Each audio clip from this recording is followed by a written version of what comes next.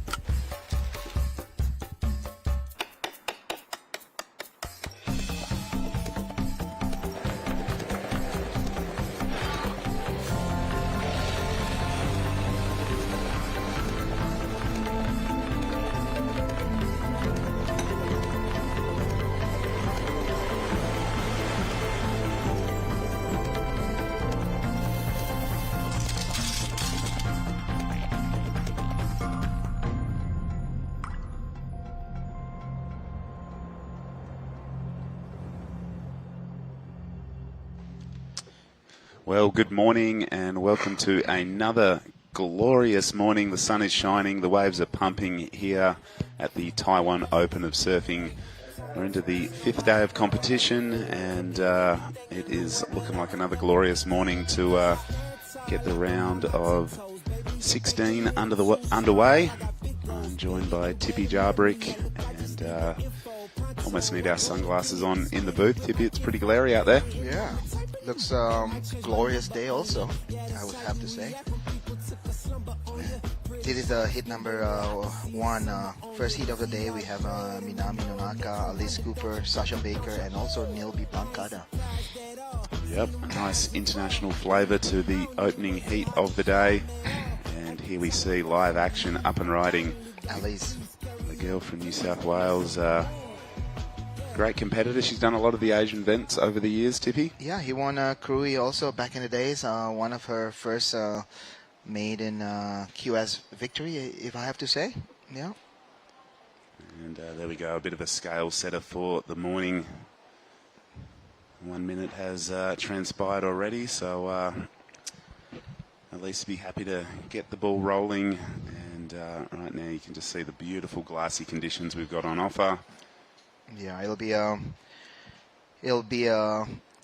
good payday for the judges, because this is when their money is they earn their money, because they have to put a lot of attention because the glare is pretty crazy out there this morning. It is indeed. They'll be judging silhouettes until a little bit of cloud cover comes up, and here we see our Philippine surfer. She's got a really good style. I like a little bit of flair that she brings to the competition setting. Yeah.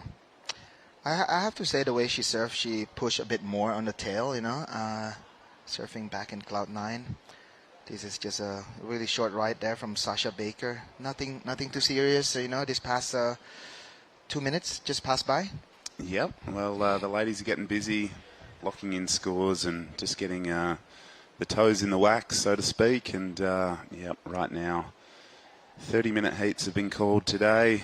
And it's going to be another fun day. Some really exciting heats went down. We saw some innovative and progressive surfing yesterday from the men's in the round of 32. And I think the standard is going to be really high again today. Such a cool and fun wave, rights and lefts here at Jinzun Harbour. This is a women's QS 5000, so a really crucial event at the back end of the 2022 competition season. People are looking to bank results, build their seeding and ranking going into next year's events. And, hopefully these ladies looking to work their way into the Challenger Series, which is the final event of that is not too far away over there in Hawaii. But this morning, tropical conditions on offer once again. And we're just starting to see some scores lock in. A 3.0 for Elise Cooper in the blue. A 5.17 for Sasha Baker puts her straight into the lead. And Nilby Blancada, a 1.57 for that little forehand slice.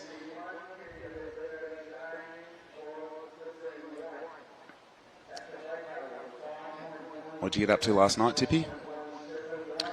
Actually, we went to watch a movie, It's really amazing, what Taitung City is, what to offer in the city, because there's a lot of action to do, Not only the food, you can also go to the park.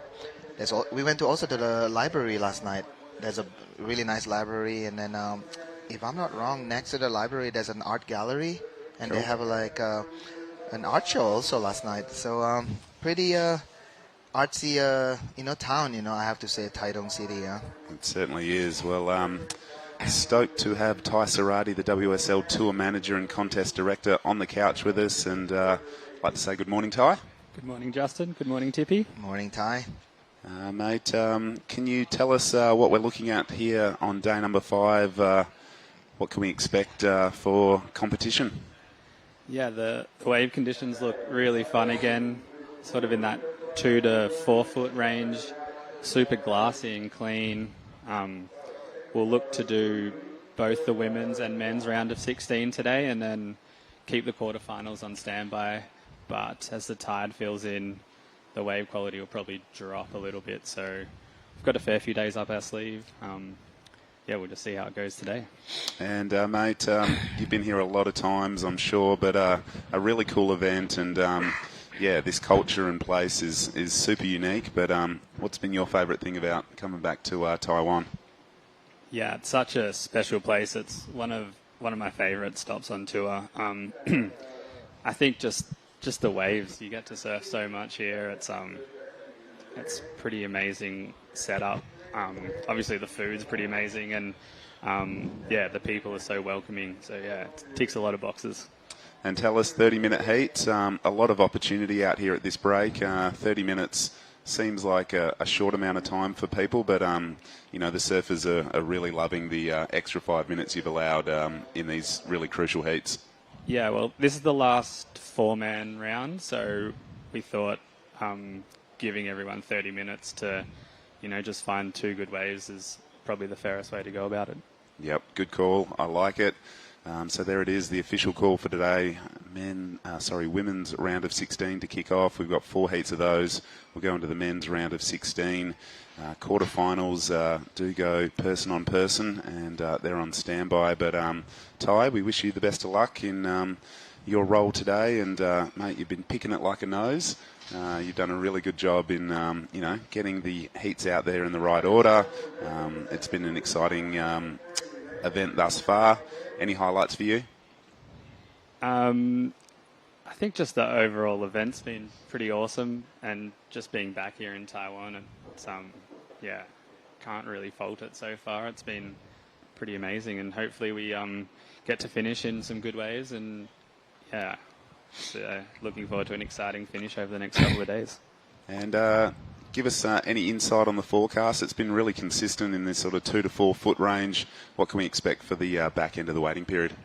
Yeah, it looks pretty similar again for the next few days. I think we'll just really look to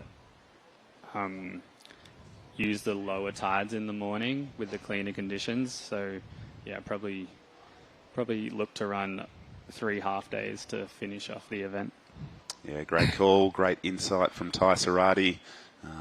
Does a great amount of work behind the scenes getting these events up and ensuring that you know, the surfers have got great opportunity to earn points and prize money.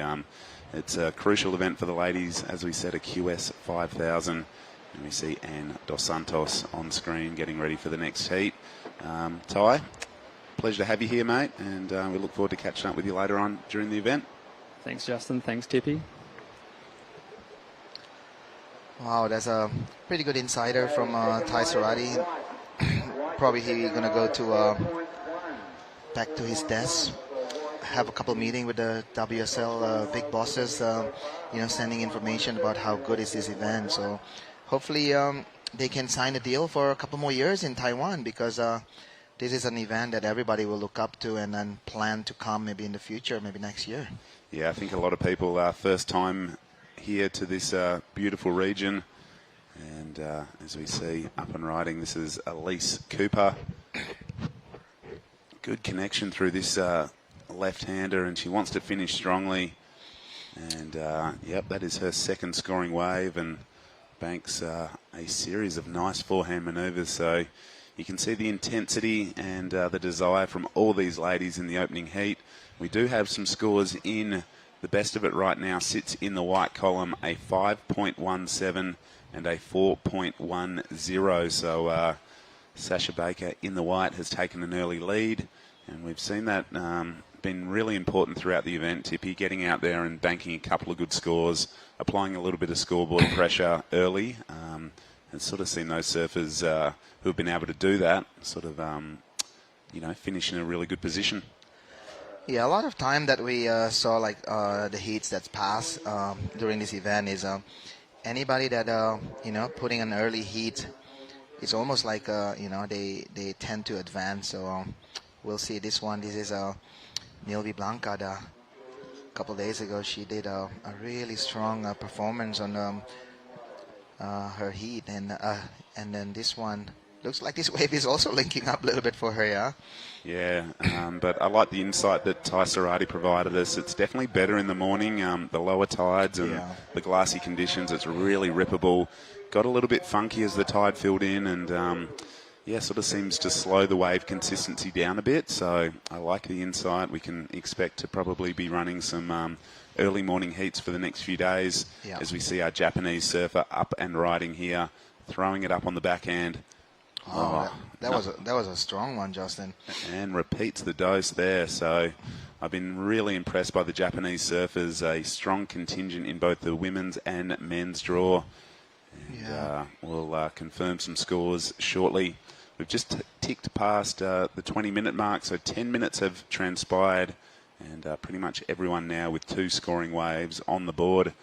So it's been a bit of a the girls have been throwing a few jabs out there. No knockout punches just yet, but we look forward to seeing what the judges thought of the last little exchange. And I can tell you, Elise Cooper, a 6.0, the best number of the day so far, puts her up into second place.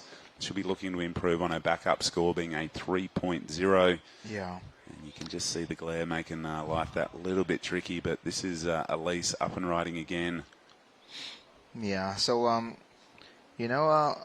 Alice Cooper with that 6.0, I think that's also, the benchmark for all the girls this morning. Yep. Because this is the first heat of the girls. They haven't been surfing for the last 2 days. Yeah. It's been like always the men's round this past 2 days, and this is the first day that these women have an opportunity to surf. But I've seen every morning, all these girls who advance into this round are having a free surfing before the men's heat. So they all looks like really sharp. This is Minami Nonaka. I'm pretty sure this is gonna go into one of the highest score of the morning. Three really strong top turn there from her backside there. I'm pretty sure it will go to a pretty good number, I'm guessing. Yeah, we're still awaiting that number to drop in. She's currently in 4th place, but I don't think she'll be there for very long. Elise Cooper is keeping busy. This is Sasha Baker, sorry. I thought that was blue, but it is actually your heat leader. This girl from the Sunshine Coast in Queensland, doing a good job. She's got a strong backhand. She's been able to extract some pretty good numbers in this event so far. I can tell you that the last of reds, the best number, a 6.33 for our Japanese surfer, puts her up into second. Her backup score at 2.83, and this was the last of Sasha Baker's. Yeah, a really nice opening turn there, but unfortunately, it's only 2 turns available on that wave. But either way, it's still a good turns there. Yeah, well, she's still holding down first position. That was her 3rd scoring ride. The judges don't count the turns. They look at the quality of the manoeuvres, and although it was only 2 turns, they were pretty strong. So Sasha Baker looking to improve on a 4.10 to extend on first place. Right now, Elise Cooper has dropped down into 3rd. She's got to keep a score with a 6. Her backup number is a 3. Nilby Blancada from the Philippines opened with a 1.57. Her best number on the scoreboard right now is a 3.20. The requirements are pretty small, and I'm sure in the next 16.5 minutes we'll see some fireworks out there. Yeah, I have to say, this is, all these girls, they can get the score that they needed, because Nilby Blancada, the other day, she also, show how she can also, score big numbers. And I'm pretty sure everybody in the Philippines, especially in in Cloud 9 in Siargao Island, is watching this morning, because everybody know in the Philippines that Nilby will surf first thing in the morning. Cool. So I would like to say good morning to all the fans of Nilby and all the Filipinos. Keep supporting your local surfers, and then hopefully one day, because this time there's only 3 Filipino that travel. Yep. But hopefully, in the future we can see more of the Filipinos can travel with us. The Japanese, the Indonesian, the Thai, You know, we want to see a growing nation that can travel together. So it's not always going to be the same kind of nation taking over and dominating, because it's not good to see the single country domination. We want to see a bit of a Bit of diversity, a bit of some new names, some new countries. Yeah. As we see our Japanese surfer here, a little bit deep on that one, so she pulls through the back. The last score has locked in for Sasha Baker, a 4.63. Does replace a 4.10 and extend on first place ever so slightly. But you can see the requirements now, all very achievable for our ladies in second, third and fourth respectively. Our Japanese surfer in second has got the best number of the heat, a 6.33.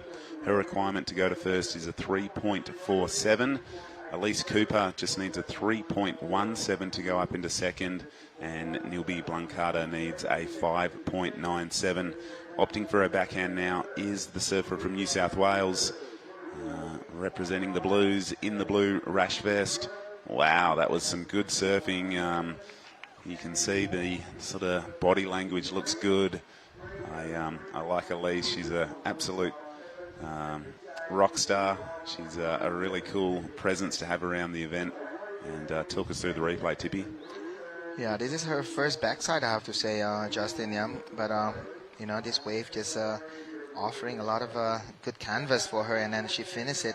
She only looking for 3.17. So with that body language, it's almost sending a message to the judges. Like, hey, that was a good performance. Yeah, she seemed to like it for sure, and we'll see what the judges thought of it. There we go, a 5.77 puts her up into first. Japanese surfer now on her backhand, extracting as much as she can on these nice running left-handers. Super glassy conditions on offer on day number 5 here at the Taiwan Open of Surfing. She's kicking hard to get back out the back. You can see how important this heat is to make it to the quarterfinals. You'll surf just against one other lady, and it all changes, 4-person heats into, just one other surfer out in the water. It's such a different thing, priority and tactics really comes into play, but in these four lady heats, you just got to keep busy. You got to keep your run rate ticking over, and with just under 13 minutes on the clock, I expect to see a number drop in for the last of Reds. I think, Red just moved into second, Justin. Yep, a 5.27. So right now, Elise Cooper and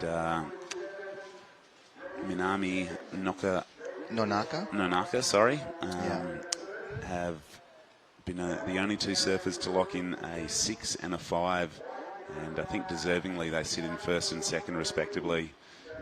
We've been saying it all event long, Tippy, that if you get into the double digits, you put yourself in a really good position, and those ladies have done that in the sort of starting part of this heat. Their requirement now for Sasha Baker, a 6.43, and Nilby Blancada needs an 8.40. You can see how beautiful this setting is here at Jinzun Harbour. I love the drone angle, and you can see our event site right here, as close to the water as you can possibly be. But what I've loved about Taiwan is the scenery, the sunrises, the mountain ranges behind us. It's a really tropical place. Yeah. Justin, just a little bit of information about this place. We came here for the first event 12 years ago. Yeah. And this event was not prepared for any surf setup. It was just, 3 small tents. But if you come to Jinzun Harbour now, there's a facility for surfers. You see that big blue roof. There's there's a shower, there's a toilet, there's a bit of a, a planning that they put here. This is a destination surf area. Yep. In 12 years, this become like a map in Taiwan that everybody will come here as a tourist destination now. For domestic and also for international. It's amazing to see all the, the development of this area. Yeah, it's so cool to see. This is my first time here, and I've just been absolutely blown away with the surf culture of the area. Obviously, surf tourism is such a thriving part of, international economics now, I dare say, and I've been really impressed by the people, the setup, like you said, the facilities are really good. There's a cool little sort of, little sort of festival vibe going on out the back. There's things you can buy. There's skateboarding demonstrations going on. There's so much to see and immerse yourself in here in Taiwan. It's been an absolute eye-opening experience for me. And with just over 10 minutes on the clock, I love this drone view. You can see the swell lines pushing in, a really big swell fetch, and the consistency and the quality of the waves for me has been really, really good. And we heard from Tai Sarati earlier that we can expect similar conditions throughout the back end of the waiting period. These early morning glassy low tide conditions are definitely the best. Right now we're into the round of 16 for the women. We're going to follow these 4 heats with the men's round of 16, and looks like our quarterfinalists will be on standby. We'll just wait and see what happens as the morning progresses.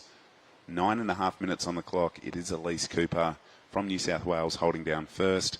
Japanese surfer chasing a 5.44 to go up into first. Sasha Baker started really strong, but it's just slowed a little bit for our surfer in white. She needs a 6.43 if she's going to make it through to the lady-on-lady quarterfinals.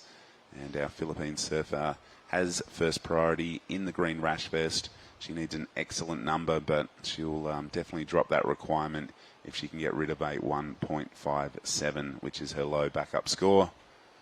What I loved yesterday, Tippy, was you chatting with Marama, Mark, John Takong, and just had his little posse of Asian surfers around there supporting him. Nilby was there, Filmar was there. But like you say, we'd love to see more Filipino surfers. That's another really unique part of the world with a really good surf culture.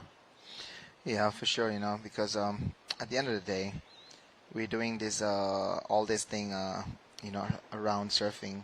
It's not only for, for surf lifestyle itself, being a surfer or professional surfer, but it's also bringing economy, to the coastline, because, if you come to Taiwan, for example, and surfing is not part of the culture or the tourism destination, this place is mostly is just going to become like a sleepy fishing village, for example. But we can also compare to a place like Krui. Who would come to Krui if it's not for the surfing destination that they have? Yeah. So it's an amazing thing that surfing can give also give back to the economy. At the end of the day, all you need to do is just take care of the nature, and people will keep coming and spending time and money to that place. Yeah, I've had a few messages from people asking me more questions. What's it like? How warm's the water? I'm definitely going to come. People have been digging up old footage. As we see our Japanese surfer here, she was on her way to a good score if she could ride out of that turn, but she goes down. She'll remain in second position, but like I was saying, Tippy, I've had a lot of messages from people back at home sort of quizzing me, asking me how I got here, where you sort of flew through, and just asking more about it, because they've been really impressed with what they've seen on the broadcast. Yeah. And I think we're doing a good job to promote this amazing Taitung County. Yeah. And I think surfing is definitely, as we all know, an international sport. There's so many nations that are represented at WSL and ISA level now, and I think you need to give yourself a pat on the back for really, putting Asian surfing on the forefront, mate. It's amazing what you've been able to do over a decade at this location alone, but all the other places your events travel to, and the exposure that you're giving all these new surfing destinations. Yeah, thanks for that, Justin. So this is Sasha Baker looking for a 6.43. Justin, like at the end of the day, what I'm doing in Asia, it's only exactly the same thing that you guys been helping us. You come from WA, we have guys like Perry Hatchett, helping us with a lot of things. For example, like in Indo, and then now he move on to different countries. He just texted me the other day. He's in Maldives, trying to help the surfing scene there.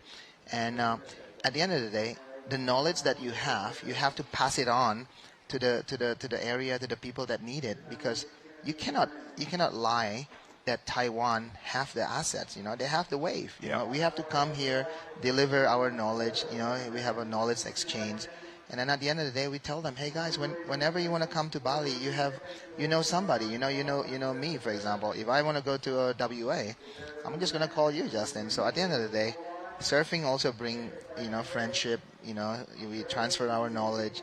It's not only to keep to ourselves. It's a bit not going nowhere if you do that. So right. So Sasha Baker here, she's still looking for 6.43 right now. She was on the lead quite dominantly in the early of the heat, but now she's chasing for that number. Yeah, with 5 minutes, she's gone from first to third in the last sort of 20 minutes, but we'll get a replay of that last one. It was a pretty good wave, nice, crisp 3-turn combination, and it looks like here, Japanese surfer Minami Nonaka here. up and riding. So Minami Nonaka currently sitting in the first now in the Asian region QS ranking. So Okay. she's actually leading with a 5,900 points. The second place is Nanaho Suzuki. So Nanaho and Minami have almost 600 points difference. So if Minami can advance out of this heat, she will stay on top of the ranking. Unless, because we have number 5, Kalani Johnson's already go down. And we have next heat is also, if I'm not wrong, is also Rina Matsunaga. It's still there. So, yeah, Rina Matsunaga is sitting in number 6 right now. Okay. So, Rina is chasing a couple scores also to keep her top 5, top 6 to the next event through the Challenger Series next year. Yeah, because even though this is the event, the last event of the year, this is not the last event from the cutoff. No, that's true. We still have a couple more events coming up to the cutoff in April, 1st of April. As soon as the cutoff is finished, the Challenger started. So it's a marathon, like you do all this QS level in your region, and after that, you have to chase your Challenger Series points also. Yeah, well, that's where it all happens. If you want to get to the Elite Championship Tour, you have to build your rankings points in your local region and then get on the CS or the Challenger Series. And then, obviously, it's the very top of that Challenger Series that gets selected to compete on the Elite Championship Tour. The last score has locked in for Sasha Baker. It was a 5.13. It did replace her 4.63, but she still is looking for a 6.43 or better if she's going to make it through to the quarterfinals. It's been a good heat. She has hit the double digits, which has been the minimum requirement for qualification. But right now, I can tell you that it is Elise Cooper sitting in a really good position. She's got first priority. She's got a 6 and a 5.77. Japanese competitor in the red, a 5.44, her requirement to take the lead. You're going to see Sasha Baker hope to find something in the next 2 minutes. And unfortunately, I was really excited to see Nilby Blancada, just because she's got a really flary style, but she just hasn't been able to fire a shot in this one, chasing an excellent number if she's going to make it through in the next couple of minutes. Yeah, Nilby been really, she's been really quiet on this heat. Only catching just 2 waves. 2 waves, yeah. I don't know what is her strategy out there, because it looks like she's having a look on that one. She's sitting also pretty deep out there. It looks like most of the surfers are opting the left today, Justin, because maybe they see the left have more opportunity for scores. And yeah, the low tide morning, when it's glassy like this, there's not much current going on. Yep. There's not much movement pushing left or right. They can just sit and reposition themselves as comfortable as they want. But you know what, Justin? There's 3 surf spots right in front of the judge tower. In such a small area, there's a 3 taking off section. So if you move into one of the section and you see on the other section there's a sets coming in, and you chase that one, probably where you were sitting is going to be where the next set breaks. It's so true. It's it's quite a big playing field, multiple takeoff areas. I guess the main peak straight in front of the tower is the primary sort of peak, but to the south and to the north, there's definitely other options that can be hunted down and found. With 30 seconds on the clock, keeping busy, she's paddling around looking to maybe scratch into a last wave. Here she goes. She is going to opt for her forehand on this one. So Japanese surfer, nice little opening carve to kick things off here. Cuts back into the white water again, and wow, throws it up on a nice little insider. So she's looking for a 5-4-4 to move into first. So I have to say congratulations to Minami Nonaka and Elise Cooper. yeah, we'll wait and see what that score locked in at. Was it enough to move her up into first? But we'll take the first commercial break of the morning, and we'll be right back here at the Taiwan Open of Surfing.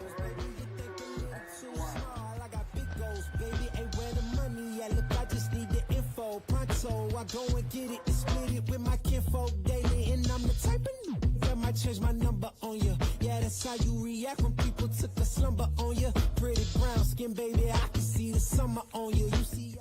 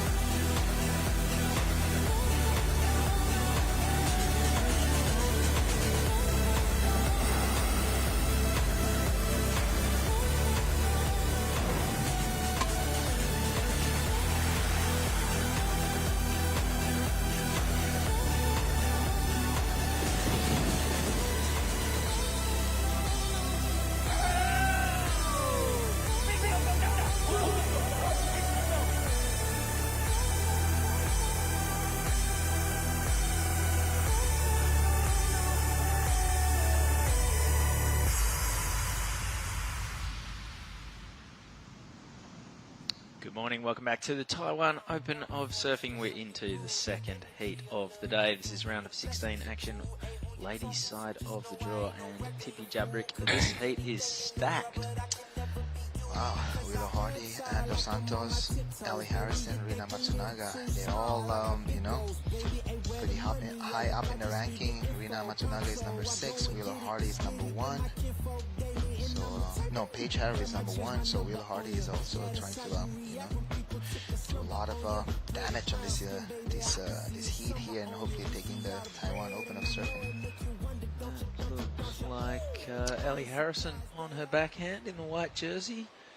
Opening up her account, Willow Hardy is sitting in the lead with a 1.5 minus score. I saw her dad Jean sitting in the stands, attentively watching the lineup. Backup board at the ready in case of any misadventure.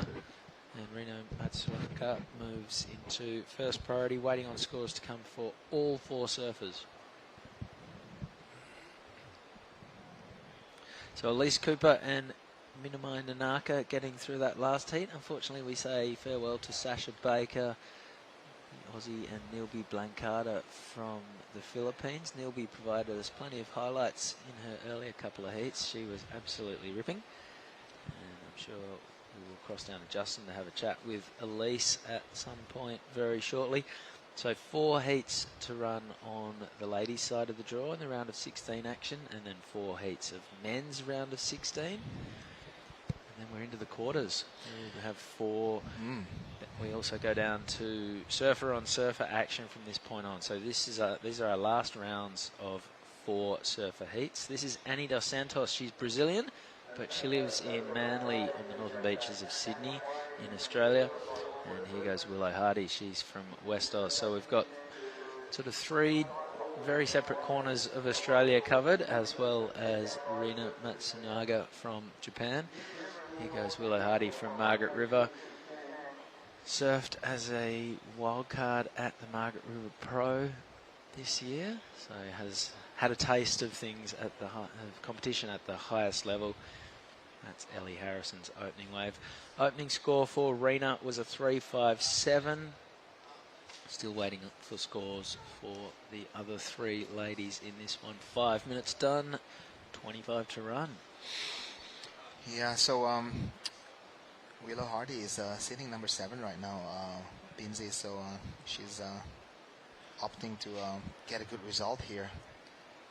And yeah. Got here nice and early. Turned up with her dad a long time before a lot of the competitors. Yeah. She had never been here before, wasn't sure what to expect. Her first surf, paddle out in a full steamer because it was pouring with rain and windy, and she just assumed it was cold. She came in with her blood boiling and figured I'd it's too hot. Lose a few layers from this point on. Yeah, as we can see just now on the screen, Chris, Ellie Harrison just got a really good wave, I have to say. She pulled a really nice maneuver there, and she kicked the tail there. I have to say that's going to be one of the highest score of this heat so far. So far, Willow Hardy has the highest single wave score of the heat, a 4 for her second last encounter. So she is currently in the lead, waiting on the number to come in for Ellie Harrison. And Dos Santos, a 2.6 for her opener. And Ellie Harrison locks in a 4.77.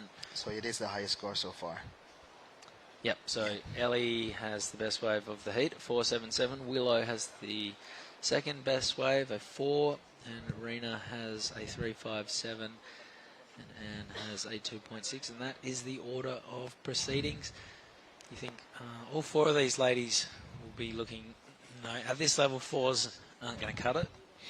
Yeah, I think as we all been seeing the result, it have to be a double digit, you know, to move on into the next round. That's the order so far. And yeah, I think still early in the heat. Just 7 minutes passed by, and Ellie Harrison sitting in first right now. Annie dos Santos moving to second right now. Willow Hardy with a 5.5 sitting in third, and Rina Matsunaga only with 1 wave is sitting in the 4th position. So yeah, Rina Matsunaga and a lot of the Japanese surfer, they come in a big group, you know. A lot of them like travel together, and they're all staying here in the Jinzun area, up in the hill. There's a town where all the surfers are staying. With years go by, Binzi, I noticed there's more place to eat. There's new cafe, new Airbnb. Back in the days, you know where we have to stay here? We have to ask a local to share their bed. Yeah, that's what happened back in the days. Like we got to to make a friend with a couple locals and share their bed. All right, here goes Annie dos Santos on her backhand. Conditions are looking really clean as Annie gets to work on this one. And that is going to be her, well, that'll challenge her 3.57. To get an even better read on conditions, we're going to talk to Justin Majex, who's with the winner of the last heat, Elise Cooper. Yeah, thanks, Chris. I'm here with Manly's Elise Cooper, first heat winner of the day. Congratulations, Elise. Tell us about conditions out there. It's pretty perfect. Like, it is a bit slow out there, but considering all the other QSs we've had, it's pumping. Tell us, it's been a couple of days since the ladies have surfed. What have you done in your downtime, and how did you prepare for this morning's heat? Just in my late days, I've just been going home and laying about. Haven't really free surfed too much. And then with this morning, I just got down extra early and just watched and, tried to psych myself up. A quarter-final finish, a keeper result. Looking at the forecast, it looks like these morning conditions are the best with the lower tide. Are you stoked with making it through to the quarters? Yeah, I'm so stoked. If you told me coming into this event if I'd leave with a quarters, well, hopefully I won't leave with a quarters, maybe a semi or a final. But yeah, I would take it with both hands. Yeah, stoked. You've been doing these Asian events for many years. It's such a cool opportunity to travel to new locations. Have you been here to Taiwan before? No, never. And this trip I'm doing it solo as well, so it's been a bit of an experience, but it's all worth it. Tell us, you rock the headphones prior to your heat. What do you listen to amp yourself up? It kind of differs. This morning I listened to Wait For You, like one of the R&B songs, but yeah, it kind of depends. I like to calm down. I don't like to get too psyched. Yeah. And tell us, where are you hanging? Are you hanging here in Jinzun, or are you back in the city? And what do you think about the cuisine? Have you been eating a few dumplings? I don't even know where I am. I just know I'm 15 minutes that way, and it's super quiet, super peaceful. I don't think anyone's staying there, so I don't know if that's working in my favour. But yeah, I love Taiwan. I love the food. I love the dumplings. Just everything about this place. Be sure to come back. And while you're on screen, anyone you want to do a shout out to or say good day to back at home? Just all my family and friends, my dad, Mana, all my sponsors, and everyone back home who's been watching. And yeah, thanks. Well, there we go. Elise Cooper, first heat winner of the day, and she's through to the quarterfinals and stoked with her result. Back to you guys.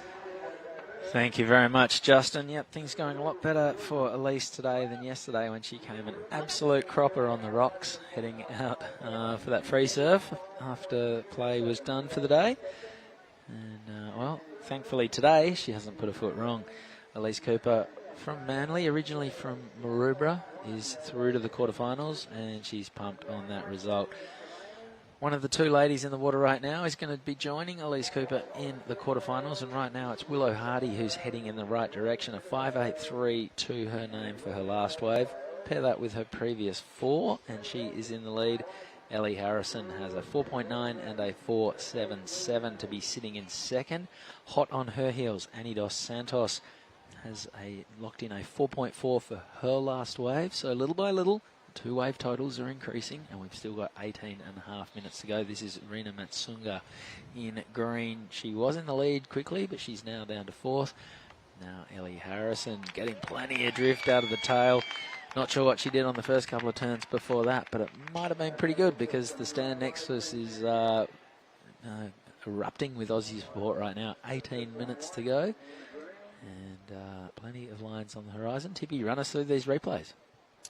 Yeah, I have to say this is a really good wave from Ellie Harrison. Only, unlucky for her, that wave was only offering like one check turn, and the finishing turn that right there was a really big one. So it'll be interesting if the judge's gonna, reward that one big, big maneuver as a high score or not, because she's sitting in second, needing a 4.94. We'll see if that's gonna be a 4.94 or not, because we're still waiting for score. Yeah, I have to say Willow Hardy is surfing super smart in this one. Taking advantage of her front side, and I'm pretty sure that a lot of the surfers today are really aiming for that left Binzi, because their right is kind of like dies off a little bit, but the left is offering them to do those finishing maneuver. Yes, as we've explained a little bit over the course of the event, there are 2 peaks. There's the northern peak, which is where the bulk of the scoring gets done. The right is more of a sort of traditional point, runs down the cobblestones into the bay, has a channel, quite easy to paddle out. Yeah. The left on the northern peak runs into the right on the southern peak. So you get those long walls. Occasionally it can close out, but often it'll stand up and give you plenty of sections to tee off on, and then it gives you that wedge that runs towards you where you can get the big finish, which on a smaller day like today, the big finish is an extra chance to add a few more points to the end of every total, and hence the lefts being... Yeah, talking about big finish right there, Ellie Harrison just did a big finish with a 7.67. Yep, so she has overtaken Willow to move into the lead.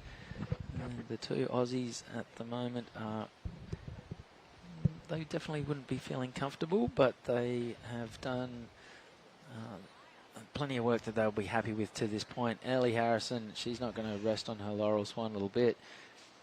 Straight back into it, and this is one of those running lefts we were talking about. She's going to keep standing up. She's going to keep banking turns. And now we'll see that section come towards her. Doesn't quite come out of that last manoeuvre, but it won't matter. The bulk of the points were already well and truly in the bag. And that's going to get rid of her 4.9, you would suggest. Yeah. And further extend her lead. Willow Hardy now has priority. She's got a 5.83. That's a borderline keeper. The 4 is not. So if Willow could get another 5 or 6, she'd be loving life. This is Annie Dos Santos on her backhand. And that was pretty crisp two-turn combination from the Brazilian who lives in Australia these days. Run us through Ellie's replay. Yeah, I have to say Ellie also, looking for that 7.67 again, because she want to, close this heat as soon as possible. So there's no chance for Willow or Annie or Rena to catching on her. But unlucky for her, that finishing touch right there will not be impress the judge. And this is Rina Matsunaga, also looking similar from Ellie's previous wave.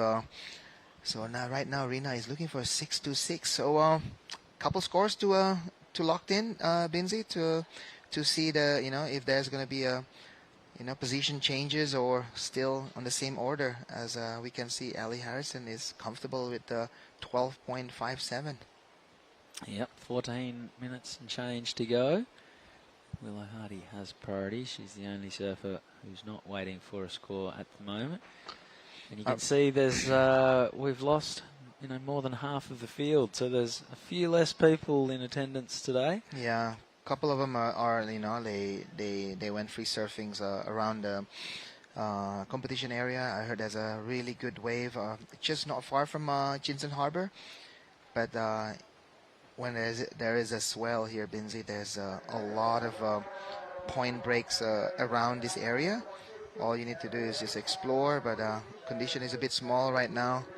A lot of them. This is still early here in Taiwan, so a lot of them probably having breakfast in town. Yeah, 8:15 local time, hence the glare. We're looking straight into the teeth of the sun at the moment. 13.5 minutes to go. All scores are in for Ellie Harrison. Her last wave was a 5.6, so she's got a very handy 13.27. That's a base to build a decent two-wave combination of. Willow Hardy's still sitting second. She hasn't moved.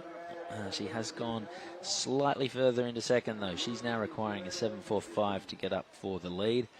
Annie Dos Santos, her last wave was a 5.2. That's her best, so that's narrowed the distance between her and Willow in second. And Rina Matsunaga, her last score was a 4.4. That is her best. She now needs a 5.44 for second. Annie Dos Santos needs a 4.64. Willow Hardy wants to get rid of a 4. A 7.45 would see her into the lead.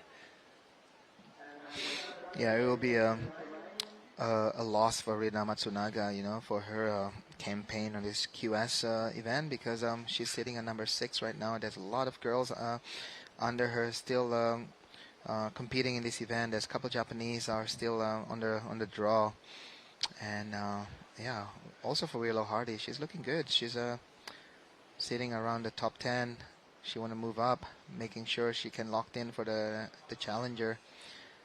Yeah, it's so crucial on this part of a round, that everybody that wanna aim for the big year next year, they have to do good. This is the time where they can paddle harder, push harder, position better, and trying to get the score, because getting a 5.44 or a 4.64 is not impossible. It's just how hard you want to push yourself. Okay, 11.5 minutes to go. We've got another great heat coming our way after this one. Mia Huppatz is in the red jersey. She's from Victoria, same as Ellie Harrison, but lives on the Gold Coast these days. Charlie Hurst is an Aussie. She's in blue. Emily Nishimoto is representing the Japanese in the white jersey. And Freya Prum, so the third Aussie in that heat. And she is from northern New South Wales, right on the border. Tweed Coast, Gold Coast. Is that where Freya from? Yep. Oh yeah. Oh, nice. So yeah, there's a lot of wave to choose around there, no? Like you can go right to Byron area, or you can just surf around Gold Coast. So many wave. Yeah, there sure is. A little bit quieter, well, a lot quieter as soon as you cross the border over into New South Wales. And work your way from Fingal down through Kingscliff and Cabarita and that part of the world down to Byron. Then it gets stupidly busy once again through Byron. Oh, really? Like where? Like Lennox and those places? Oh, the pass. Oh, at Byron, yeah. Yeah, I don't know. Byron is, I went there like a couple years back, and it was a sleepy, hippie town.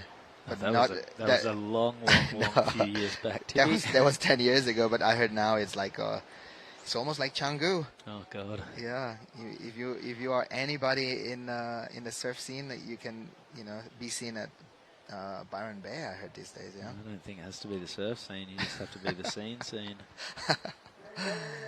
If you're not in Byron, you're not anywhere. There's still plenty of waves around though. You can definitely sneak away and find yourself a little bank somewhere. Yeah. Talos is pretty good, no? Oh, if you can find somewhere to park. Oh, really? Oh, no. So it's just not... I don't know. In Bali, you never pay for parking unless unless you go to Canggu or some of those beach where you have to pay for parking. But as a local, sometimes you just high five them and say, "Hey, I forgot my wallet." Yeah. So 9 minutes and 25 seconds to go. It's things looking a bit more pressure on Rina because. She's still looking for, a 5.44. She's holding fourth priority right now. Rina is looking left and right. That's a sign that, pressure is on. As we can see, looks like Willow is having a look on this one. Also Annie. No. Nobody. None of our competitors interested in this one. Interesting parking protocol around Taitung, where we're staying. There's a fleet of...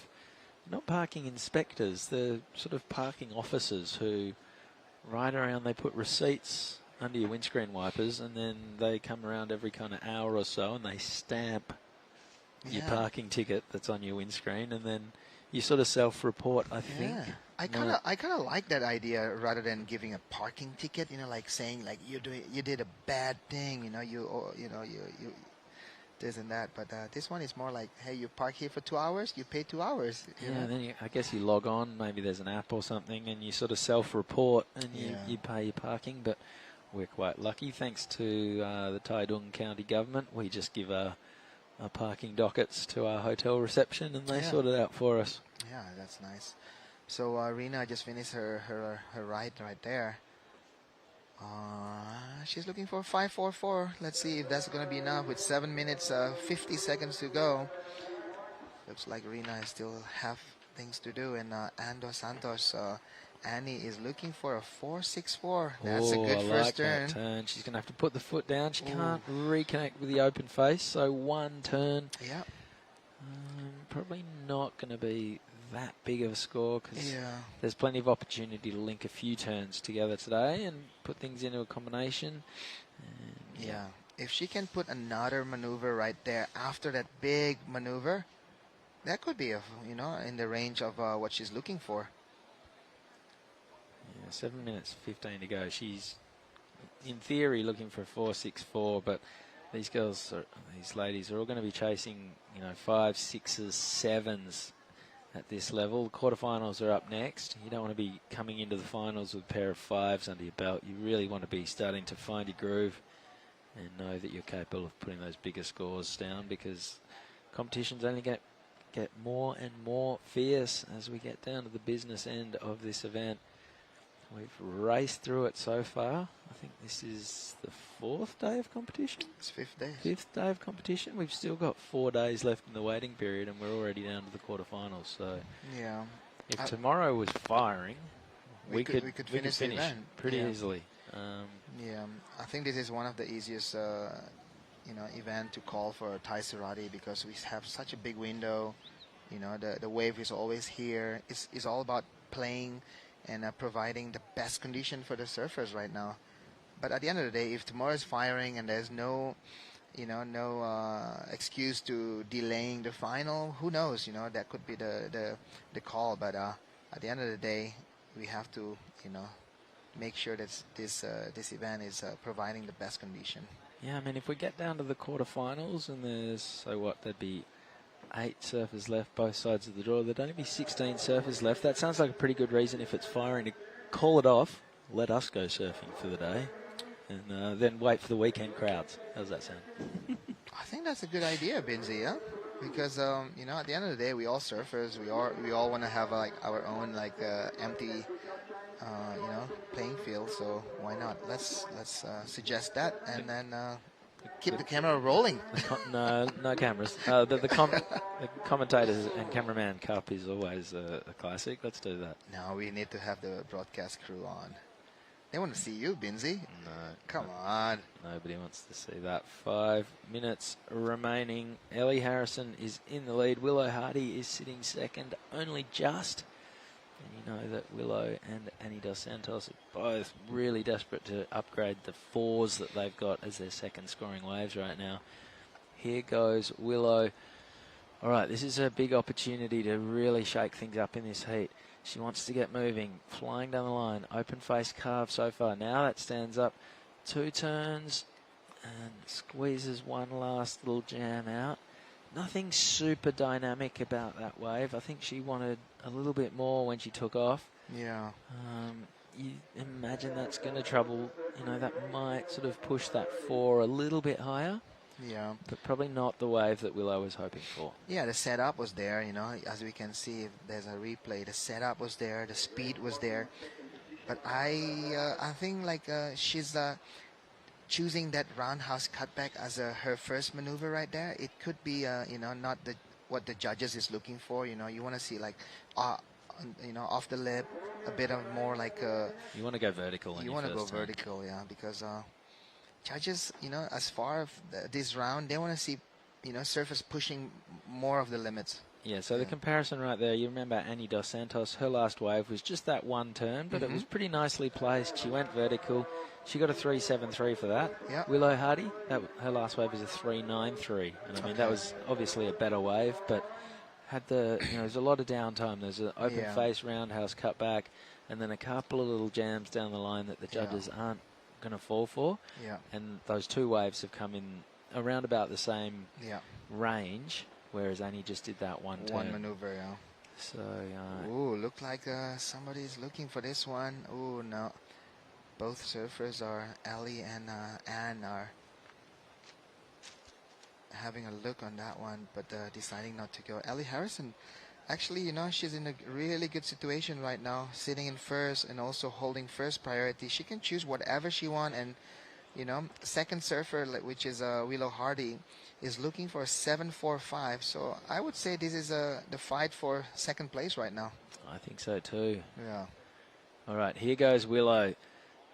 And, yep, she attacks the lip on the first turn. This is looking more like it. Now she goes the open face carve. That's fine. 3 strong turns. She's still got plenty of momentum. Big layback carve, and she is out of there. That was the wave that she wanted previously, and that is going to put her a lot closer to Ellie Harrison and a lot further away from Annie Dos Santos with 2.5 minutes to go. Annie uses her priority, so this is Ellie who's using her priority. She's going for this one, looking really strong on her backhand. 3 big turns already as this one peters out. And, will she get rid of her 5.6? I think we're kind of looking at Willow Hardy's score as the important one right now, though. Annie Dos Santos, 2 minutes to go. She's got the line up to herself. She's looking for a 4.64, but she knows Willow's got a decent score to come. So in her mind, before she hears any scores from the beach announcers, Annie's going to be sitting there going, right, I probably need a 6 or a 7. This is a good-looking wave, though. Well, maybe not good enough. 1 minute 35 to go. Probably a good call to turn her nose up at that one as it fattens out. But 90 seconds. Where's this score from Willow? This is the crucial number. I would say it's going to go, better her 5.83 there, Binzi, because that wave was, offering a lot of maneuver, and she even finished it with a super strong wrap around, off the top, the lip. And I have to say, the judges are comparing right now probably with, that 5.83 or even with that, 5.60 of Ellie Harrison. Yeah, let's have it. Hopefully we can get a look at the replay of Willow's wave. This is a very, very important number. 50 seconds remaining. Currently, Annie Dos Santos is looking for a 4.64. I think she's going to be looking for something more like a 6. Talk us through this one, Tippy. Yeah, super nice setup. Just a nice transition there. Starting to get busy right here.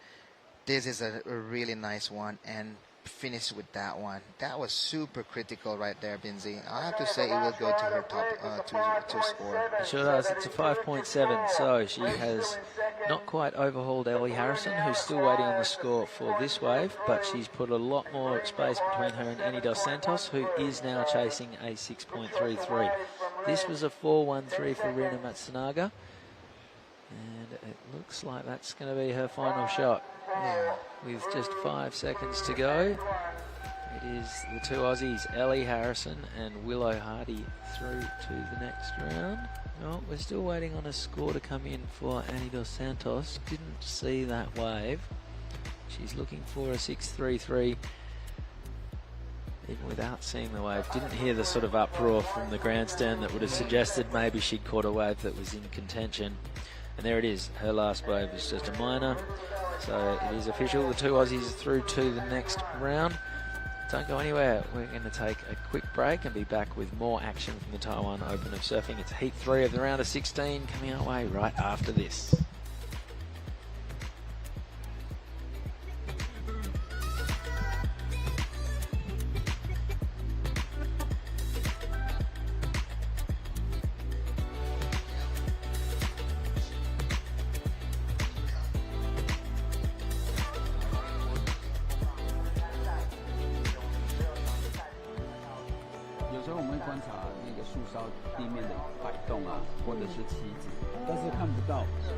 最好玩的方法，你看口水它移动的方向，它就是我们地面风的速度跟回报。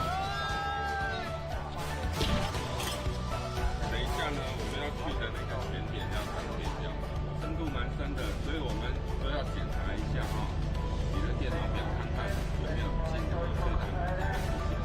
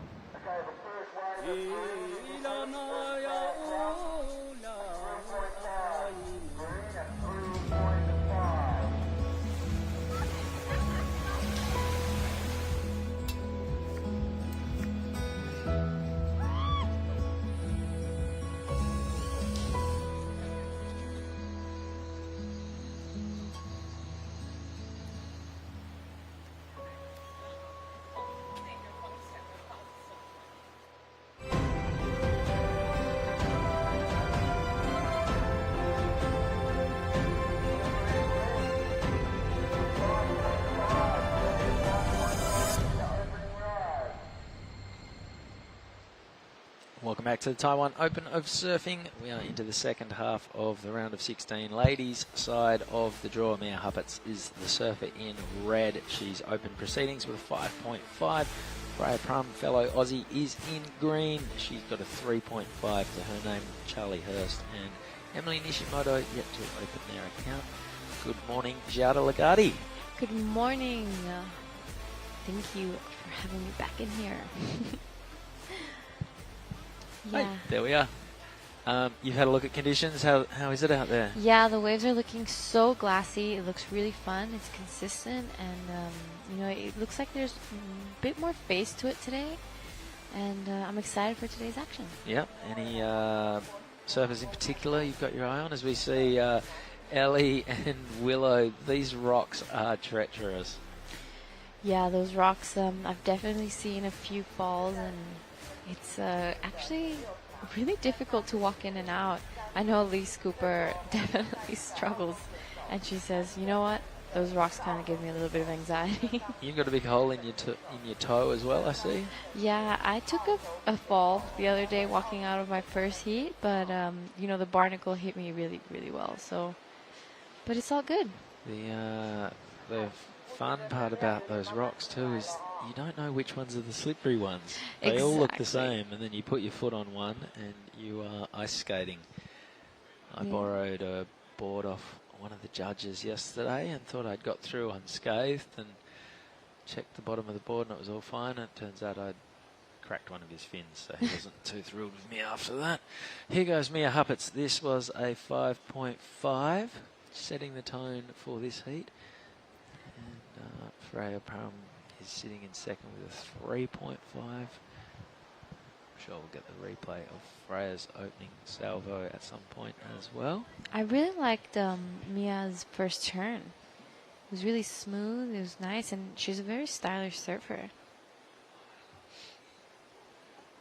Yeah. Do you know much about her? Yep, she's from Torquay, lives on the Gold Coast these days. We were joking in the water the other day that the cobblestones and the high tide sort of running right. Bit of resemblance to the rock break at Burley Heads, which is where Mia does a lot of her surfing these days. And the water's a lot warmer than it gets on the Gold Coast. Not that it ever gets cold on the Goldie, but it's pretty tropical and balmy over here. As we see Freya Prum, this is her second wave. Nothing's going to come of that. Here goes Mia again, under priority, staying busy. This will give her a 2-wave total and give her a base to build on for the rest of the heat. She's not done yet, still sticking with this one all the way through to the inside. Now she kicks out of there, so Mia Huppets, 2 decent waves to her name with 20. Harrison, and she's chatting to Justin Majex right now. Yeah, thanks, Chris Binns. I am here with Victoria's Ellie Harrison, and Ellie, that was on paper a really, really tough heat. How do you feel to qualify for the quarterfinals? Yeah, super happy. That was the goal, so that's good that I got that done. And yeah, it was a tough heat, but I managed to get one nice one. But yeah, very, very nerve-wracking. I can't hear it. You've qualified for the World Juniors. You've won a Pro Junior back in WA. You've also won your first QS. How much confidence do those results give you coming into this QS 5000? Yeah, a bit of confidence. It's Mia, sorry. Yeah, a bit of confidence, but obviously because it's dual with Asia, I knew that it would be much harder than those wins at WA. An amazing result. Obviously, your little buddy Willow Hardy moving through as well. You know, coming into this event in Taiwan, what were your expectations? And are you just thrilled with your performance so far? Yeah, I'm super happy to get this far. It was so good getting through with Willow. It feels like so much better when you get through with a friend, and especially an Aussie. But yeah. She's getting better at these. But Ellie, it's been a couple of days since the ladies have surfed. What have you done on your days off, and how do you prepare for a big heat like that after not surfing in competition for a few days?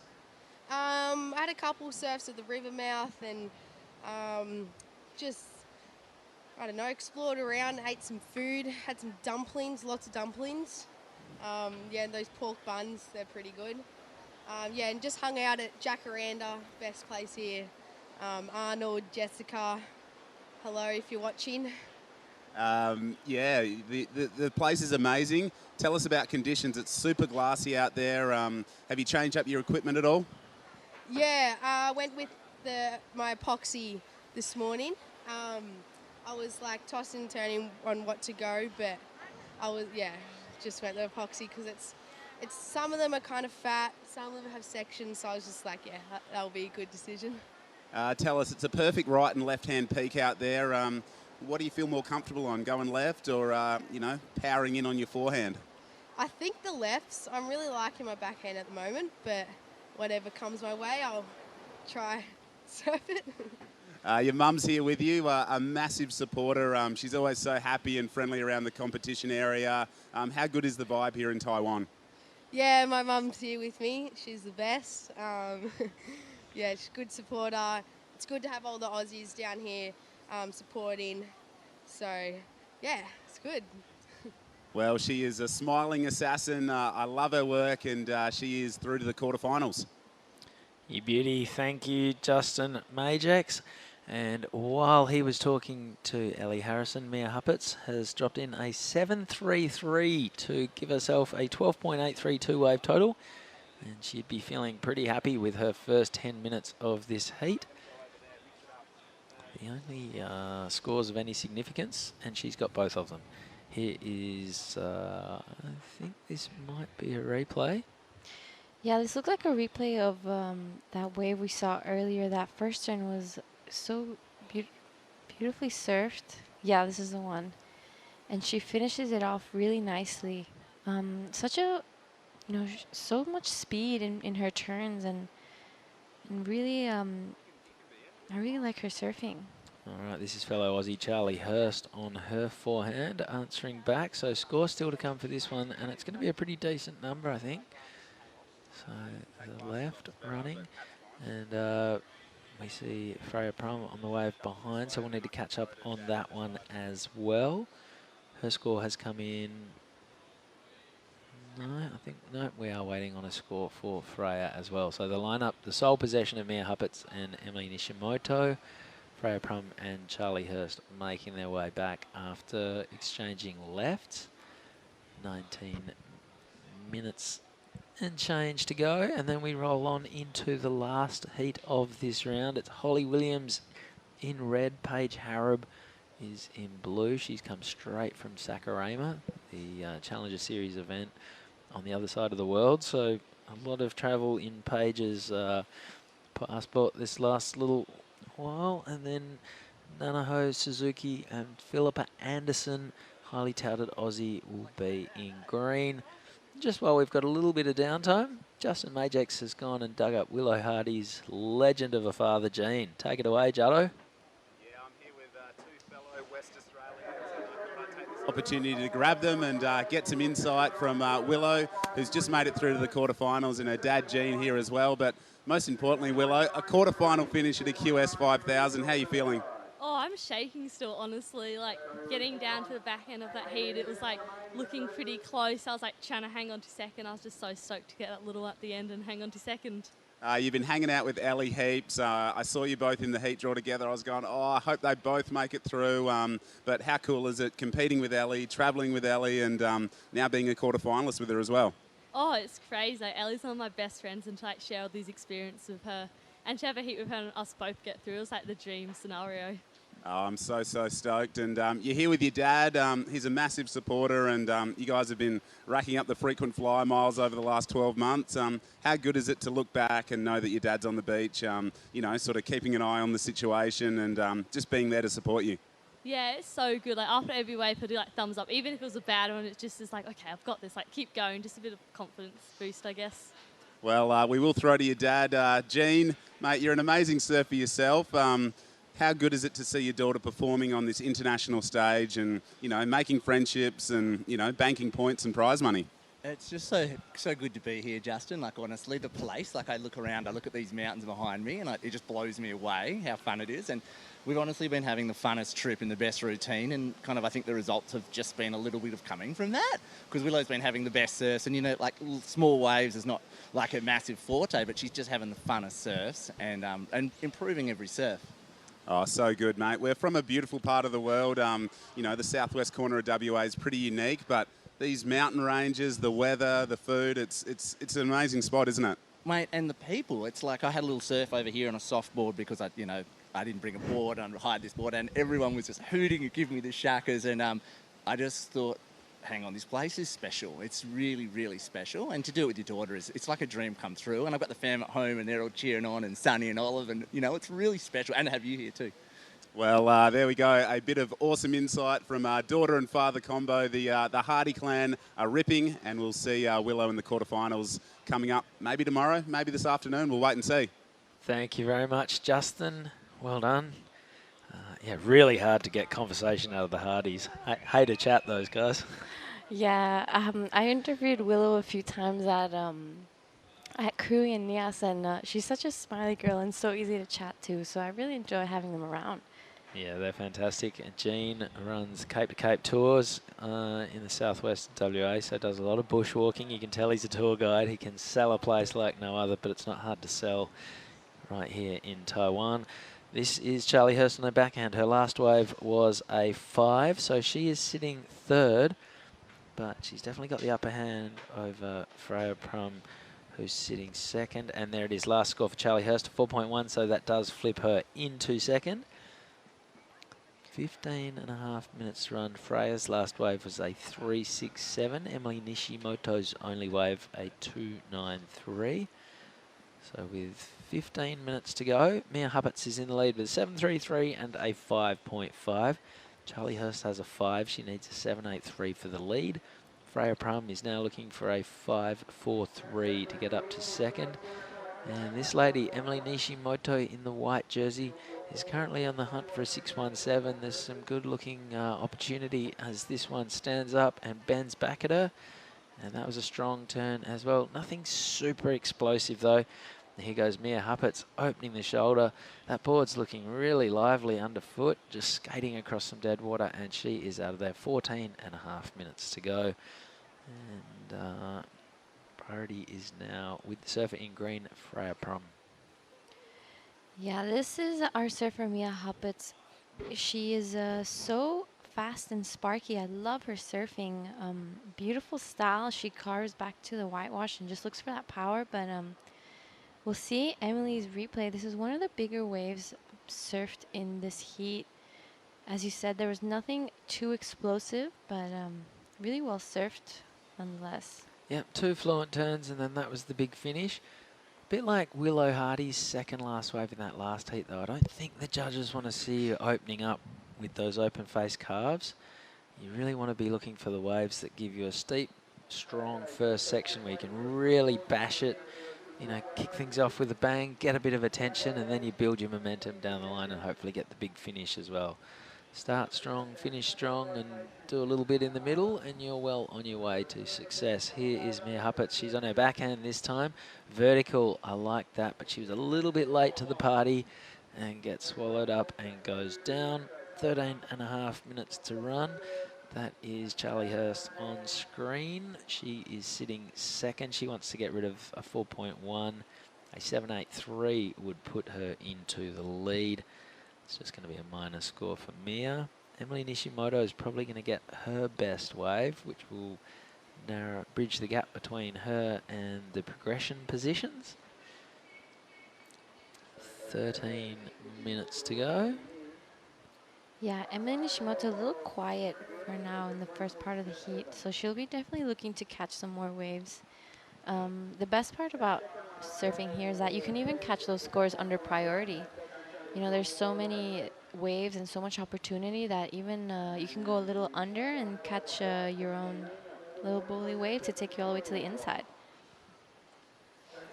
All right, last score for Emily Nishimoto, a 4.73. That takes her up to third. Now she needs 4.38 for second. So little by little, these totals are building. Mia Huppatz a 12.83, Charlie Hurst a 9.1, Emily Nishimoto 7.66, and Freya Prum 7.17. Bit of swell on offer right now. Mia Huppatz is in third priority, so she has to seed the way. Here goes Freya Prum. She's waited for this one for a little while. It's going to stand up and run for her. One big turn, bashes the end section I really like the way she gets drift out of the tail. That seems to be a bit of a signature turn for Freya. The first turn was strong, and then the finish was great.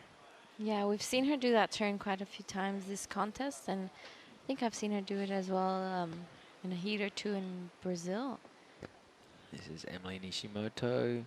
She is out of there, 11.5 minutes remaining. So first and second priority is with our second and first place surfers at the moment. Score still to come in. Freya's last wave is a 3.3. And nothing of any significance for Emily either. 11.11 to run. So tell me a little bit, do you know anything about Charlie Hurst? I haven't seen much of her lately competing around.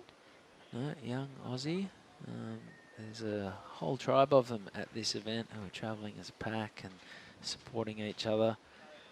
And she's looking like she has 1 foot in the quarterfinals. Yeah, we haven't seen the crowd of Aussies just form just yet this morning. Maybe gonna come down a little bit later.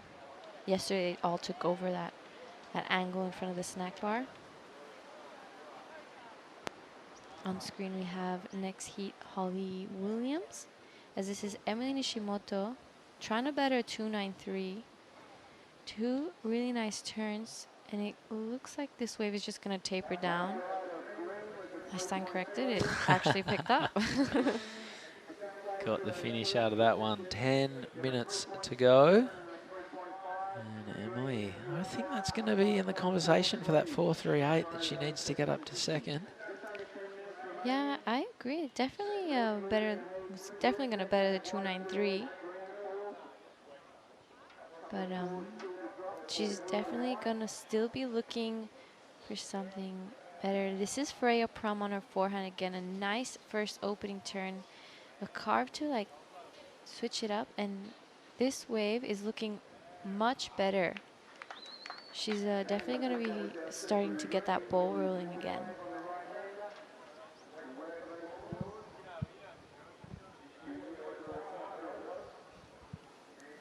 Mia Hopatz is feeling pretty comfortable with 733 in her scoreboard.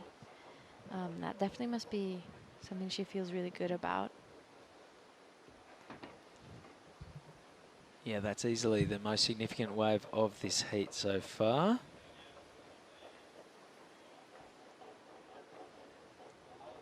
This is the replay of white Emily Nishimoto.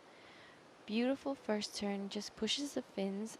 And the second, and this is where the wave looked like it was gonna give in, but she managed to get that finishing turn. Beautifully done by Emily, our Japanese surfer.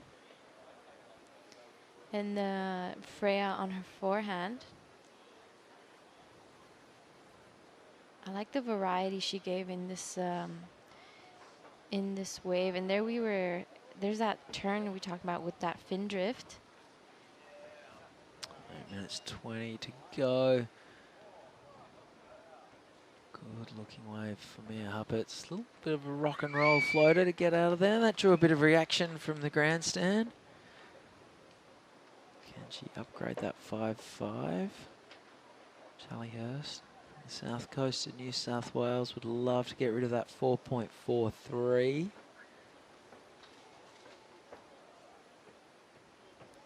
That glare this morning is making it really hard to look out.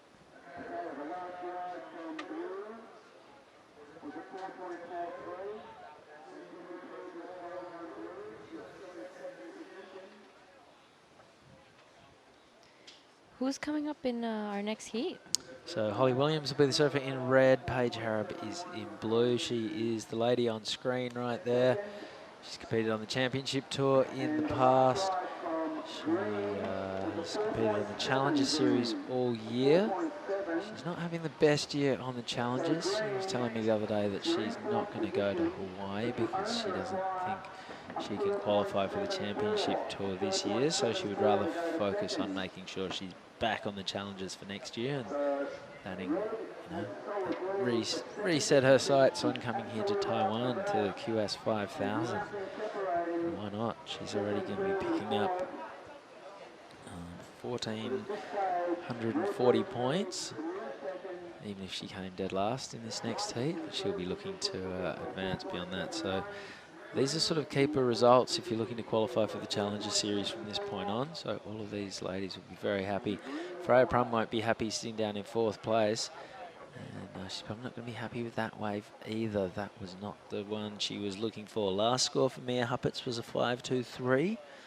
Strong wave. Every other girl in the heat would keep that one, but not for Mia, which tells you about the good work that she's done to this point. A 7.33 and a 5.5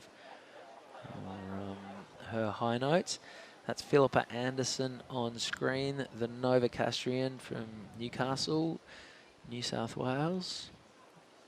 Hour or so north of Sydney. Wow, what a great heat. I'm pretty sure Philippa and Paige are traveling together in this event.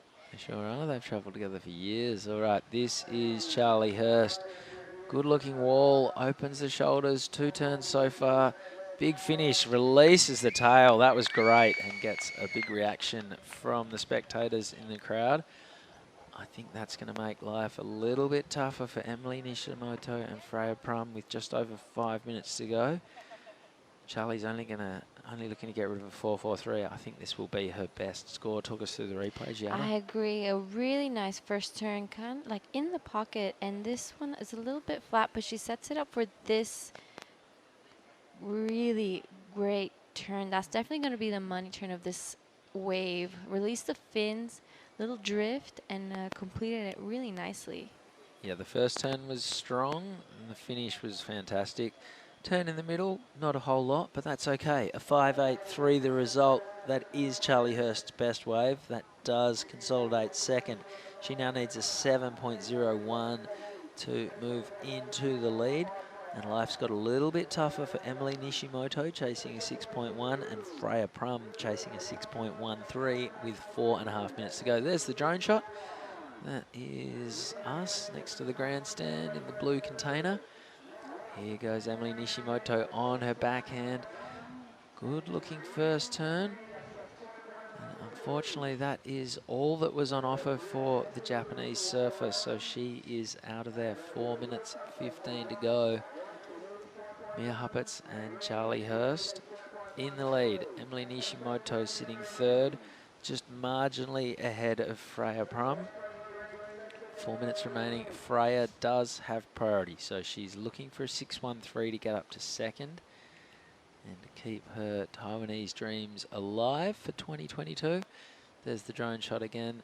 That's the left, just in the background in the bay that Gene Hardy was talking about surfing earlier on his soft top. He didn't bring boards because, of course, he is Willow's caddy, and so he hired a soft top, and he had an absolute ball out there until he snapped his leggy. Well, sorry, his leggy string and had to go in, call it a day.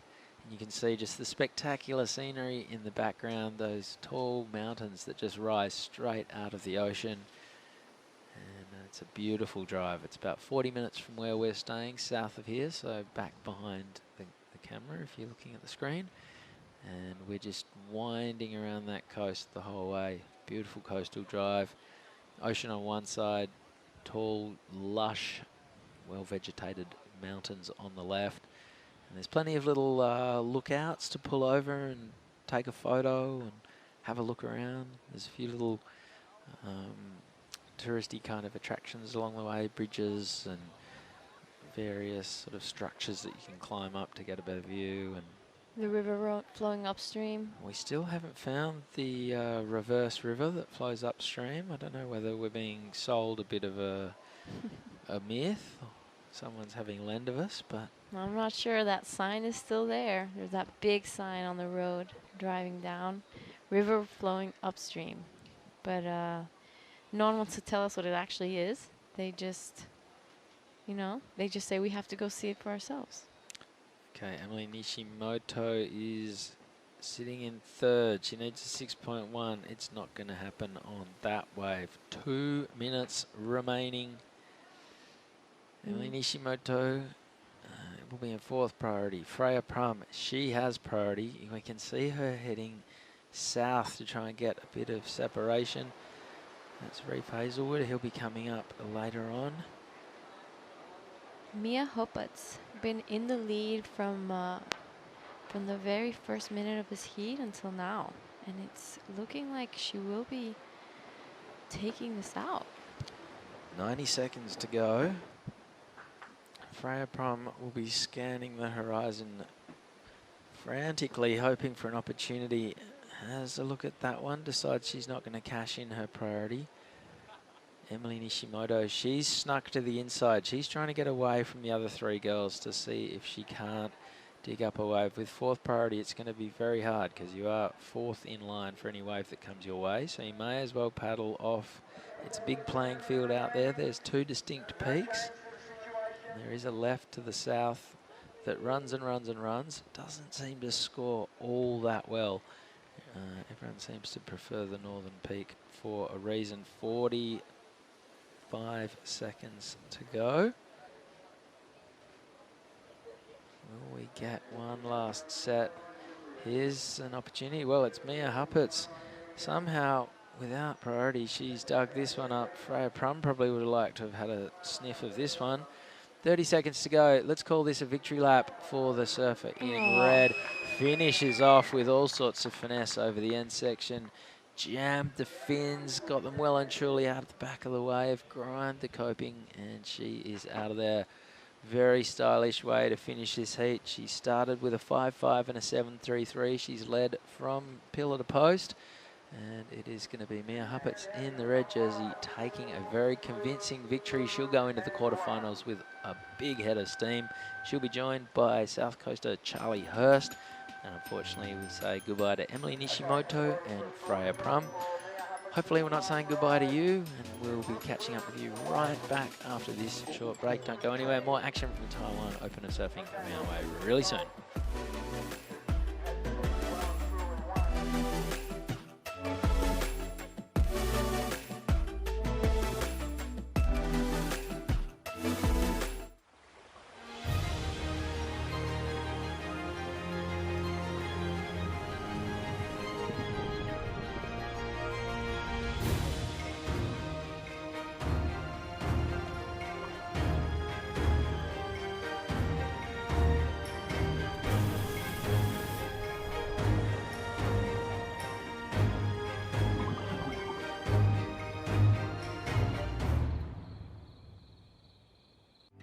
在台九线长长道路上，一旁就是那无尽的海洋。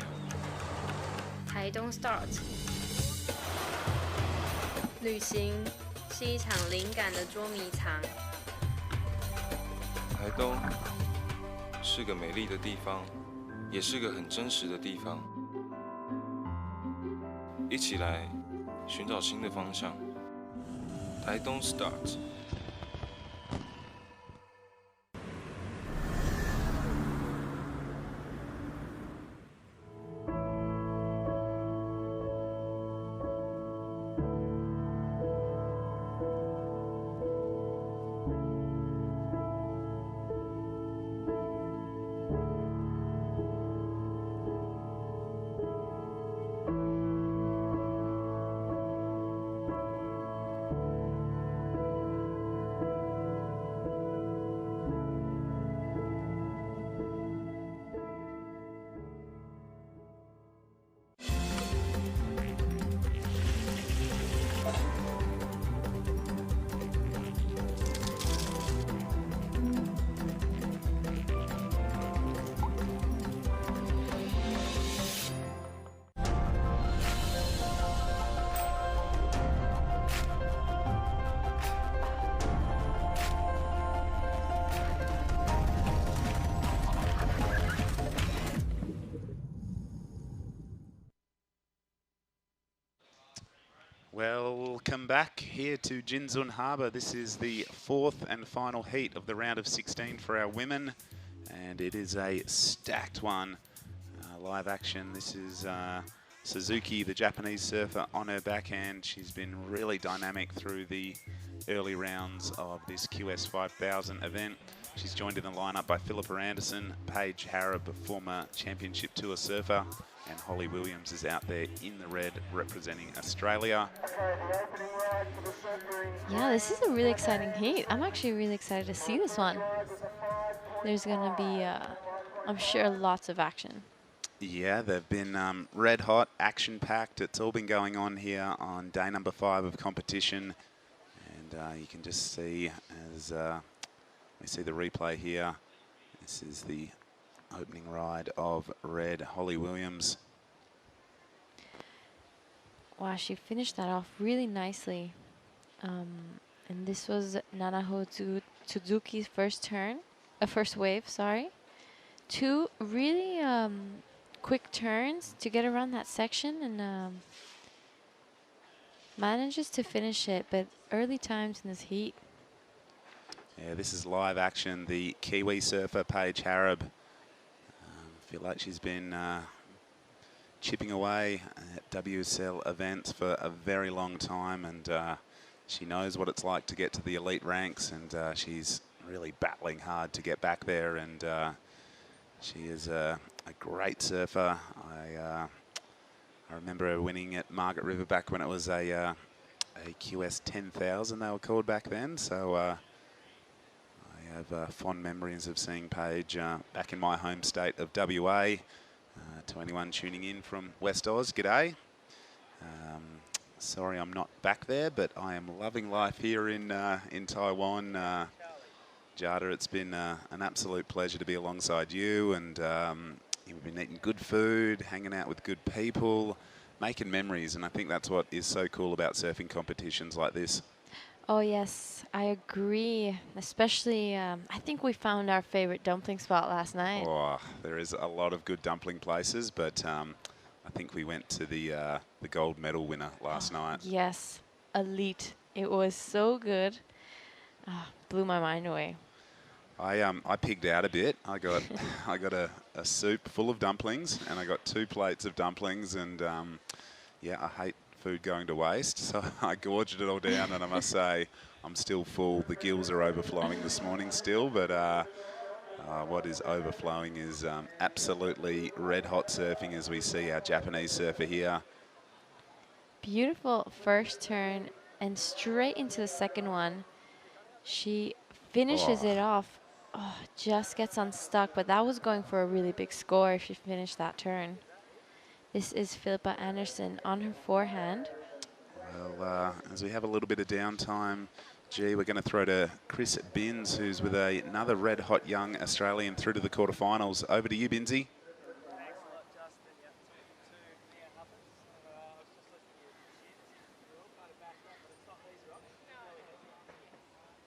Well, maybe we're not quite ready for Binsy.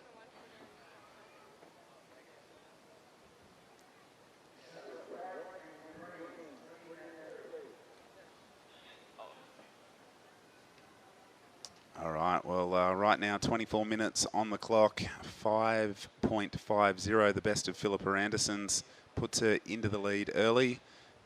Holly Williams, a 4.17. Paige Harab opened with a 3.77. And we got a couple of numbers to lock in for our surfer in white, Suzuki. Here we see, this is the last wave of Philippa Anderson's. That was a really crisp turn. She's a really tall surfer, and she uses those long legs to really put some great leverage into her maneuvers. And I think this was her opening ride. So what do you know about Philippa? Well, I know Philippa is from Newcastle. I know she trains with Ivan. He is a Spanish coach. Recently moved to Bali a couple of years ago. I train with him myself actually sometimes when I'm in Bali. He does training camps in Mentawais, and I know that he's traveled with Philippa to Europe in the past Challenger Series. He is a really great guy, and I know that they work together really well. But Philippa is such a nice, friendly human, and I love surfing with her. Always says hello, is very humble to everyone. And yeah, that's pretty much all I know. Well, I think Chris Binns is now ready. We're going to throw over to him and Mia Huppert, the winner of the last heat. Thank you very much, Justin. All right, I think we're working this time, which is great. Not the first time we've had a chat this week, Mia. Congratulations on the win. Thank you. Yeah. looking at your shins, you've bashed yourself up, but it's not from these rocks, it's from Burley Heads. A few similarities with this rock off. Definitely, definitely cut myself a few times on the feet coming in and out here, but yeah, the shins are from Burley. And you had your good mate Charlie Hurst in that heat. What's it like surfing with a mate? And do you just sort of have to put your blinkers on and not be friends for a little while, or are you still hoping she gets through with it? It's definitely not easy. I was good friends with all three of those girls, so it's been a challenge, like competing with friends, but you just kind of, what happens in the water stays in the water, and just think about getting through and not the fact that they're your friends. Tell us about the conditions. It looks pretty fun out there right now. Today's probably the best day we've had for surf, I reckon. Good lefts and rights, yeah. And you've been working with Brad Gerlach a little bit. Have you been talking to him through this event? What's he been telling you? Yeah, I have. I've been talking to him and he's been helping me out. Just kind of sticking to your strengths and staying calm throughout the heat and little things like that which help, yeah. As well as being an incredible surfer, Brad Gerlach is one of the world's great storytellers. So let's channel our Ger. Give us your best story so far from here in Taiwan. Ooh, it's a tough one. Well, we're staying at Jacaranda, and on the second day when Charlie, Holly Williams, Ellie and Marlon and myself surfed, Arnold, who is the owner of the hotel, said that if we make it through our heat, he'd make us dumplings. And we got home that night at probably 6 o'clock, and there would have been like 150 dumplings just all on the table that they were cooking all day. So I reckon we would have had dumplings if we made it or not, but it was special moment. Yeah. Oh, Arnold, all right. And what's on the line if one of you guys can take this event out? Well, he said he'd make 2 lots of dumplings for us all. We'll invite us all over. Well, that's all the incentive we need. Good luck. Let's hope you take this thing out. Congratulations. Thanks so much. All right, Mia Havertz, back up. Well, I love the dumpling stories. That is going to be something I definitely take home, and I'm going to be eating a lot more dumplings before I leave, but they're going to be high on the agenda when I get home as well. I feel pretty healthy eating dumplings. Me too. I find that they're actually quite healthy. You know, if you think about it, it's just, you know, protein and a little bit of carbs outside. So this was a wave ridden while we were hearing that interview. I really enjoyed this turn. I thought that was so sharp, so powerful. She really hit it in the pocket. Really well timed as well. Yeah, looking at the replay, she had a lot of good speed on the takeoff, and that wave just kept giving her sections, and she connected with every single one of them. So Suzuki, for me, is definitely going to move into first place on the strength of that. We've seen just a touch over 10 minutes transpire in this, the 4th and final heat of the round of 16 here at the Taiwan Open of Surfing, the women's QS 5000, and I've been super impressed with the Japanese surfers, but quite a few of the young Australian girls moving through to the quarterfinals. It's looking like a lot of Aussies in the next round. Yeah, it does. But I have been seeing Nana Hotozuki in the free surfs, and honestly, for me, she has been a standout because she's so sharp. I have barely seen her make any mistakes, and she's really active in the water. Seems to be on a really good roll right now. Yep, she's got some really good momentum rolling through this event, and a guy that's also got some good momentum is this man on screen, Reef Hazelwood. Whoa, put the mockers on him, bit of a wobble there. So obviously you can see each surfer's got a slightly different sort of preparation strategy. You can see, you know, just working on some balance techniques there by the looks of it. I don't think he needs to worry about his balance too much. I never see this guy fall. He's an amazing surfer. He's got the headphones on and psyching up for what is some really important heats coming up. Talk us through this wave, G. This is Paige on her backhand, a really strong first and second turn. She tries to make it a little more vertical on the third, throwing so much water in every single one. She's definitely going to be improving on, well, of course. I think it'd be a little bit better than her 377 maybe. Yep, that's her second scoring wave, so we'll definitely improve her situation. She was in 4th place prior to taking off, but I don't think she'll be there for very long. But look at that number for White. a 7.0 as we dissect the replay here of Paige Harab. She's a really powerful surfer. She's got some really strong legs on her. You can see she's just putting everything into those turns. It wasn't a very steep face, so she was sort of more carving in the pocket rather than throwing it vertical, but I think it'll be a pretty good number nonetheless. But back to the last of whites, a 7.0, an absolute keeper score. You can see her on screen just asking the beach commentators to announce the number, and as soon as it hits her ears, she'll be pretty happy. Backs it up with a 5.17, so a nice healthy two-wave total at this stage. In second with first priority is Philippa Anderson. She's got a 5.5 and a 4.50. Holly Williams, best number of 4.17. Her requirement at this stage is a 5.83. And we are awaiting the last score for Blue to drop in. Speaking of Blue, that guy is Jedi focused.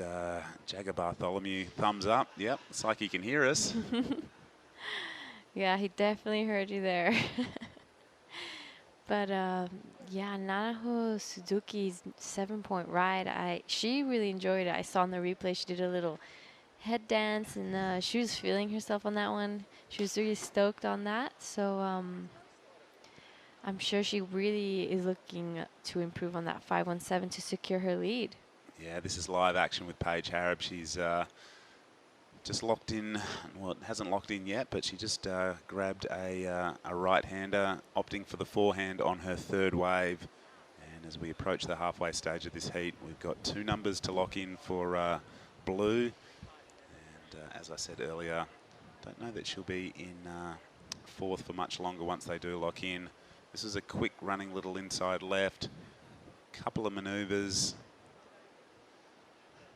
and couldn't quite find the end section, but the lefts for me, they're the quality waves that you'd be looking for today. Some really good opportunity if they line up and hug the cobblestones through the inside.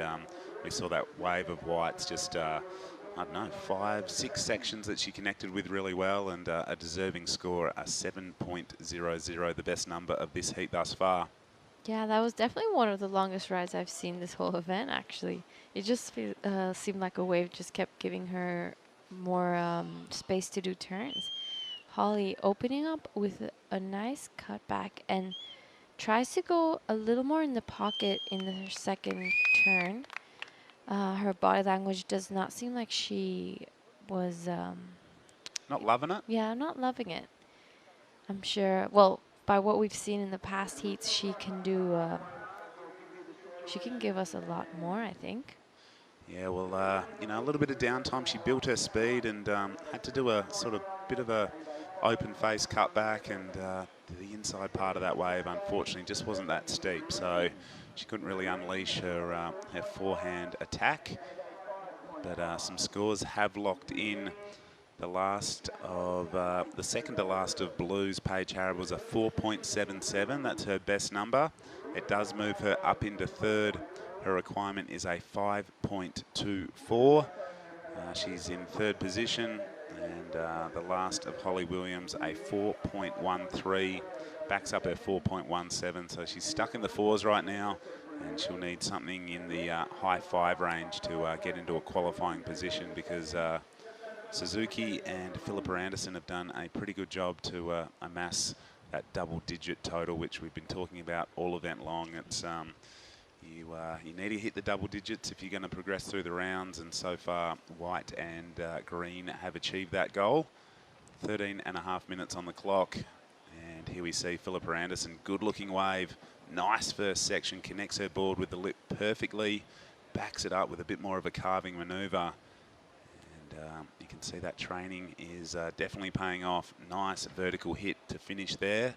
So Philippa, I feel like she's been chipping away on these sort of high QS rated events for quite some time. Obviously the sister of Craig Anderson, one of the most amazing free surfers on the planet. I'm sure Craig will be tuning in and supporting his sister as much as he can from wherever he might be in the world, probably on some sort of free surfing adventure. Have you seen Craig in Indonesia?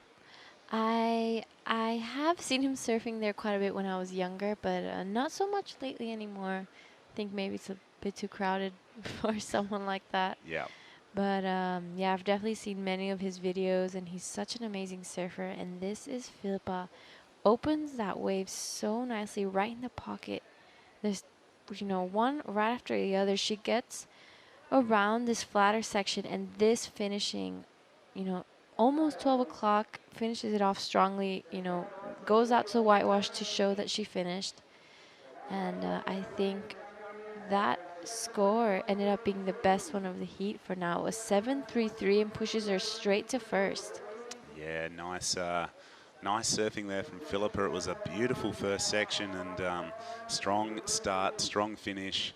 And that pushes her back into first place with the best number, a 7.33 and a 5.5. Two good scores under the belt for Anderson. She can now just sit and wait a little bit because the requirements are pretty large for everyone below her. Suzuki needs a 5.84 to regain first position. Paige Harab, 7.40 or better, her requirement. And Holly Williams is chasing a flat 8.0 if she's going to progress out of this heat. During your times, when you hear, the requirements building during a heat, does it put more pressure on you, or do you just sort of have to, block that out and just focus on what you need to do as a surfer and a competitor? I mean, it definitely puts pressure on because, you hear those scores and you know what you need to do. So it puts that little bit more pressure on, and, some people, it really fuels the fire, and for others, it just makes you crumble. So it depends what type of personality kind of, I guess, you have. Yep. Well, unfortunately goes down. She cashed in her priority there, so a bit of a mistake from Suzuki in the white rash vest. She was opting for the right-hander, but for me, we've said it, the best scores today have been coming from the lefts. A 7.33 and a 7.0. The best numbers of this heat both came on the left-handers.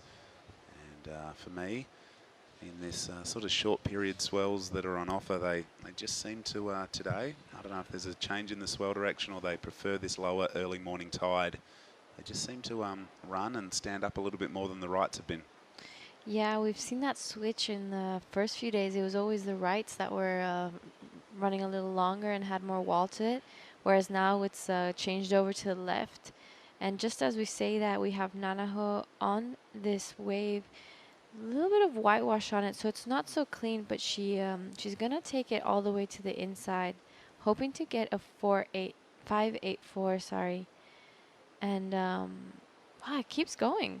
Yeah, we were just talking about how long they've been running for today, and yeah, proceeding to get that one underneath priority as she was paddling back out. And yeah, I think she did a pretty good job for a smaller inside wave. It just kept popping up little sections. It looked a little bit foamy and a little bit frothy, but she definitely extracted everything she could out of that one. And we'll see the replay here. This is a replay. The first part of the wave looking super clean and crisp. And here we see the remains of the last one, making the face of a wave a little bit white with whitewash, making it harder to do those cleaner turns. But she surfed this so well and takes it all the way to the inside and finishes it off. It looks like she's liking the feels of that. Yeah, I like the look of it. And here we go. This is Paige Harab. You can see how nice and clean the conditions are. Paige carving a nice first turn. Looks at a steeper section that comes towards her. She crunches it, stands tall to show the judges she had complete control there. Just a two-turn wave, but they were pretty powerful. She's going to need something, I don't know, that just offers a bit more opportunity than two manoeuvres if she's going to get that 7.40. Yeah, I agree, especially because Philippa and Suzuki both got those sevens on really long running waves. So this is Holly. Beautiful turn, but unfortunately just one. If she get a few of those together, that will be a really high score.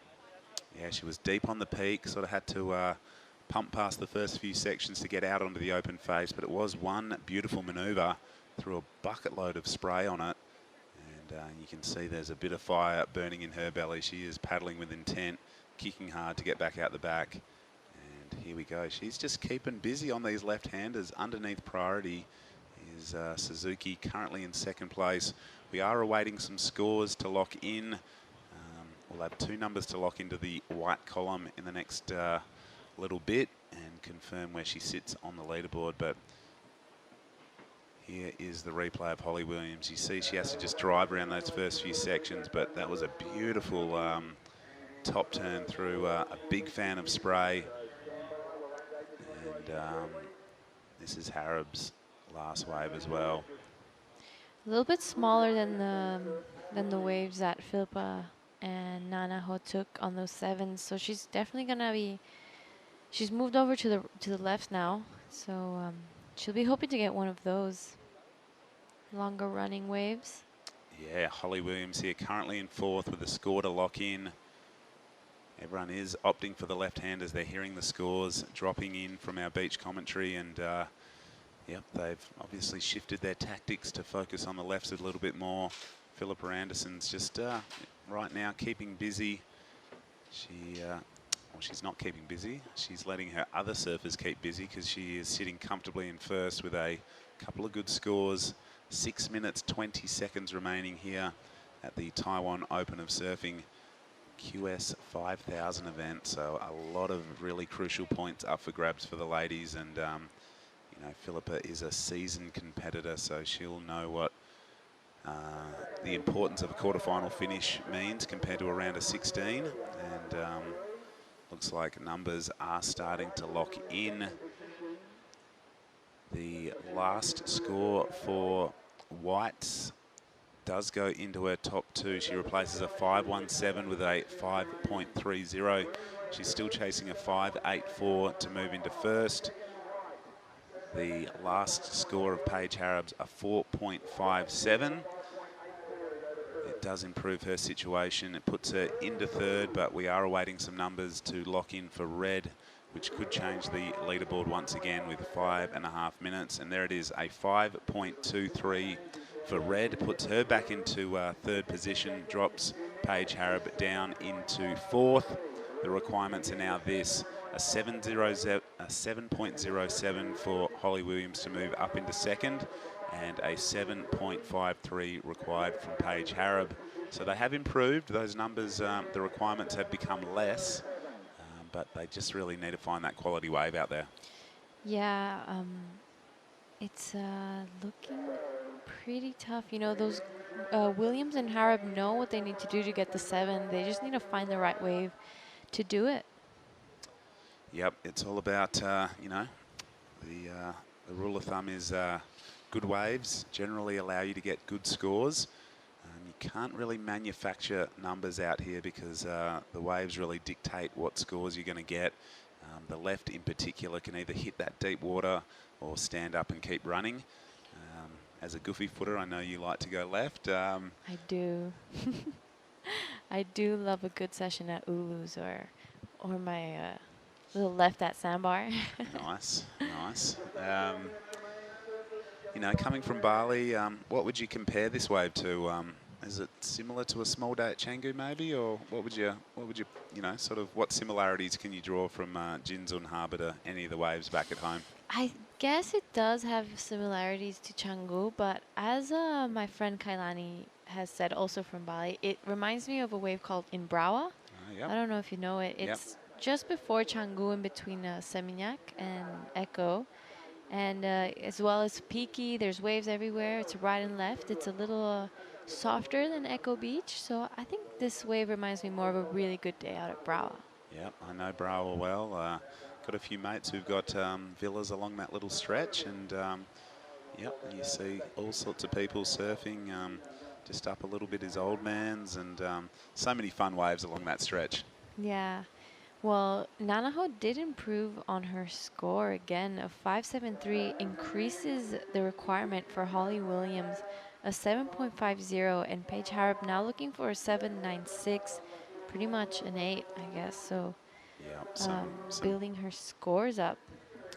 Yeah, well, she's just kept busy. I really like that she's just sort of caught a wave. She's paddled back out. She's swung and got another nice little inside left. And, yep, she's dropped a 5.17. She improved it with a 5.3, and then she improved her 5.3 with a 5.73. So some nice tactics on offer, and just keeping busy underneath priority. I think that's a really good manoeuvre from our Japanese surfer, and she's applied some scoreboard pressure with 2.5 minutes on the clock. We've got a nice little view of the competitors area. A lot of guys and girls hanging out. These upcoming heats of the men's are going to be really, really cool to watch.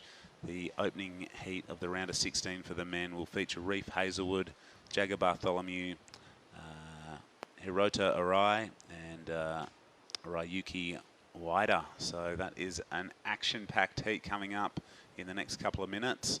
But we'll stay focused here on the ladies because anything can happen in 2 minutes. This is a really consistent wave, and looks like we do have a set approaching. Yeah, and we've seen so many heats that people pass with just like in the last few dying seconds in those buzzer beaters.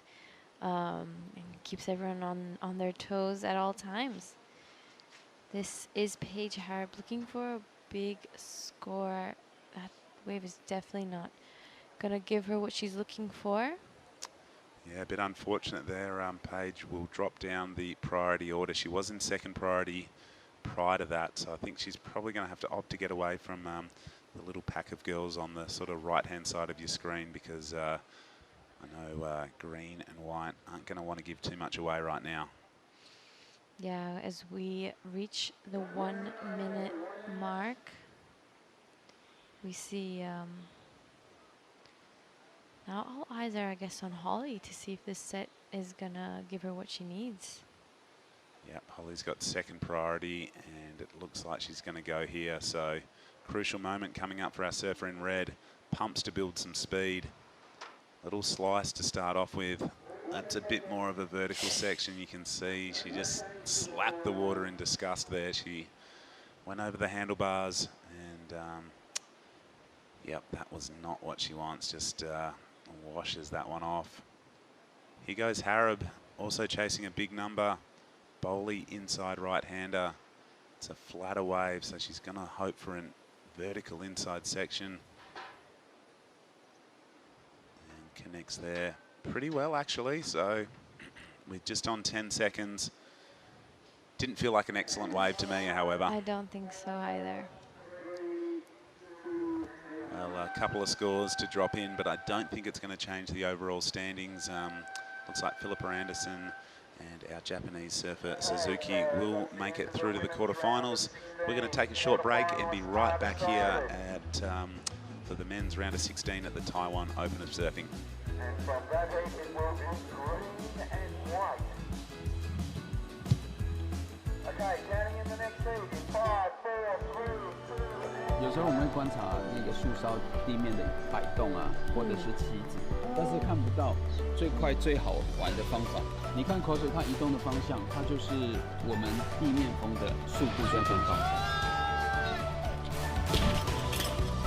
等一下呢，我们要去的那个前点要当点表，深度蛮深的，所以我们都要检查一下哈，你的电脑表看看有没有进入最大的这个时间。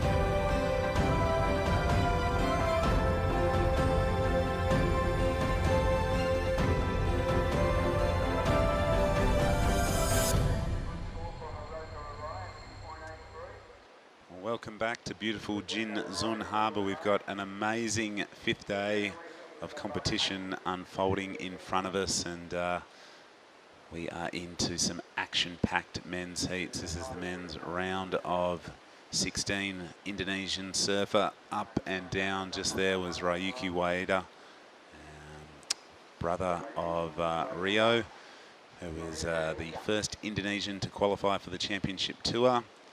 We have had a couple of scores lock in. A 6.83, the best of them, to our Japanese surfer Hirota Arai, and Jager Bartholomew during the commercial break also locked in a 5.50. Tippy Jarbrick's back in the house. Tippy, this is a really important heat for Ryuki. Yeah, Ryuki Waida, the younger brother of Rio Waida, you know. Rio is up there.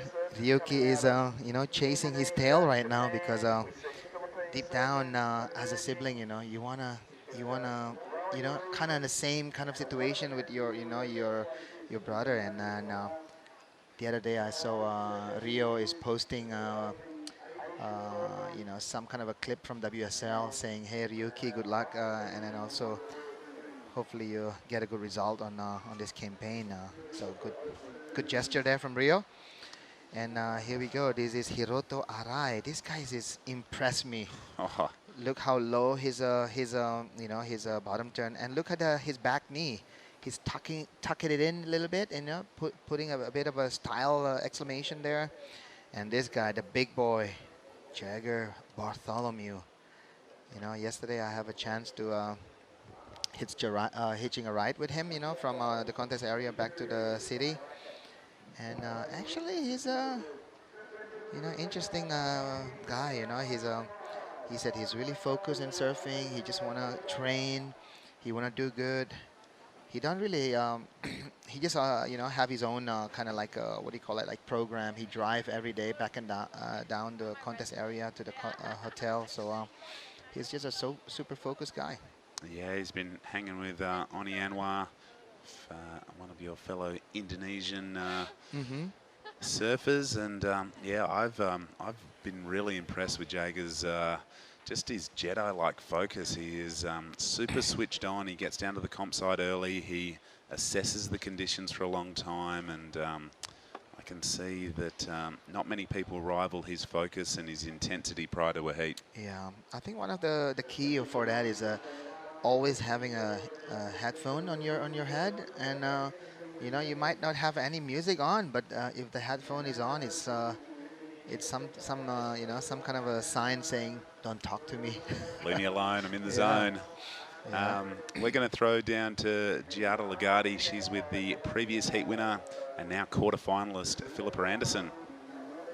So I'm here with Philippa Anderson, the winner of the last heat. Philippa, you told me you haven't had a heat interview in a while and a heat win. So how are you feeling now? Yeah, I'm pretty happy to get through that heat. Yeah, so it feels good to stand here. Yeah. I know you've been working with Ivan as well in Europe. So have you been talking to him this event? What's without giving too much away, of course. What's been some advice, and what have you guys been working on? Yeah, Ivan's been helping me, a lot of other guys as well, but I was speaking to Ivan before this. He was going to come help a few of us. But yeah, from that first heat, yeah, there was definitely a few things that stood out, so that's what he just said to me to go do, and I tried to do that.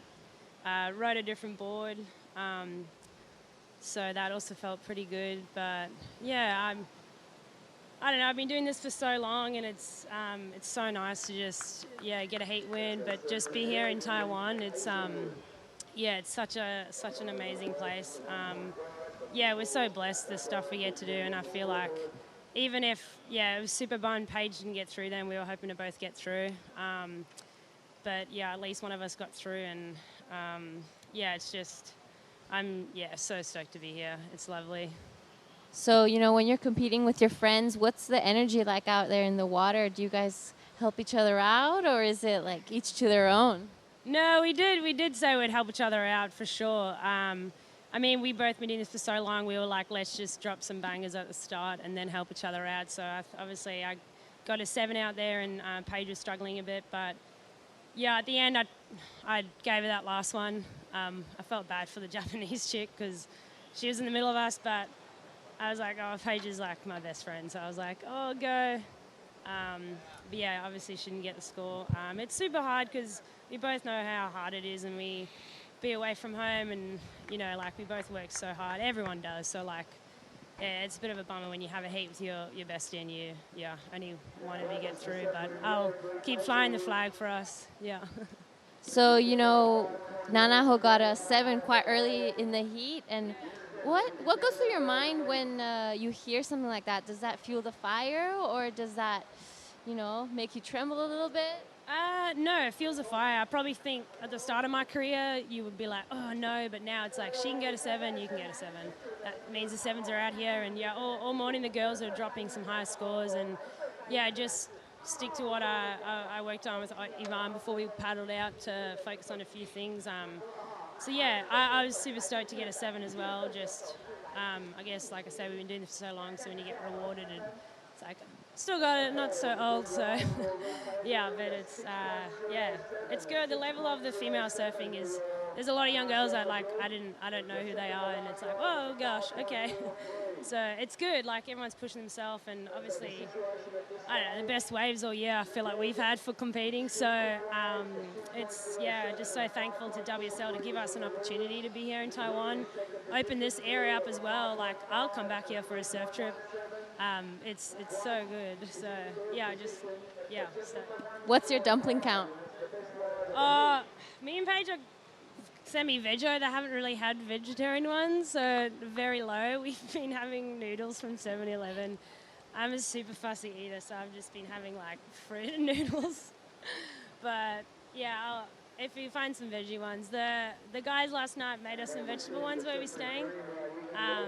Because they offered us beef the first night. We were like, oh, sorry, and like we felt so bad. And then they're like, we'll make you some vegetarian ones. So we were like, oh, stoked. So pretty low compared to what I've heard everyone else has had, but maybe we'll find some more veggie ones. All right, I'm sure you have friends and family watching, so is there anything you'd like to say? Definitely. Thanks for tuning in. I know the group text with my family was going off before, so I appreciate it. They're all working and they took some time out to watch. And obviously my sponsors for backing me this year, the guys before I left, helped me out a bit. So it's incredible. I love to do it, and I'm just so blessed. So a huge thank you as well.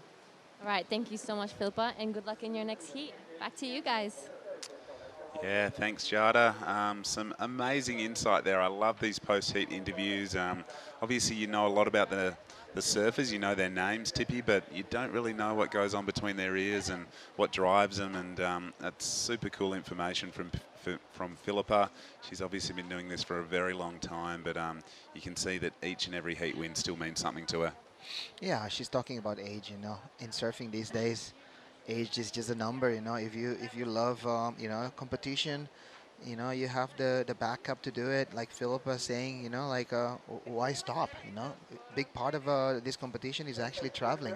You know, you might say like, you know, big part of it is competition, but traveling is also a big part of it. And talking about competition, we're back in action right now. Reef Hazelwood just going, like going crazy on that way. I got a little bit dizzy watching that one. A reverse into another reverse. Spinning to win was Reef Hazelwood. He fell on a wave, which was very rare for him, but it sprung him into action. He's locked in a 6.07 and a 5.43 to jump straight into first position. We'll await the number of that last replay we just saw on our screen. Jager Bartholomew has backed up his 5.5 with a 5.23. Ryuki has locked in a 4.67 and a 3.33, but sitting out there with priority and the best number of this heat so far is the Japanese surfer Hiroto Arai, and he'll just be waiting for another opportunity to unleash that samurai sword sharpness on his backhand. He's been really, really impressive to watch.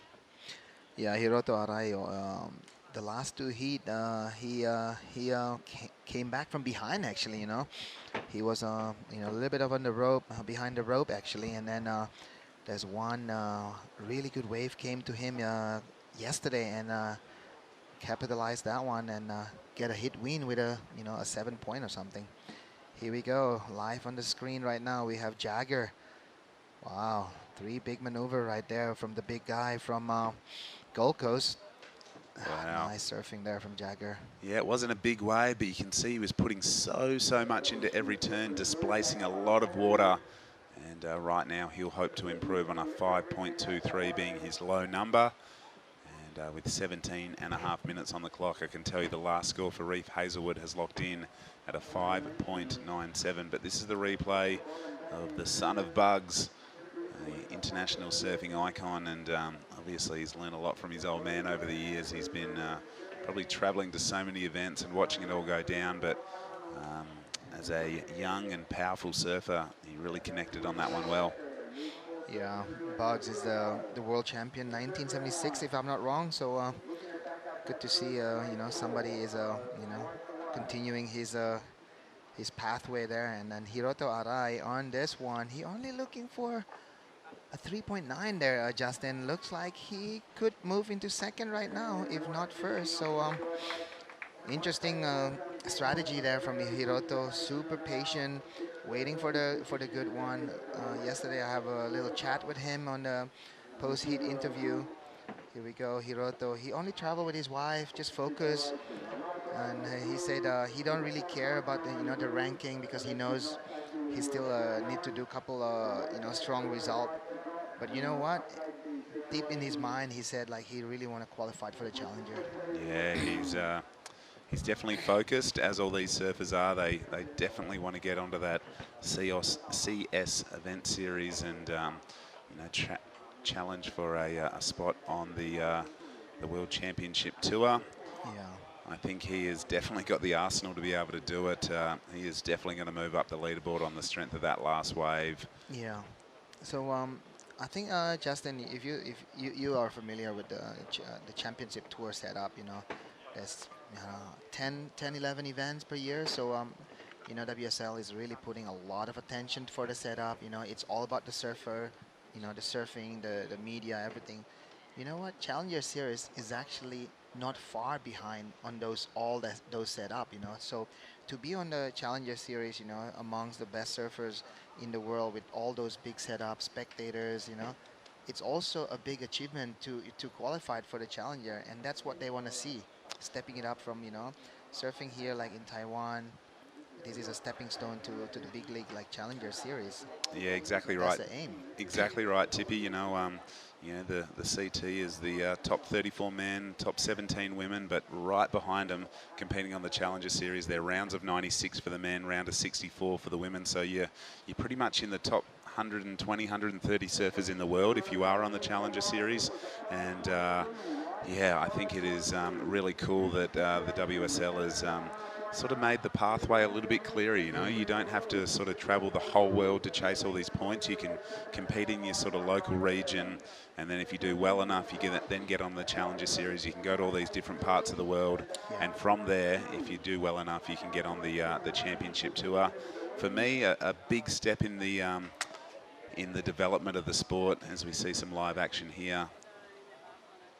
We'll catch up to this one. It's our Japanese surfer who has moved into second on his last wave. He is sticking to these left-handers, and I think these are the, you know, the better scoring opportunities are well and truly coming on the lefts today. He is heading back to Taitung. This one's running so far. He likes it. Yeah. As we see Jagger now, just a quick in and out. But as I was saying, you know, the CT is hard now because you pretty much have, like you said, 10 or 11 events, and after Margaret River you have the mid-season cut, so you can, you know, spend half of your life qualifying, and then you have to perform in the first few events of the year. Yeah. We saw it, you know, last year in Margaret River, just the heartbreak and pain of a lot of guys. A lot of guys, and you know, girls, some big names that fell off, you know, Owen Wright. Leo Fioravanti. Yep, there was a lot of them. Connor Coffin. You know, Steph Gilmore had to really battle hard to survive the cut in Margaret River, and she went on to win her 8th world title. So I just love all the twists and turns that the CT now provides, and And for me, no one's safe. You can be the best surfer in the world, but you have to perform, and you have to make that mid-season cut. And you know, at the end of the day, you want to make that top 5 and challenge for a title. So there's so many little goals and steps that you have to make as a surfer, and whether it's competing in your local region, getting to the challenges, you know, making the end of year cut to you know, join the CT, and then having to perform on the CT. I think the WSL is really demanding the best out of the athletes, and I think they're stepping up to the plate and providing a great viewing spectacle for all the surf fans across the world. Yeah, talking about Challenger Series also, Justin, I have to say every Challenger Series does, you know, like having the top 96 surfers in the world, because among those 96 people, few of them are CT surfers that need to requalify. So it's quite a, you know, heavy pack, you know, profile of surfers there. Well, a bit like the heat draw here, there is no easy heats on QS or Challenger Series anymore. You know, you just look through the depth of talent, and it's just amazing to see up and riding quickly in and out there. I think that was White, but yeah, we've had a few waves ridden in between, so we've got a score to lock in for White. It's just dropped, and it isn't going to improve. His second to last wave was a 5.07. Yeah. He did like the feel of it, but yeah, there was a bit of downtime on the start. We sort of did a lot of his work on the inside, but he is keeping busy in 4th priority. And look at these beautiful little lefts. Wow, he's holding like last priority, and surfer in red just let that thing go, and it could, you know, Hiroto could capitalize on this one. Oh. And that's an identical kind of like a finger flip right there. Well, he's got a really good board under his feet, and he is just putting it in all the right places. So yeah, his requirement is just better than his backup score. But look at these little lefts. They're so clean right now. The ocean is just glistening. It looks like a champagne hour back home, which is that perfect little part of the when the conditions are just so glassy and clean. And he really liked the feel of that one. Let's see what the judges thought of it. Yeah, I think the first one, it lack of size on that one, and it's a bit of repetitive, you know. And even though Hiroto think that was a good ride, but judges are, you know, putting everything on a microscope now. You know, if you can get a 6.83, you have to do a kind of like a, you know, similar to, you know, that the size of the wave, the flow, all the criteria need to be there, because if you don't hit all those criteria, the judges will not reward you. Yeah, there's a really experienced panel sitting up in the scaffold. They've got the ability to replay each and every wave. They can analyze and you know, critique each surfer's performance and compare it to the scores they've thrown for previous numbers. So the technology, even from the judging point of view, is really advanced, and I think it's you know, it's made their job a lot easier to be able to review and replay scores. And yeah, I think they've done a great job here in Taiwan, and you know, really rewarding those good waves when they come through. Yeah, just past us on the screen before, there was Roy Kanazawa from Japan getting ready for his heat. So yeah, it does. 6.53, second highest score of Hiroto Arai, does put him in the first place right now. And yeah, Jagger Bartholomew is still looking for 6.54 now. And Ryuki Waida, I'm pretty sure Rio is watching right now. So, you know, Rio is been in a lot of situations like this, you know. I'm pretty sure Ryuki is also, you know, been in a situation like this when he needed a one big score. But time is still long, you know. If you cannot build with one score, you could do by 2 score, you know, like replace that 4, 6, 7 into a bigger score, and your requirement gonna become a little bit easier. And yeah, that's what Hiroto Arai been doing, just building and building. Here we go, Ryuki Waida. Yep, live action here on his backhand. That was a beautiful first turn, but you can see the wave's gone a little bit small pretty quickly. Does connect with a series of nice maneuvers, but you know, you just look at the size of the wave and you know, how many turns he was able to execute. I don't think it's going to be the 7.37 he needs. As we see the replay. of Hiroto Arai. Another nice wave here from Hiroto. You know, as soon as he's back in the first position with, you know, like a comfortable score, all he needs to do now is just improve. Yeah. Yeah. So, on the other side of the draw, we have Ryuki is the one who's chasing a big score. He have, you know, all the pressure is on him. You know, you can see from wave selection. Pressure can shows from even a wave selection, you know. So, you know, Ryuki looking for 737. I'm pretty sure everybody in Indonesia, you know, all the Legian board riders crew, they're watching, they're giving, you know, all the praise, the supports, the energy. They want to see Ryuki, you know, one of our, you know, good surfers from Indonesia to advance. Yeah, most definitely a really cool international flavour to the draw here in Taiwan. We've got 2 Australians. This is one of them with a great fin waft into reverse, Reef Hazelwood. This guy is amazing in the tube. He's amazing above the lip as well, and Hazelwood looking to get rid of that 5.97. What I like about reef surfing, it's really, really fast.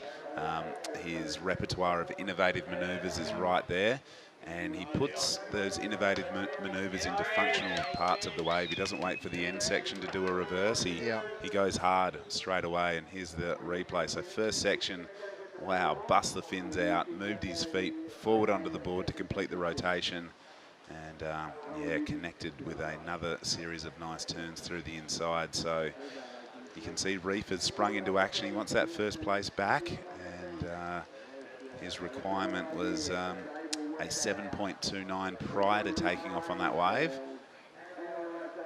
We'll wait and see what the judges thought of it with just on 6 minutes remaining, just on 6 minutes.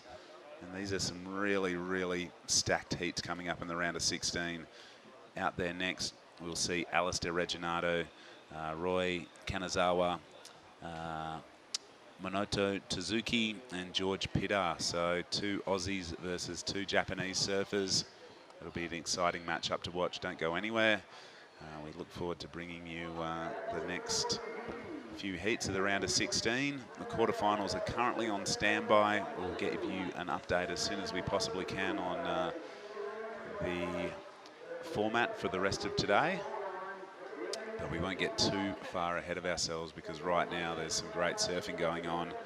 The last of Ryuki's does improve his situation slightly. It was a 3.57. The last of Reef Hazelwood is locked in at a 7.20, so just short of his requirement to go to first. He needed a 7.29 and he got a 7.20, so he knows what he needs to do now. The requirement to go to first is now a 6.16 for Hazelwood. It has applied some scoreboard pressure, however, to Jager Bartholomew, who needs a 7.77, so pretty much a high good, a very good score. Not quite excellent, but a very good score required for Blue. He does have first priority, and I'm sure he is not going to throw it away on a dud wave. Ryuki now needs a 8.60, so you can see everyone else is into the 5s, 6s and 7s, and Ryuki's stuck with 4s and 3s. He'll want to change that in the next 4.5 minutes. Yeah, I remember when Rio having a semi-final or a quarter-final in Manly, he have a M-Rod.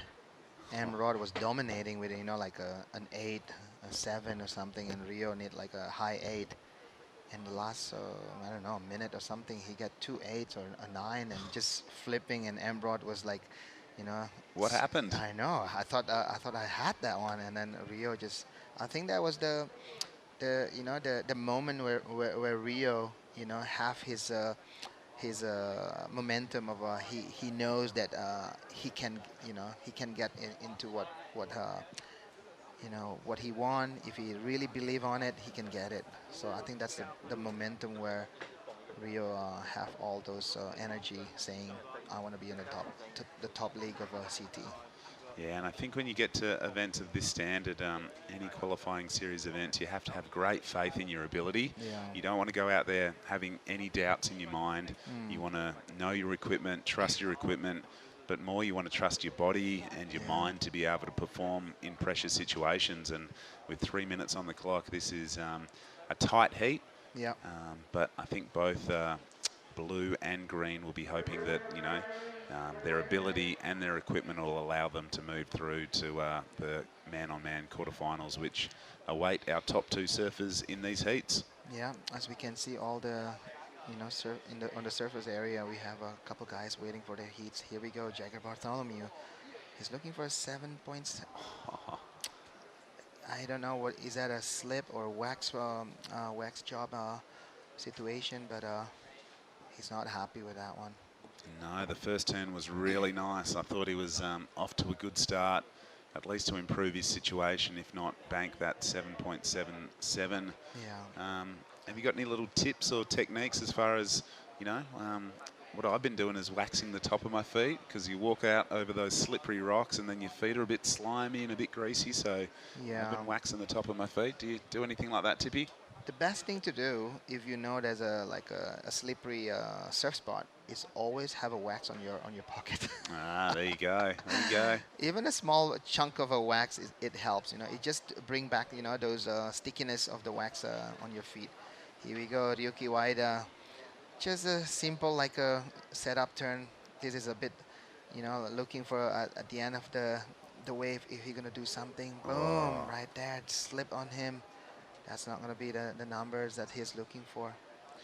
Well, he knew he had to do something pretty big. You could see him just eyeing off the section down the line. Yeah. Did get the board above the lip, went into rotation, but just lost the connection with his board, unfortunately. So that one is not going to be, well, probably won't go into his top 2 despite the work he did on the opening part of the wave. And time is now the enemy of Bartholomew and Wider with just over a minute to go. Yeah, as we can see, Reef is tailing Jagger right now, because even though you know, Reef knows he have a better advantage, but letting go you know, a surfer like Jagger could means like you know, letting him go and getting that 7.77 is it could be a wrong move to let him go.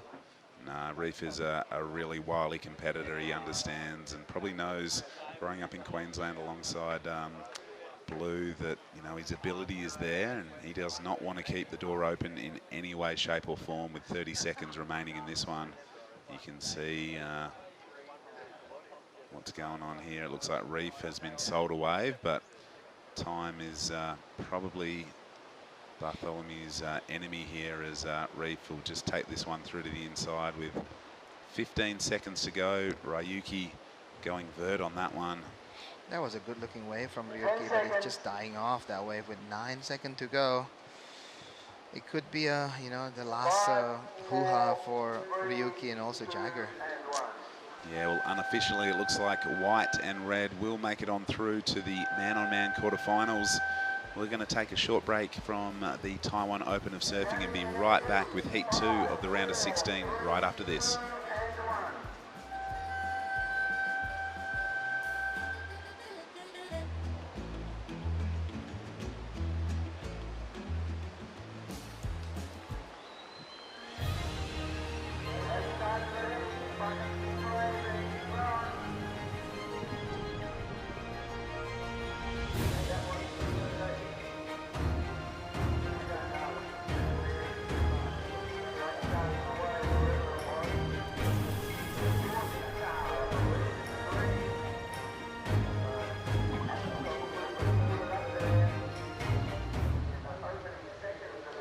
I'm off. 在台九线长长道路上，一旁就是那无尽的海洋。Taitung Start， 旅行是一场灵感的捉迷藏。台东是个美丽的地方，也是个很真实的地方。一起来寻找新的方向。Taitung Start。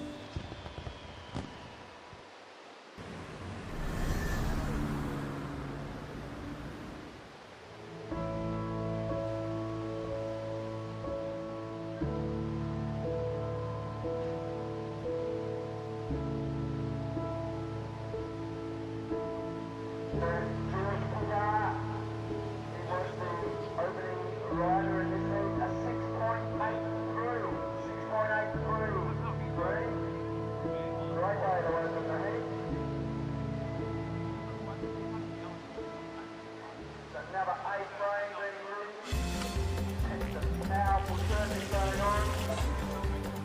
Both directions.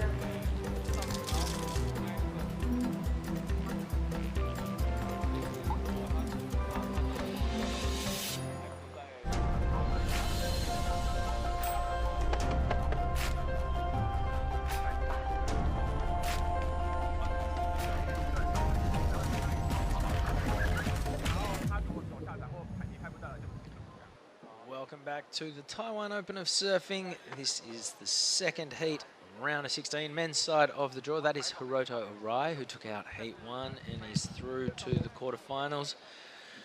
Aussie George Pittar is doing his best to emulate Hiroto's achievements. He's opened up this heat with a 6.83. We heard all the Aussie competitors in the grandstand next to us going bananas as George teed off on that one. Hopefully we'll queue up a result. That's Jagger Bartholomew, unfortunately bowing out, but sharing a little moment with Hiroto and passing on his congratulations. Alistair Reginato in red is the top seed. He opened with a 2.33, so 2 Aussies and 2 Japanese. Roy Kanazawa is in blue and Momoto Suzuki is in white. 27 minutes to go. Chris Binns here in the booth alongside me, Tipi Jabrik, and unfortunately for Indonesian surfer Ryuki Waida in the last heat, his Taiwanese run has come to an end. Yeah, Ryuki is, unfortunately, we have quite a strong heat happening with him there. Hiroto is on fire, and also Reef Hazelwood. Okay, this is George Pittar. He got a 6.83 for that one. He's since backed it up with a 5 for this wave. Talk us through it, too. Yeah, George Pittar, I think, at the end of the day, if you're picking up the right wave like this one, George is like putting a really good linking up maneuver here. This wave is still going, even though it's way up to the, to the south side of the competition area. That one is a 6.83, so well rewarded there for his opening ride. Yep, that is our playing field. Our first men's quarterfinalist is Hiroto Arai, and he's talking to our very own Justin Majix right now. Yeah, thanks, Chris Binns. I am with our first quarterfinalist, Hiroto Arai from Japan. Great performance. I've been really impressed by your surfing. You look perfectly suited to these left-handers. How are you feeling right now? Yeah, this is my first time Taiwan. I really love this wave, and that's lucky. The first one came through first 1 second. Yeah, and then I got that one, then maybe 6.8. Yeah, then that's lucky one. Yeah. Your equipment looks really, really good. Tell us, what are you riding? Is it an epoxy, a PU? Tell us a little bit about your board. This is an Emily surfboard from Australia, Byron Bay, and I ride EPS, normal size. My normal size is 5'7".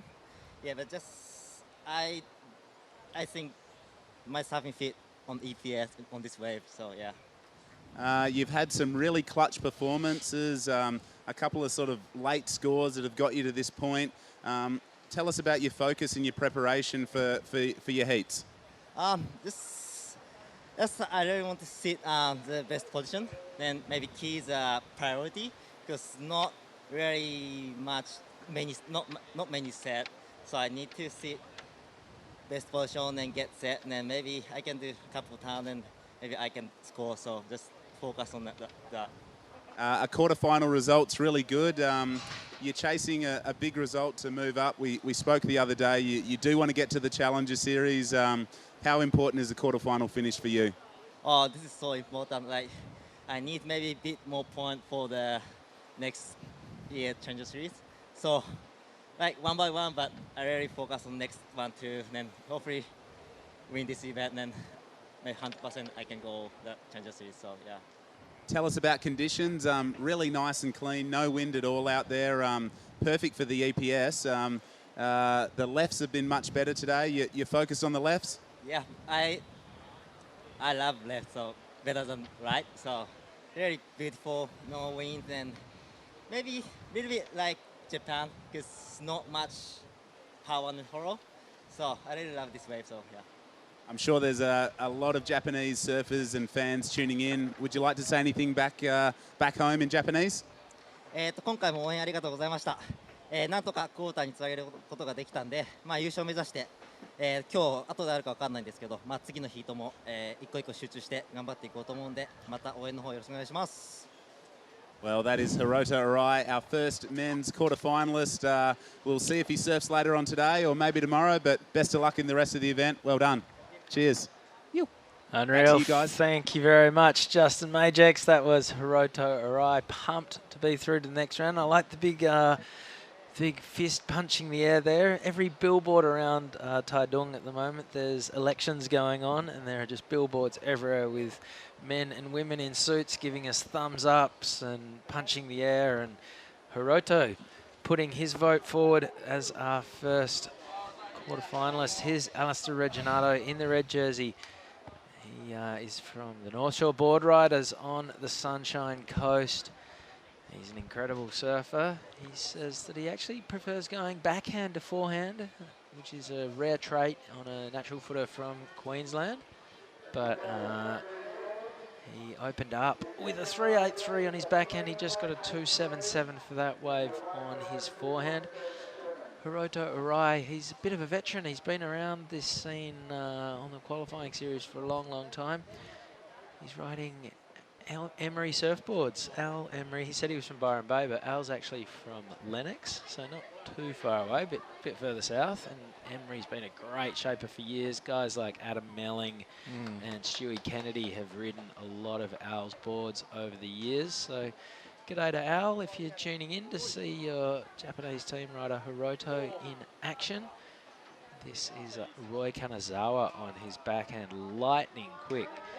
Just, you know, from start to finish, very nicely done, very compact, low center of gravity. He's whipping his board through those quick turns, and that's a first strong score for the surfer in blue. Flips priority over to the only guy yet to catch a wave from Moto Suzuki. 21 minutes to go. Yeah, there's a lot of Japanese and Australian surfers gonna have a matchup on this round. And also, we're still waiting for Oni Anwar, and also Maramar is up to coming also from Philippines and also from Indonesia. So far, and also Bronson Mady. So we still have a couple international flavor in this round. And I have to say George Pitar is getting a couple good one early in the heat, 6.83 and a 5.0. So that's enough for putting him in the first place right now. Yep, that was John Mark Kong in the white rashy. I'm not sure why he's heading down towards the beach now, because there's still 20 minutes to go. It's only a couple of minutes to paddle out. Yeah. It is steaming hot down there, so maybe he's off to surf the left, or, you know, staying well out of the zone and just trying to acclimatise. Not sure what he's up to. That was Mamoto Suzuki opening his account, doing it very nicely. Yeah. You were saying there's shades of Rob Machado to Mamoto's style. Yeah, I have to say, you know, the hairstyle is there a little bit, you know. Talk us through the replay, Timmy. Yeah, Mamoto surfing the left. Everybody's aiming for that left this morning. I have to say the first one, a bit of a wobble there. Setting up a turn there, have the speed, you know, he's going to do a spinner right here. Boom, you know, you got to be careful right there because the judge might not determine that as a, you know, complete maneuver. But we'll see if the judge is going to be impressed on that one. That is Alistair Reginato. He's got a replay to come so he can tell you what he got up to. And George Pitar in green has a number to drop as well. Talk us through Alistair's wave. Wow, that's a nice vertical opening right there. Whoa. Another big one there from Alistair. I have to say this is going to become like a, you know, a good number to keep for him, yeah. Even though that thing is dying off, but 3 big damage already been done. Yeah, that's definitely Alistair's best wave. Could even challenge George for the best wave of the heat so far. 19 minutes to go. A bunch of scores to come in for all 4 surfers. George Pitar is in the lead, has priority. Momo Suzuki is sitting in second priority, and Mamoto, his sister Amuro Suzuki, won a World Junior Championship right here at Jinzun Harbour. On her backhand, she's an incredibly compact, low centre of gravity, natural footer, absolute dynamo. And she did it very nicely on her backhand, right out in front of us here on the left. As you can see, Roy Kanazawa, a lot of the, waiting on that section to open up for him. But, couple turns there, he doesn't look happy on that one. That's why he's kicking out. No need to do, those final touches on that wave. Yeah, what a good news, for the Japanese. They have Hiroto Arai already in the, the first quarterfinal. We also have one Australian, Reef Hazelwood, already in the quarterfinal. We'll see if, is this heat going to have a split between one Aussie, one Japanese, or going to be both Aussie or both Japanese? The odd is it's there. All right, this is Momoto Suzuki on his forehand again. This is only a small wave, but it's got great shape. He's flying down the line, plenty of velocity behind this one, releases the tail, lightning quick forehand whip, 4 turns in rapid fire succession there from Momoto Suzuki. And I think the judges might like that one. They liked the first one? They liked his first one to the tune of 383 points. George Pittar's last wave doesn't go into his top 2. Talk us through Mamoto's replay here. Hey, Binzi, I have to say Mamoto's surfing is exactly similar like Garut Widyarta, Super low, like to spin their boards, like after the maneuver, he just sits super low, trying to make sure that he finished that wave in front of the white water. So I don't know. I have to say to Garut Widyarta, shape up and come back to the tour, because he's one of the best surfers in the island. Garut's not afraid of farming a bit of hair either. Oh, yeah. He can get the locks going. Yeah, Garut is just a busy dad right now. He have a baby back home. He's still young. I have to say he's not even like, he doesn't hit that 28, 29 mark yet. So he's still young, still have a couple years to prove, himself as a solid professional surfer from Indonesia. Well, I don't know if he needs to prove himself in Indonesia, but maybe on the world stage. Oh, yeah, for because sure. He's a world-class talent. Yeah. All right, score in. Alistair Reginato's last wave is his best, a 6. Last for Roy Kanazawa was a 3.4. We're still waiting on what I think will be a pretty decent number for Moto Suzuki. 16 minutes to go. Once that number drops, we'll be able to give you a more informed update. There is the next heat. 2 Indonesians, a Filipino, and a Japanese surfer in action. This is Roy Kanazawa. Oh. This is a good-looking wave. It's standing up. He's cracked it 3 times. Plenty of drift out of the tail. Oh. The 4th turn was strong as well, and he is out of there. Big number to come for the surfer in blue. The action is heating up in the 2nd heat of the men's round of 16. Wow, that was a good wave from Roy.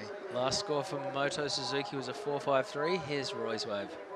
Roy opening up with a super strong top turn there, Binzi. Another lining up perfectly for him. And this last one, he almost overcooked it, but he managed to get out of it. And lucky for him, he didn't do any wall climb there. If I think that's enough. He did enough to get a good score on that one.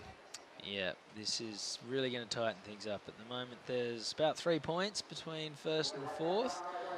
But Roy Kanazawa is going to rocket his way from 4th straight into the lead. A 7.4 the result.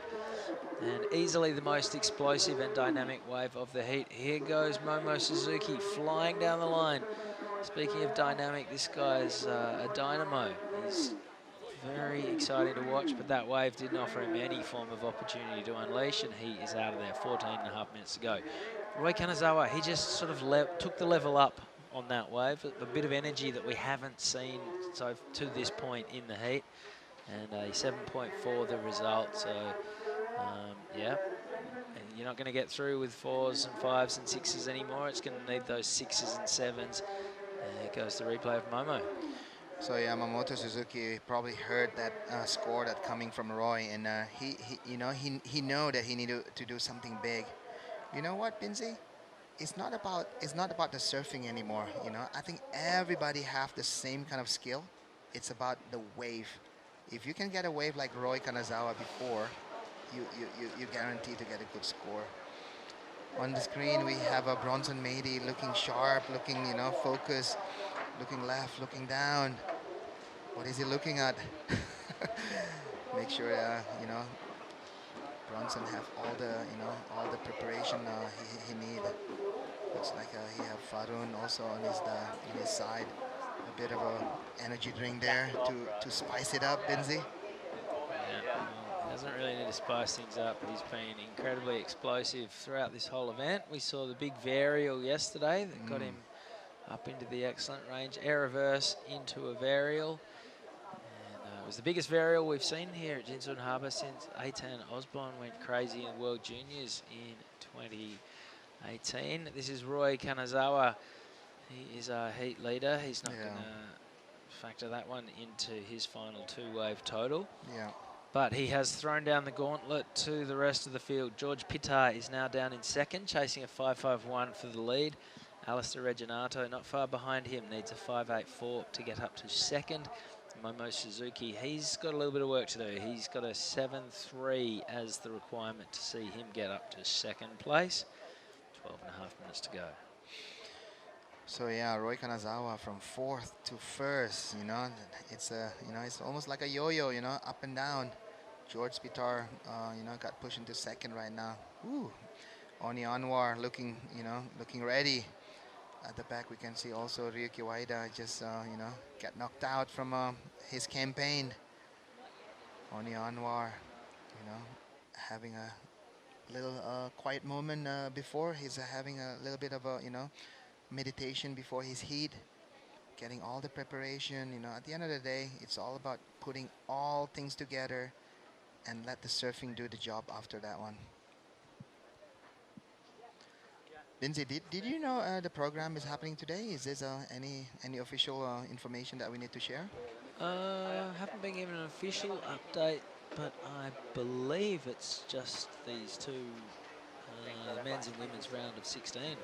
Okay. 8 heats. And possibly all 8 quarterfinals tomorrow. Okay. And maybe looking to set up a big finish on Saturday. Okay, nice. Semis and the finals. Yeah, hopefully we can finish it on the weekend, because we want to give as much as of an opportunity for all the the local spectators to come and witness this amazing surfing competition. Yep, sounds like that's the plan. Plenty of time up our sleeve, so there's it's been a fantastic pace, this event. We've had the one big day. There always seems to be at least one big day where you break the back of it and move through a lot of rounds. And we did that a couple of days ago with a big 20 heat, 7:30 till 4:30 run. Yep. And then the rest of the days have been, cruisy, early afternoon knockoffs. Yeah. Plenty of time to go surfing. Well, yeah, burn off the dumplings. Plenty of time to eat dumplings, and thankfully a bit of time to burn them off as well. Yeah. So there's a new welcoming words. Every morning is you say good dumpling, not good morning. Okay, Roy Kanazawa, that was a dud. Alistair Reginato looking for a 5.84 to get up from third to second. Not going to happen on this wave. Inside the last 10 minutes. Yeah, Alistair Reginato is, been, I have to say quite dominating, from earlier round until this round. He's the one who's chasing score right now. But this wave looks promising, actually, Binzi, but, couldn't find the finishing touch. So, yeah, Alistair Reginato, he have a good score right there, a 6.00. He only looking for a 5.84, with his skill set. Oh, very attainable. Very, very achievable for sure. And Mamoto Suzuki is actually the one that need to, kind of do an extra mile on this round.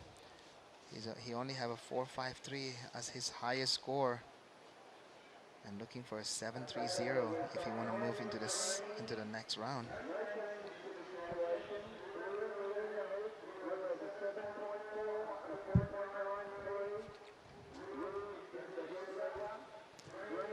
Well, Roy Kanazawa, he wants to get rid of that 4.93 and really lock this one down.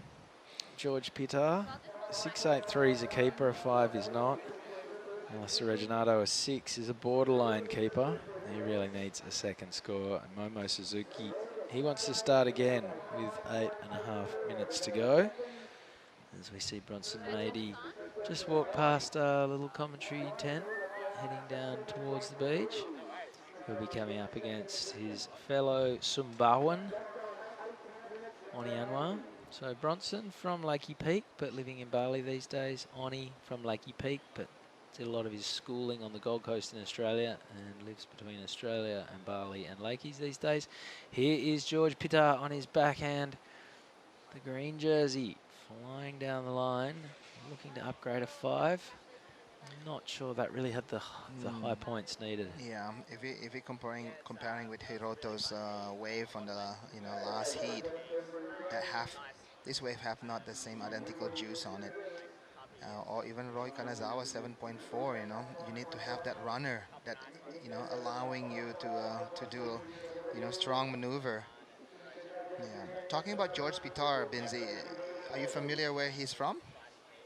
I don't know a whole lot about George, to be honest.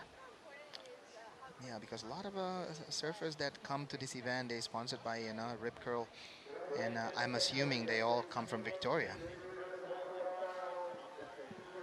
Here we go, George Pitar. No, that's Alistair. Oh, sorry, that's Alistair. Looking left, looking right. Not that one.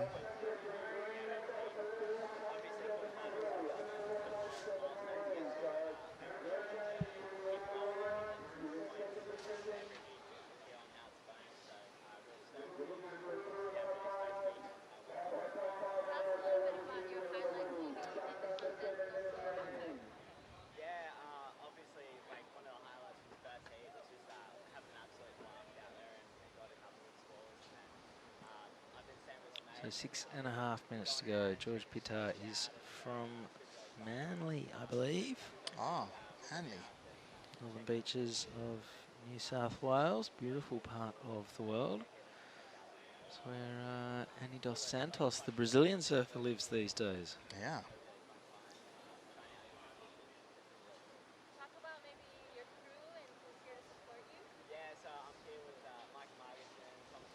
Okay, looks like there's an official information from Ty Sarati, the contest director.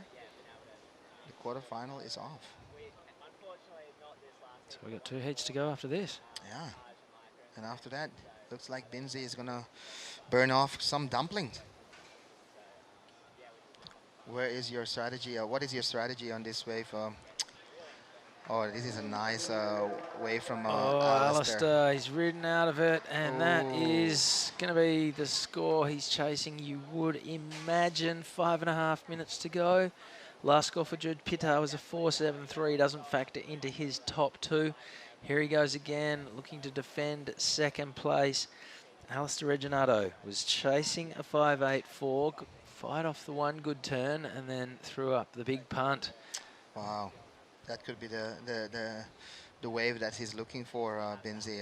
He was I have to say, Alistair is quite busy, but not getting the right wave. That was that could be probably the one that could giving him the score. Yeah, it's a very important score to come right now for Alistair. Here's the Talk replay. us through the replay. The first turn was a nice tap on it, but this is where the all the points is super smooth, just rotating super nice on that one. Roy Kanazawa always looking for that left. That's the one that giving him the high score. So Roy. All right, last score for Alistair Reginato was a 7.03, puts him into the lead with 4 minutes 20 to go. So he's gone from third to first in the blink of an eye. Yeah. Strong turn, backed up with a big tail high air reverse. He had plenty of amplitude out of the top of the wave. Now we're seeing a split peak. It's Momo Suzuki heading left. Layback slash to get things going. Lightning quick whip. Can't ride out of it. He goes down. That's not going to factor in. I think George Pitar might have been heading right on that wave. So hopefully we can catch up with what George did. 3 minutes 45 to run. Yeah, in this situation, actually Roy Kanazawa is not safe there, Binzi. He only have a 4.93 as a backup. Yep, so George Pitar's looking for a 5.51 to get up to second. Momo Suzuki's looking for a 7.8 to get up to second. Roy Kanazawa, he really wants to get rid of that 4.93 and get himself a bit of breathing room. 3 minutes 20 to run. Very exciting heat in the water right now. Here goes Momo Suzuki. Just hasn't picked off a big wave yet. He's clearly got the skills, but just keeps taking off on these smaller inside runners, linking together a series of turns, but just getting 3s and 4s. You look at him, he's got a 3, a 4, pair of 2s, a high 1, without really putting a foot wrong. Just wave selection has well and truly let him down. You got half an hour. There's only 3 other guys in the water. There's 2 peaks. You should, at some point, be able to use priority, get yourself onto a couple of decent waves. Yeah, for sure, you know. Mamoto Suzuki, I have to say, he's the one that, you know, not getting any of those sets. You know, George Pitar, Roy Kanazawa, and Alistair, you know, they have a higher score. It's just Mamoto has been like hunting on a smaller inside one. Speaking of priority, that lies with Roy Kanazawa. So 2 minutes 20 to go, and Roy would love to cash in his priority and upgrade that 4.93 and make the situation a little bit more difficult for George Pitar and Momo Suzuki.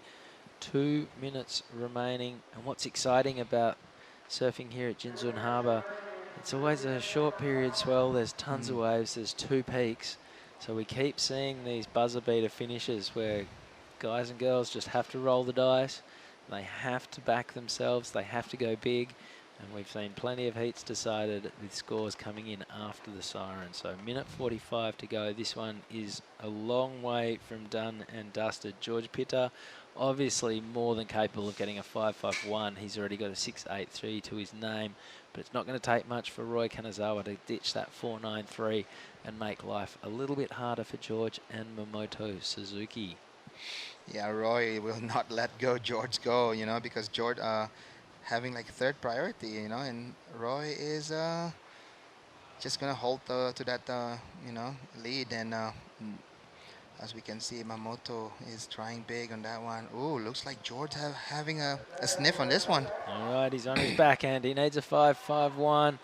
The Aussies roar. They roar again. 3 hits, goes vertical. Doesn't quite come out of that last turn. The judges won't fall for that. He sort of petted the kitty to try and sell it, but no, all the points will be for those first 2 turns. Here goes Roy Kanazawa looking to slam the door shut and does not, slips. Instead of slamming the door shut, he leaves it slightly ajar. Alistair Reginato had a look, decided that there was nothing on offer down the line, and with 30 seconds to go, he'd rather stay out the back and control the lineup a little. Roy Kanazawa and George Pitar, this is where everyone's focus should be. So George, he needs a 5.51. The first turn was pretty good.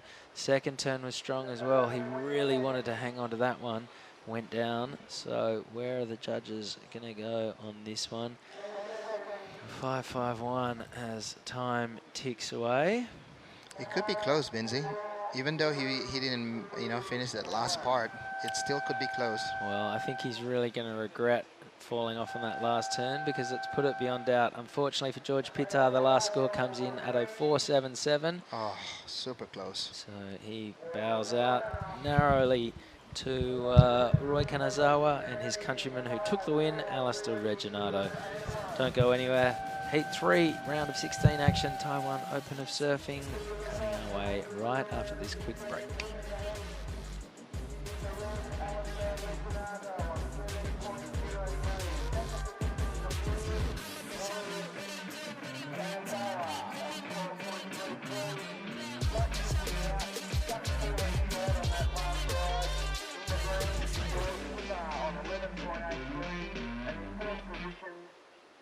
Mamoto Suzuki on 8.36. So Reginato and Kanazawa go through to the quarterfinals.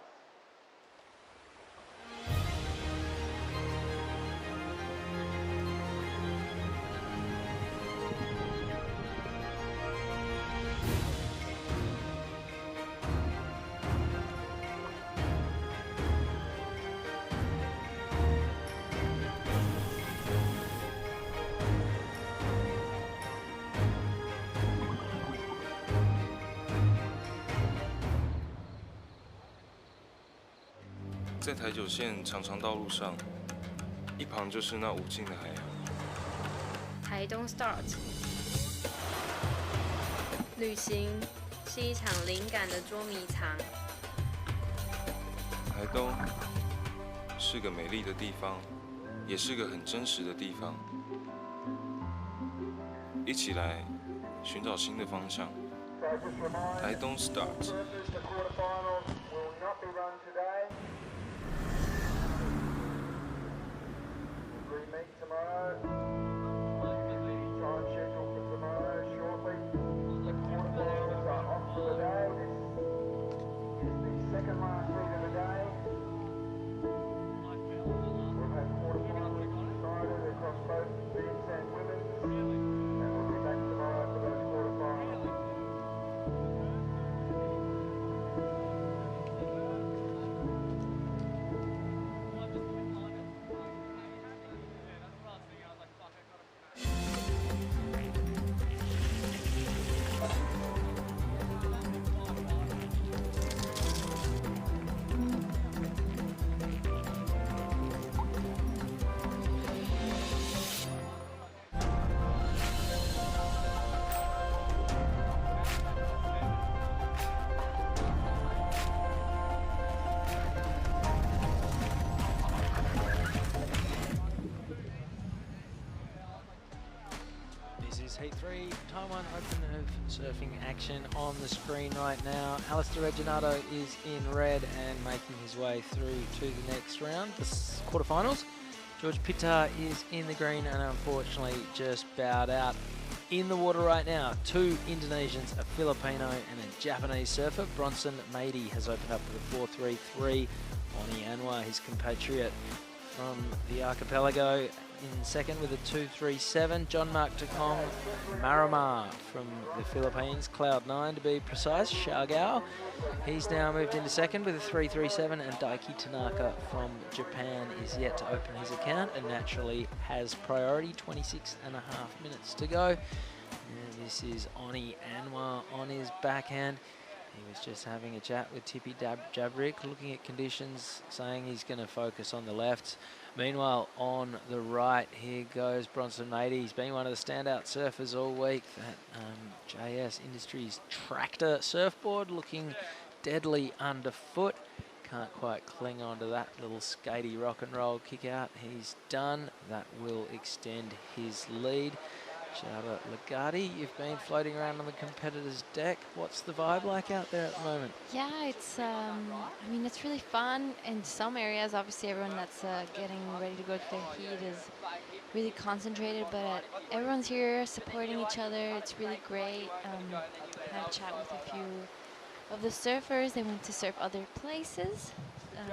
There's so many waves around this coast, so it's easy to spread out and find your own spot.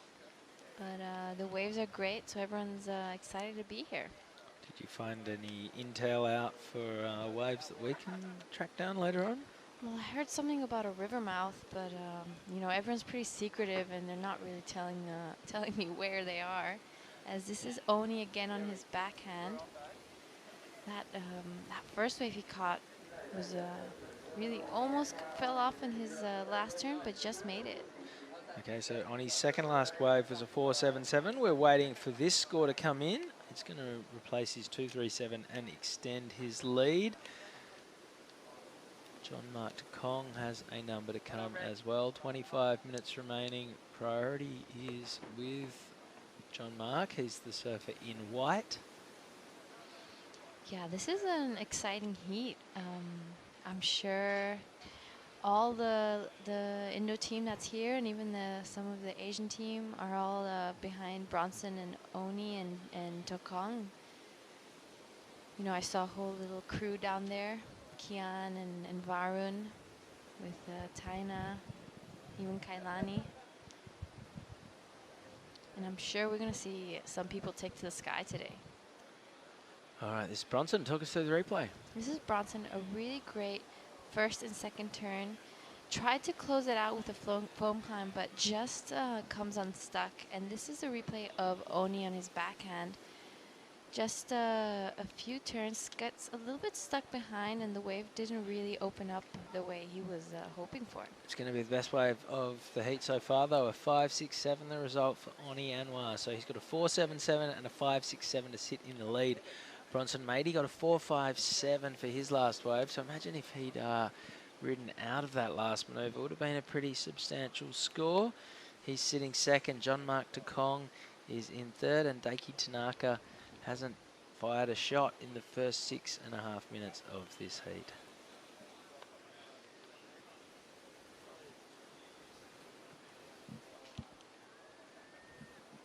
Here is away from John Mark Takong. The replay, 2 good turns and a quick out.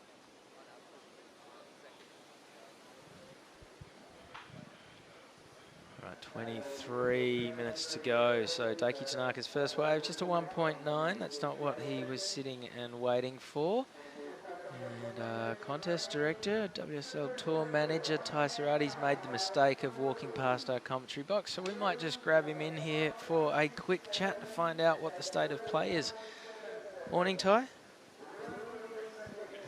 Yeah, how are you, mate? It's another very, very pleasant morning here in Taiwan. And you've just made the call. We are done at the end of this round. Yeah, it was a pretty tricky call to make because the waves are still firing. It's just slowing down a little bit with the high tide. So yeah, we're going to push the quarterfinals to tomorrow morning with the better tide and similar wave size.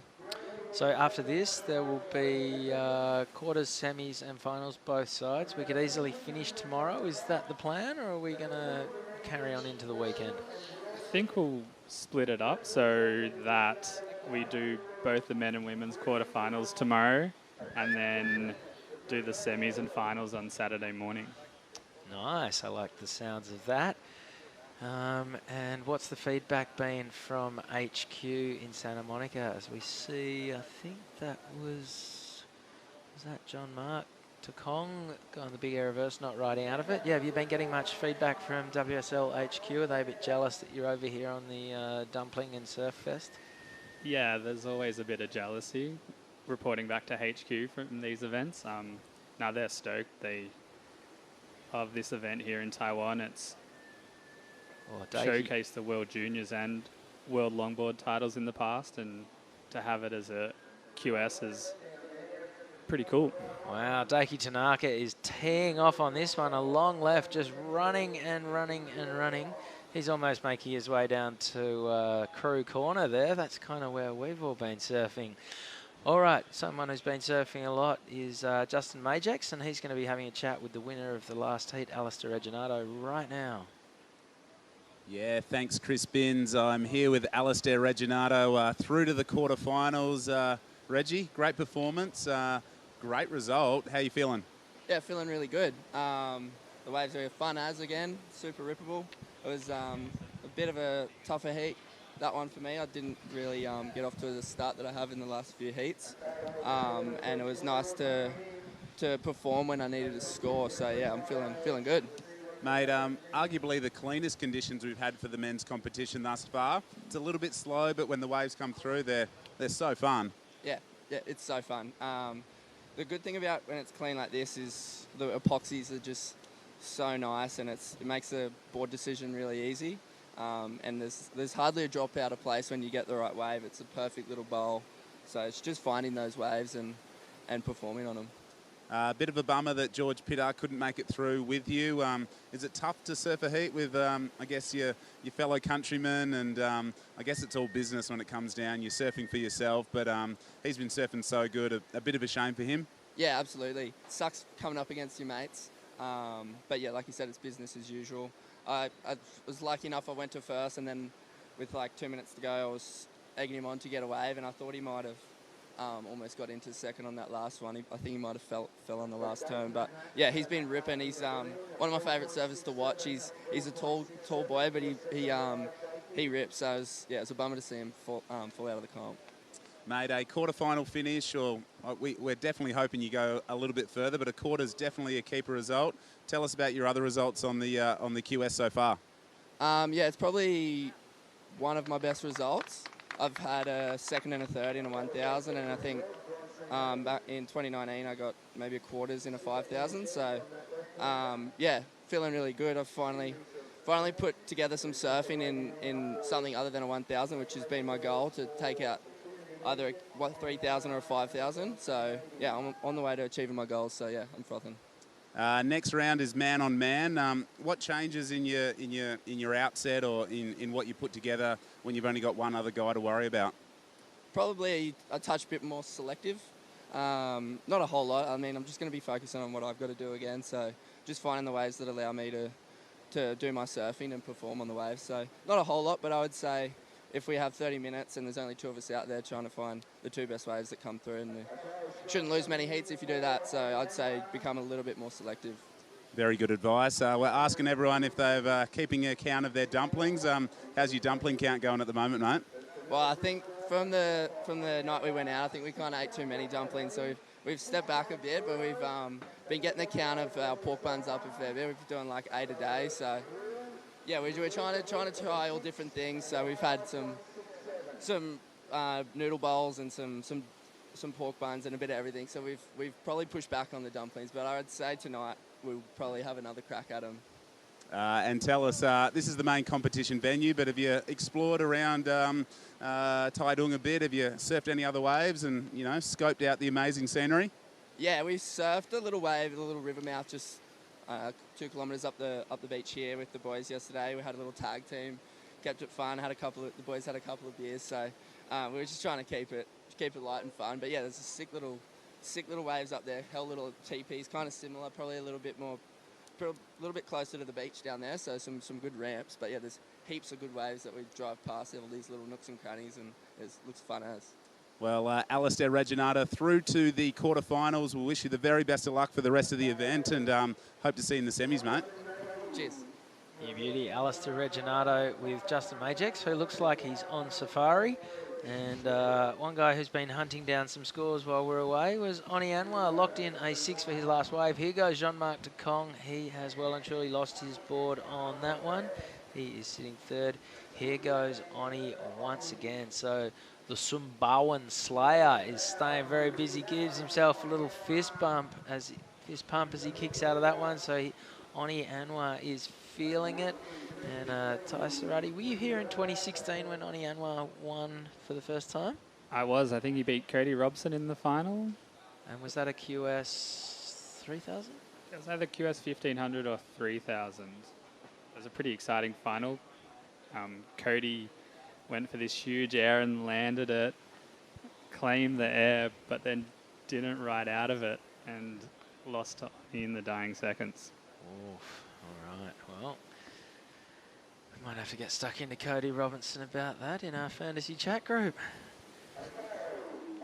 Could be a punishment coming his way. Oni Anwar, last wave, comes in at a 7.67. He is doing it very nicely. Bronson Mady is sitting 2nd with a 5.43, looking for an 8.24 for the lead. Talk us through this replay type. Yeah, Oni has been on fire this whole event. He's had a pretty solid year. His backhand surfing is pretty electric and kind of went to town on that one. And there goes Bronson on a smaller inside right. 15 minutes to go. This is Jean-Marc de Kong. Well, he's sticking with it. This one's standing up. That board looks so good under his foot. It just looks glued to him. It's not the biggest craft in the competitor rack, but it gets around the place. Oni's younger brother, Jean-Marc de Kong. Yeah, they look pretty similar, don't they? I called him Anwarinho the other day, little Oni. Talk us through it, Jada. Yeah, here's on his backhand. This turn was right in the pocket and so smooth. Just got slightly stuck behind it, but here he finished it off nicely as the wave slowly tapers away. And here comes Bronson. We didn't see this first part, but 2 really great turns. Wasn't really maybe what he's looking for, as Oni already has a 7 under his belt. Yep, so Bronson, he'd need that to be above a 5.43 to factor in. I think John Mark de Kong's got far more chance of his wave counting in his 2-wave total. 14 minutes to go. And what's next on the WSL calendar for you, Ty? We're actually pretty excited to be running the first QS event in the wave pool at Urban Surf in Melbourne. Yep, the Rip Curl Pro Urban Surf. Yeah, it should be pretty exciting and a little bit different.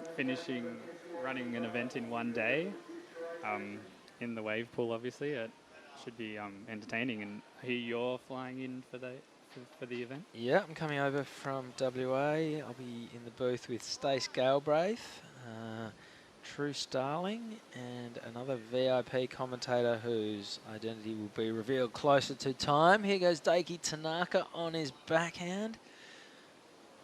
And I know it's a pretty obvious low-hanging fruit gag, but as a contest director of a wave pool event, do you have to, what's your job? Yeah, I don't know. Maybe I'll just be kicking back in a deck chair by the pool, just watching. You just turn up and make sure there hasn't been a power outage and we're good to go. Yeah, I think it'll be... That's us. We love Taitung. No, I'm pretty excited to see how it all works. Been working with Surfing Victoria on some formats for the event, and how is a heat going to run? They're 4-man heats, obviously, in yeah, a QS 1000? It's going to stick to the same formula as normal QS heats with 4 competitors, top 2 waves, and the top 2 advancing. Yep. And there'll be, so you've got 4 surfers in the water. The average set at Urban Surf has, 6 to 8 waves? So is there priority? How does that, is it a coin toss at the start to determine the order? There's predetermined waves and wave order. Right. Each set will have 2 rides, and then they'll alternate between the 4 surfers. We're going to run the men's on one side of the pool and the women's on the other side, running at the same time. So it'll be lots going on. Oh, wow. Yeah, okay. It'll be an action-packed broadcast, so I think you'll have your work cut out for you, but it should be entertaining, and yeah, I'm really looking forward to it. Yeah, that's incredible. So you're going to have surfers basically surfing towards each other at the same time. The waves, if you actually take a step back from the pool, the left and the right don't break perfectly at the same time. There's a little bit of stagger, but not enough where you can show one wave and then another. So that's going to be fun for the broadcast crew. Yeah, they're going to have their work cut out for them, that's for sure. And so you said there's 2 waves ridden per set. So that's 2 surfers will sit there. Can you paddle and miss? If you're the first in the rank, can you wait until, say, the 3rd wave of the set before you go? No, you'll be given like a wave. Oh, Bronson Matey, backhand air reverse. Daiki Tanaka in reply. 10.5 minutes to go. Last wave for John Mark de Kong does go into his top 2 of 4.23. But Bronson Matey, let's have a look at this replay and see if he's throwing the cat amongst the pigeons with this air reverse. Keep talking, Ty. Run us through this formula, sorry. So it'll be predetermined waves. It'll be, say, like wave 2 and 5 of the set that the surfers will ride. And there'll be a wall marshal telling the athletes which wave to catch. Unreal. And how long will the average heat take?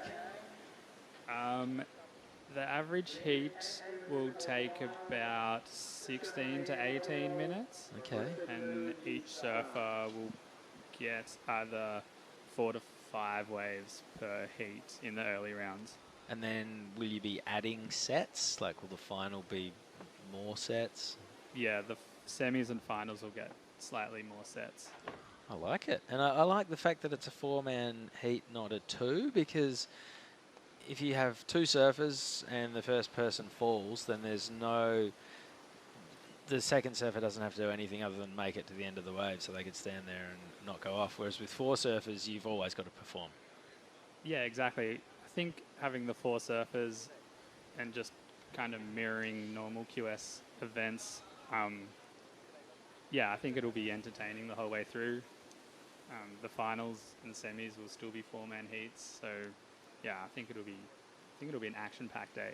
And were you privy? Here we see Bronson Mady. Jada, talk us through this one. Yeah, you see him speed down the line and go for this air and somehow makes it out of the whitewash. I'm not even sure how he did that. But here is Daiki Tanaka. His backhand super sharp. This wave does flatten out a little bit for him, but his surfing is looking great.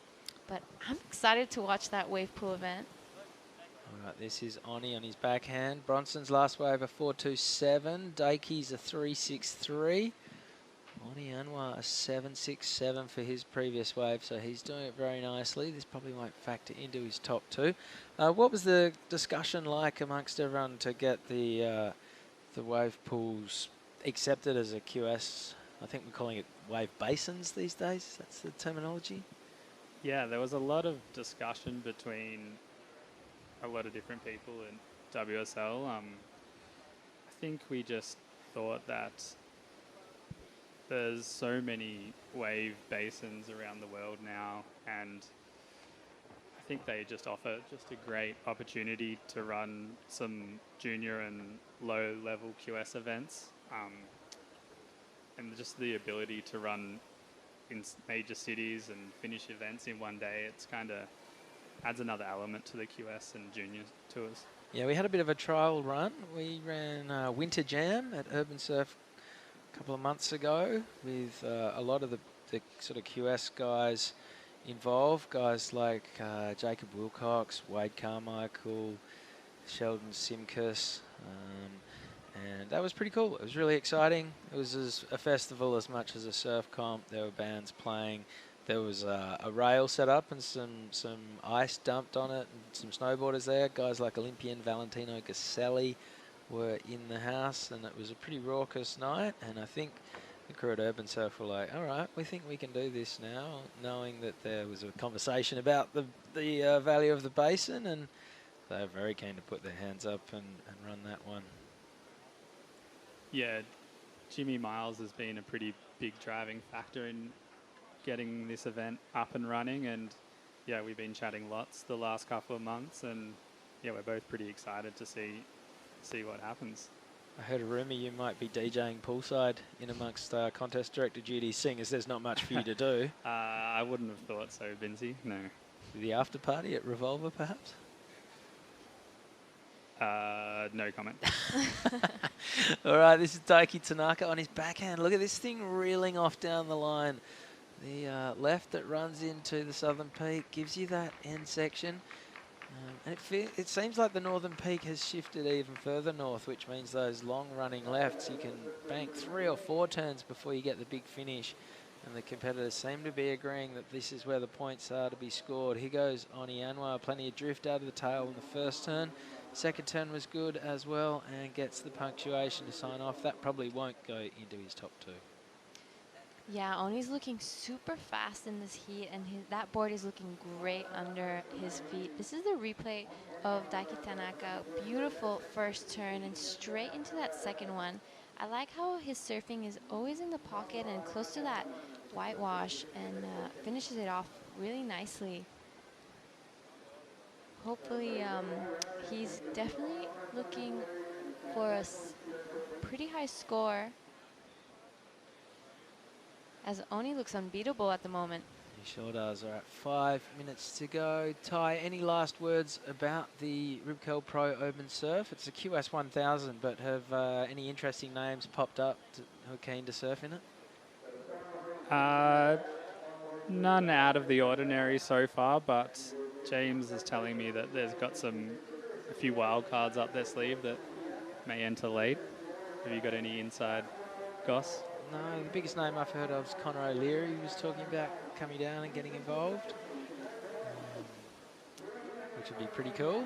Yeah, I mean, if you can just fly in the morning and fly out that night, then why wouldn't you just pop down for a couple of heats in the basin? Because the prices of airfares at the moment are astronomical. I'm having to fly via Adelaide on the way in and Sydney on the way out to try and keep costs down. Here goes Bronson, goes the big layback. The board's still sort of under his feet. Can't ride out of that one.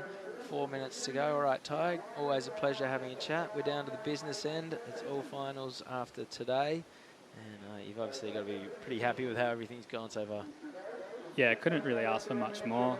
The event has had waves the whole time, and yeah, really looking forward to see the next couple of days and see what the finals bring. And all the Taiwanese crew around the event and the Taiwanese surfing community, they're all happy with how things are going. Yeah, they've been so welcoming, and a lot of them got an opportunity to surf in the event this year. So yeah, I think it'll just improve the level of surfing here, and hopefully next year more and more of them enter and get better and make more heats. And yeah, I think the event for Taiwanese surfing is really a blessing.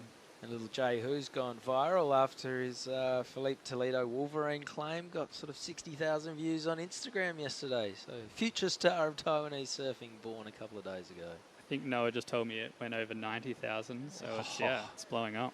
Wow. All right. Ty Serrati, always a pleasure. Thanks for the chat and the sterling work on the calls this week, mate. We'll see you in the lineup in about 33 minutes' time. Thanks for having me on.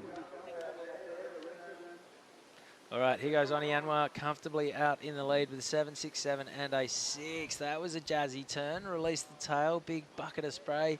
Rock and roll floater for his third turn, and he is out of there. So great variety from start to finish. Oni Anwar, he's won here before, all the way back in 2016, and he's feeling it as we get down to the business end of this event. 2 minutes to go.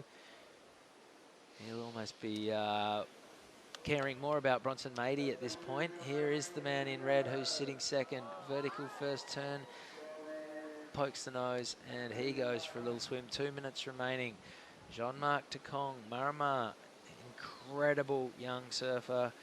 5.87, very much in his wheelhouse. Daiki Tanaka, he only needs a 4.3, so no one is going to be comfortable with a minute 45 to go. Giada, what do you make of this? Yeah, the race for second is still alive for all three of those surfers. Oni has really taken the lead from start, and what it looks like it's going to be to finish. So, Bronson is, Oni's next generation, I guess, from Lakey Peak. And it'll be great to see those two surfers progress together. Yep. Oni. So his last wave came in at a 5.1, does not go into his top two. He's throwing away, 3 5s, 2 4s. He's doing it very, very nicely. Bronson Mady would love to upgrade his 4.67, a 10.1 total.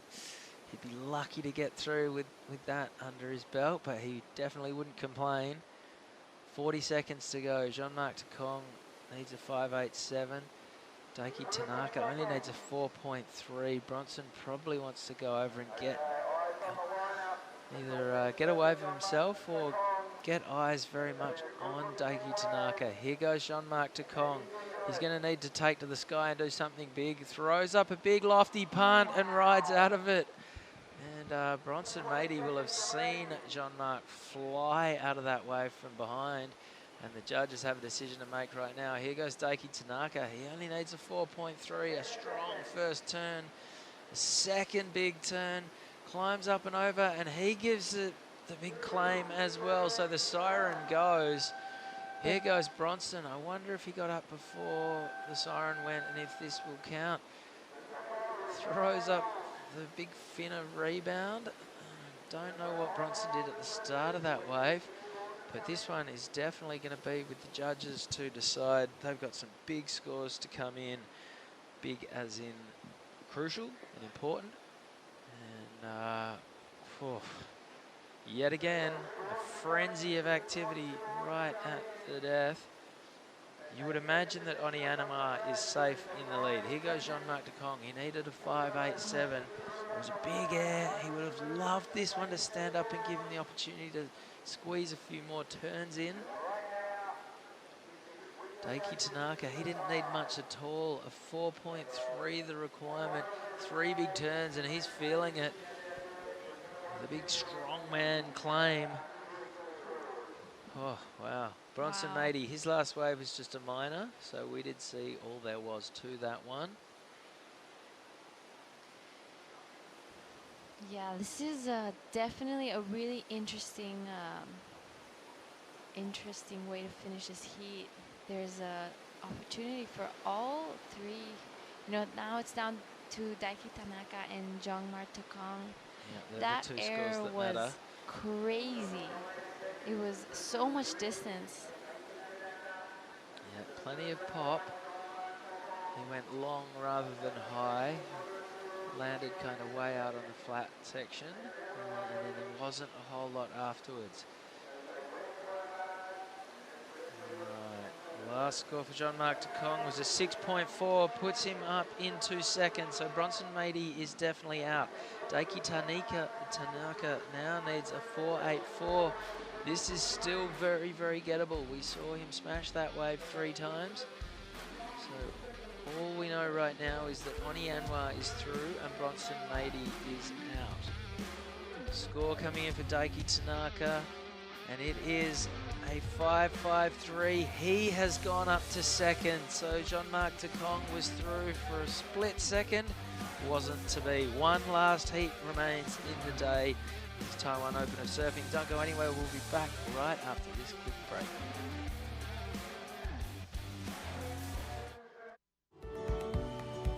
有时候我们会观察那个树梢地面的摆动啊，或者是旗子，但是看不到最快最好玩的方法。你看口水它移动的方向，它就是我们地面风的速度在这个方向。等一下呢，我们要去的那个前点叫当天角，深度蛮深的，所以我们都要检查一下哈、你的电脑表看看有没有进入最大明显的视线。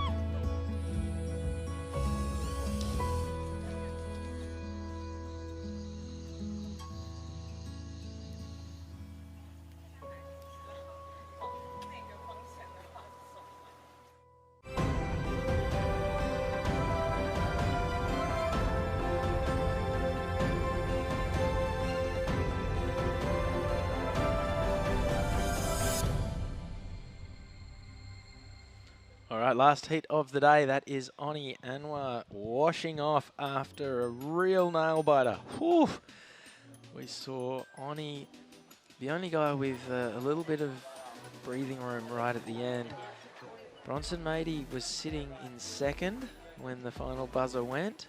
He was then overtaken by Jeongmar Takong, who was then overtaken by Daiki Tanaka. And Oni will be very, very happy that he had nothing to do with that scrap for second place. He's smiling, he's always smiling, but perhaps a little bit bigger than normal right now. Very great performance from the Sumbawan. Chris Binns here in the booth for the last heat of the day, alongside me, Justin Majex. And Justin, You've been out and about. What's the atmosphere like out there? Yeah, it's sort of a great vibe. Obviously, with heats like that going down, there's a lot of anticipation, a lot of people sitting on the edge of their seat awaiting the outcome of that one. But yeah, a really close little battle. And as we get to the pointy end of competition, of course, they're always tight, but none come tighter than that one. That was a real show-stopping finish. Let's talk about the heat in the water right now. Jarvis Earl open proceedings with a 6 for the Aussies. Marlon Harrison is also joining him. And then we have 2 Japanese surfers. Yuji Nishi, one of my favourites, and Rinta Utu is the surfer in red. So 2 Aussies and 2 Japanese, fittingly rounding out the last heat of the day. Here goes Jarvis Earl on his backhand. Yeah, he's lethal no matter which way he's going, but this is a great way to open this heat, and 3 crisp backhand turns. Does well to extract everything out of this, and yep, little shove it to finish on that one. So a 6.0, a really good wave and a good way to start in the opening few minutes of a pretty stacked heat. Isn't it? Marlon Harrison, the number 1 on the Australasian rankings at the moment. Yeah, and he's qualified for the World Juniors as well, as we see Green up and riding. Yeah, this is Yuji Nishi off, and that was Rinta Utu, who was sort of heading towards him. So you can see the 2 peaks in operation there. It is the northern peak, that's the one to the left of the screen that is generally sort of where all the heavy lifting is done. And then we'll often see competitors sneak off to the southern peak if they're trying to get a wave to themselves. The right runs back in, gives you that closeout bash. The left runs off. Sometimes it stands up, sometimes it doesn't. Bit of talk about whether it gets scores because you're sort of watching it from behind. Well, it's been getting scores today. It's probably been out of the 2 waves, probably the greater opportunity has come on the lefts today. Certainly in the heats that I've called, a majority of the better scores have come on the lefts. But these beautiful glassy conditions on offer, as we see your favourite ripping into a great first turn. Yeah, this is Yuji Nishi. Behind him, Jarvis Earl in action. As Yuji signs off on the inside. And we pick up Jarvis. All right, he is out of there. We've got scores to come in for all 4 surfers. While there's some paddling and some arithmetic being done, let's cross down to Giada Lagarde, who is going to catch up with Oni Anwar. Yeah, I'm here with Oni Anwar, the winner of the last heat. Man, Oni, you won. You were first from beginning to end. You weren't worried about anyone in that heat. Tell us what your trick was. All right, so I've been surfing in the contest so many times, so in my advantage is knowing that I'm surfing with my, buddies, and then Bronson, it's a freak, and because I was already like, I was scared already, like thinking about this guy always beat me, not Bronson yet, but Marma always beat me, so my goal is to revenge, and then I got him back, but it's still like 2 and 1, so I need another one to beat him. So yeah, but my plan was just to get the good waves. And me and Jagger this morning woke up at 4:30 in the morning, coming here, like 45-minute drive, and we had a good chat. Unfortunately, he lost his heat, but hey, look, this is a wave, wave that choose you to win or lose, so I was lucky out there to get the good wave. So, yeah. So you and John Mark Takong have competed in a final recently together in the Philippines. What do you say was the difference in that heat compared to this one? Well, yeah, I wanted to beat him in his home, in front of his yard, that's like cloud 9. But unfortunately, he beat me again, and so this time we're out of our home, so meet each other outside. Let's see, and it's kind of fun. This guy, and he also fight until end to get the score. He got it. This guy's a freak, He smile. He doesn't.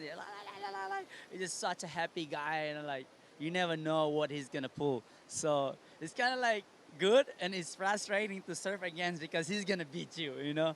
And then that last, also like I was enjoying more watching this guy chasing like second place, like they're all like this up and down, you know. Bronson had a second place the whole time, and Daiki got a good score on that left, and he needed like a 4 at the end. And yeah, it was a really sketchy situation when it comes to like 2 minutes left, and for us being in the water, I'm like, oh my God, I hope he doesn't get a 9 or just enough to come second, because I was leading. So yeah, you know, Marmar, he's a freak. So watch out for this guy. You know, so you and Bronson as well are both some of the best talents to come out of Lakey Peak. Do you ever give him words of encouragement or get any tips, or is it every man to himself out in the water? Yeah, Bronson's my little brother, and I love to give him as much as input for him, so he can, because his career is just starting now, and I hope he wants to learn, and because he's a freak, you know, like he doesn't need much to adjust with his surfing. The surfing in Indonesia is bright, you know, like big. So having Bronson is, I love to help him a lot more in the future. And as I can say, I'm coming to an age where I can give back to the up and coming generation in surfing, you know. So yeah, Bronson definitely. It was so far, you know. I was there, and I was like, because I kind of know where the waves was breaking a little bit. I was been watching the whole time, and I was like, why is Bronson sitting over there? And I trying to yell at him, oh, come here, but it's too far, and I don't want to be too obvious to us like Daiki and Marma. Like when you're in the water, we don't want to show that we want to like team up me and Bronson to against them, because they're all my friend. But you know, like I said, it's competition. You know, we cannot really. We're no friends in the water, so. But I'm too friendly, you know. I cannot be a friend. So I know you have a lot of Indonesian fans back at home. Is there anything you'd like to say to them? Ya, teman-teman yang ada di Indonesia harus semangat. Ini event sangat untuk belajar, yang kecil-kecil belajar supaya bisa ikut kayak Rio, Bronson. Semoga kita semangat terus, karena di sini bukan hanya Indonesia aja, ada orang dari Filipina, dari Jepang, Australia. Jadi Indonesia harus maju terus ya. Let's go. Alright, terima kasih Oni. Back to you guys in the booth. Thanks a lot, Giada. And Oni was talking more in English than he sort of froze up a little bit when it came time to speak Bahasa Indonesia. But the ever effervescent Oni Anwar is through to the next round. I did enjoy him saying, yeah, he loves watching the battle for second place. The only time you will say that when you're in a 4-man heat is when you're comfortably in the lead. Yeah. Because the other 3 guys were not enjoying that. Yuji Nishi threw down a massive hammer on that section. Where are the judges going to go with that number for the surfer in green? This is Rinta Utu on his backhand. And this was while we were chatting to Oni. And I think Jarvis Earl, his last score has locked in at a 0.5, so that's a minor. His previous was a 6.33. He is in the lead. Yuji Nishi with a number to come. Marlon Harrison, he's all locked in. Rinta Uta with a score to come, 18 minutes to run. Let's see if we can get a replay of that last wave of Yuji Nishi, because he really did not hold back one little bit, Justin. Nah, he's a powerful surfer, and I can understand why he's one of your favourites, because he's been throwing down some massive turns, and he's got a really good approach to the waves here at Jinzun Harbour. But you can't help but smile when you're watching or listening to Oni Anwar. His enthusiasm, his stoke, he is just a bundle of energy. But this is the replay you were wanting to see, and I was wanting to see as well. But whack, just crunched that section, did so well to ride through the mashed potato, and showing some great control there on his forehand was the Japanese surfer, who is currently in second. We are awaiting a score.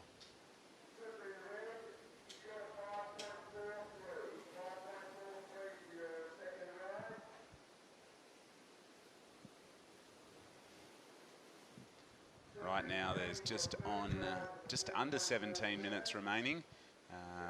Right now it is WSL holding it down first position.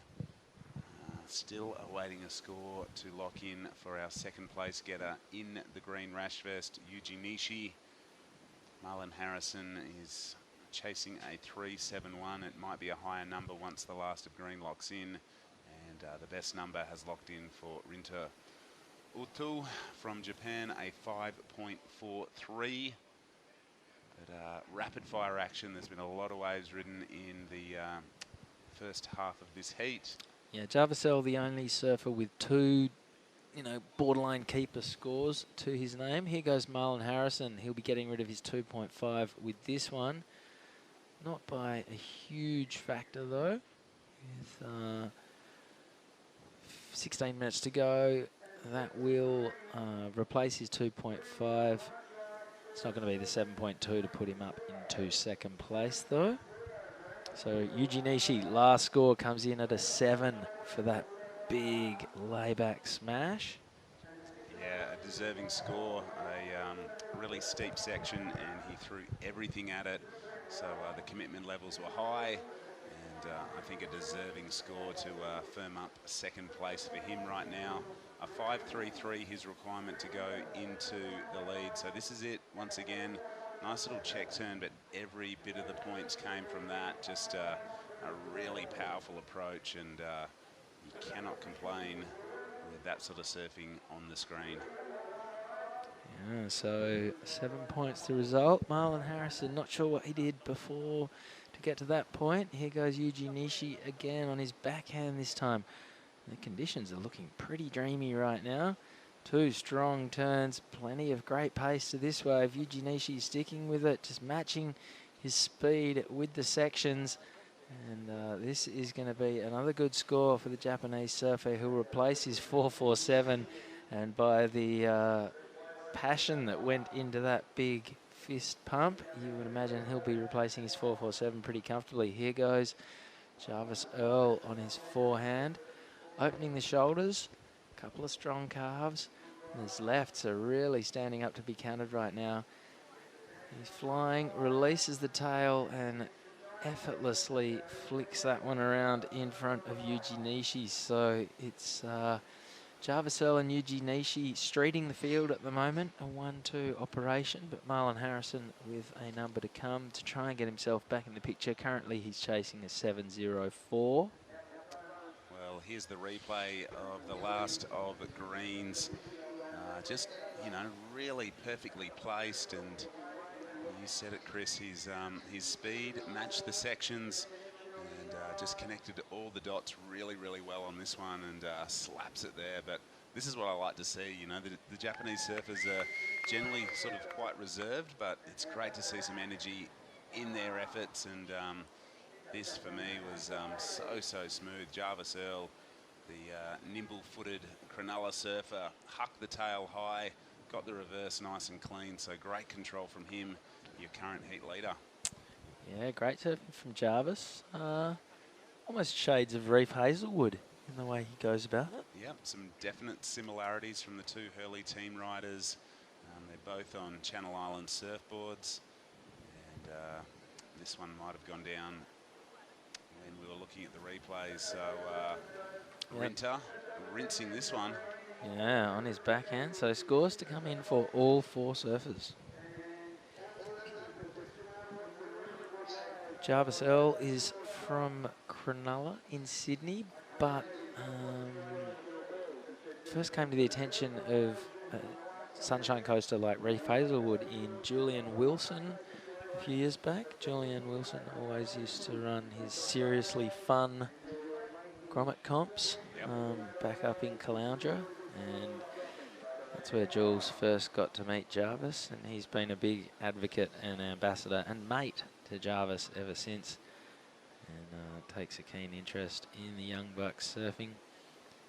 And I haven't actually met Jarvis. We've sort of been somehow avoiding each other this whole week, but he seems like a really smiley, fun-loving, positive presence. He's always, bouncing around in the lineup, Yeah, I've definitely seen him around the junior circuits in the past.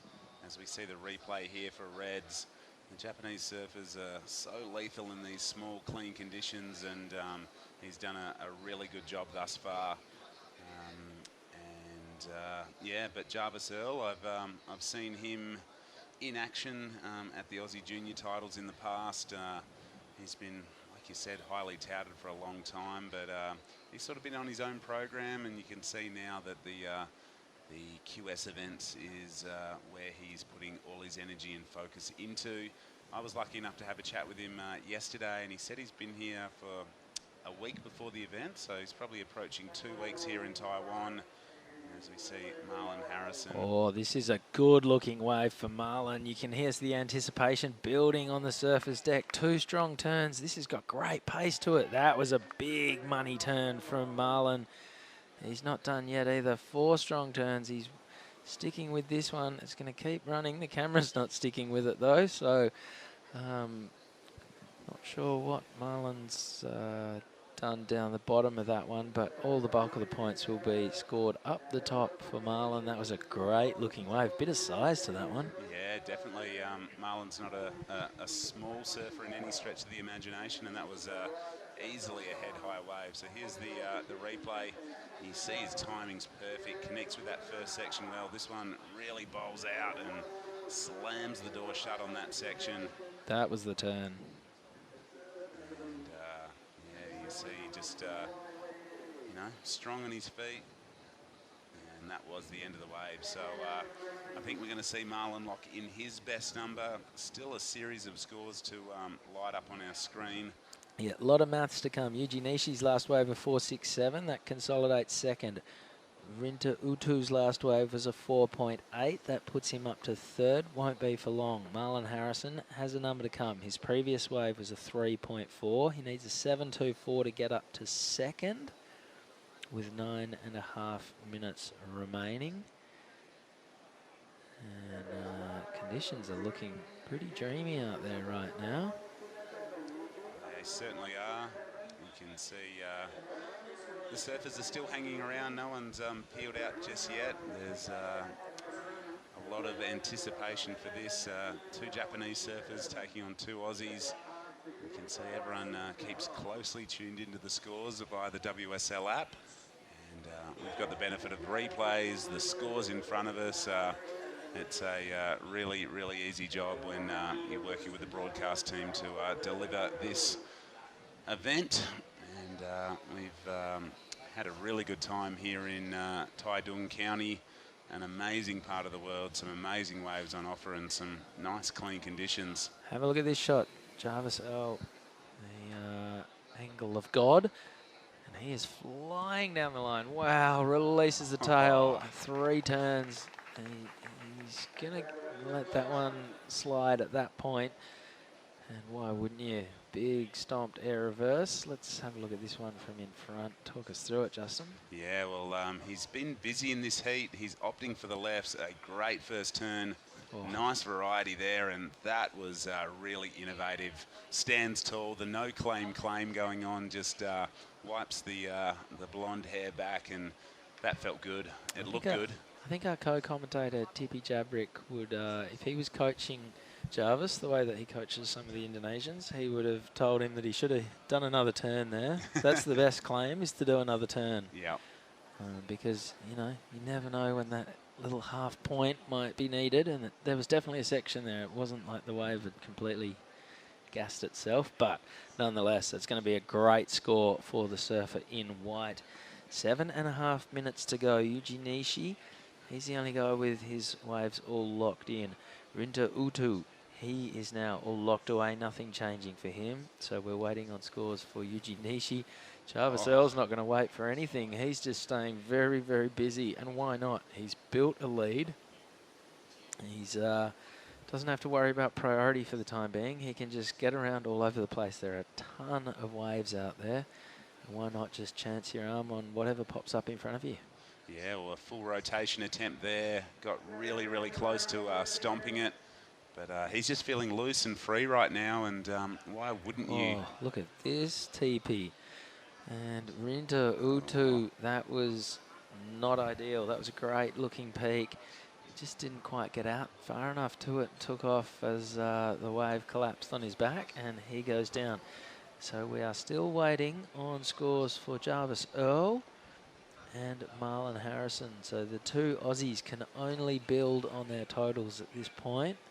6.5 minutes to go. Let's get this number for Jarvis and the number for Marlon Harrison in the system.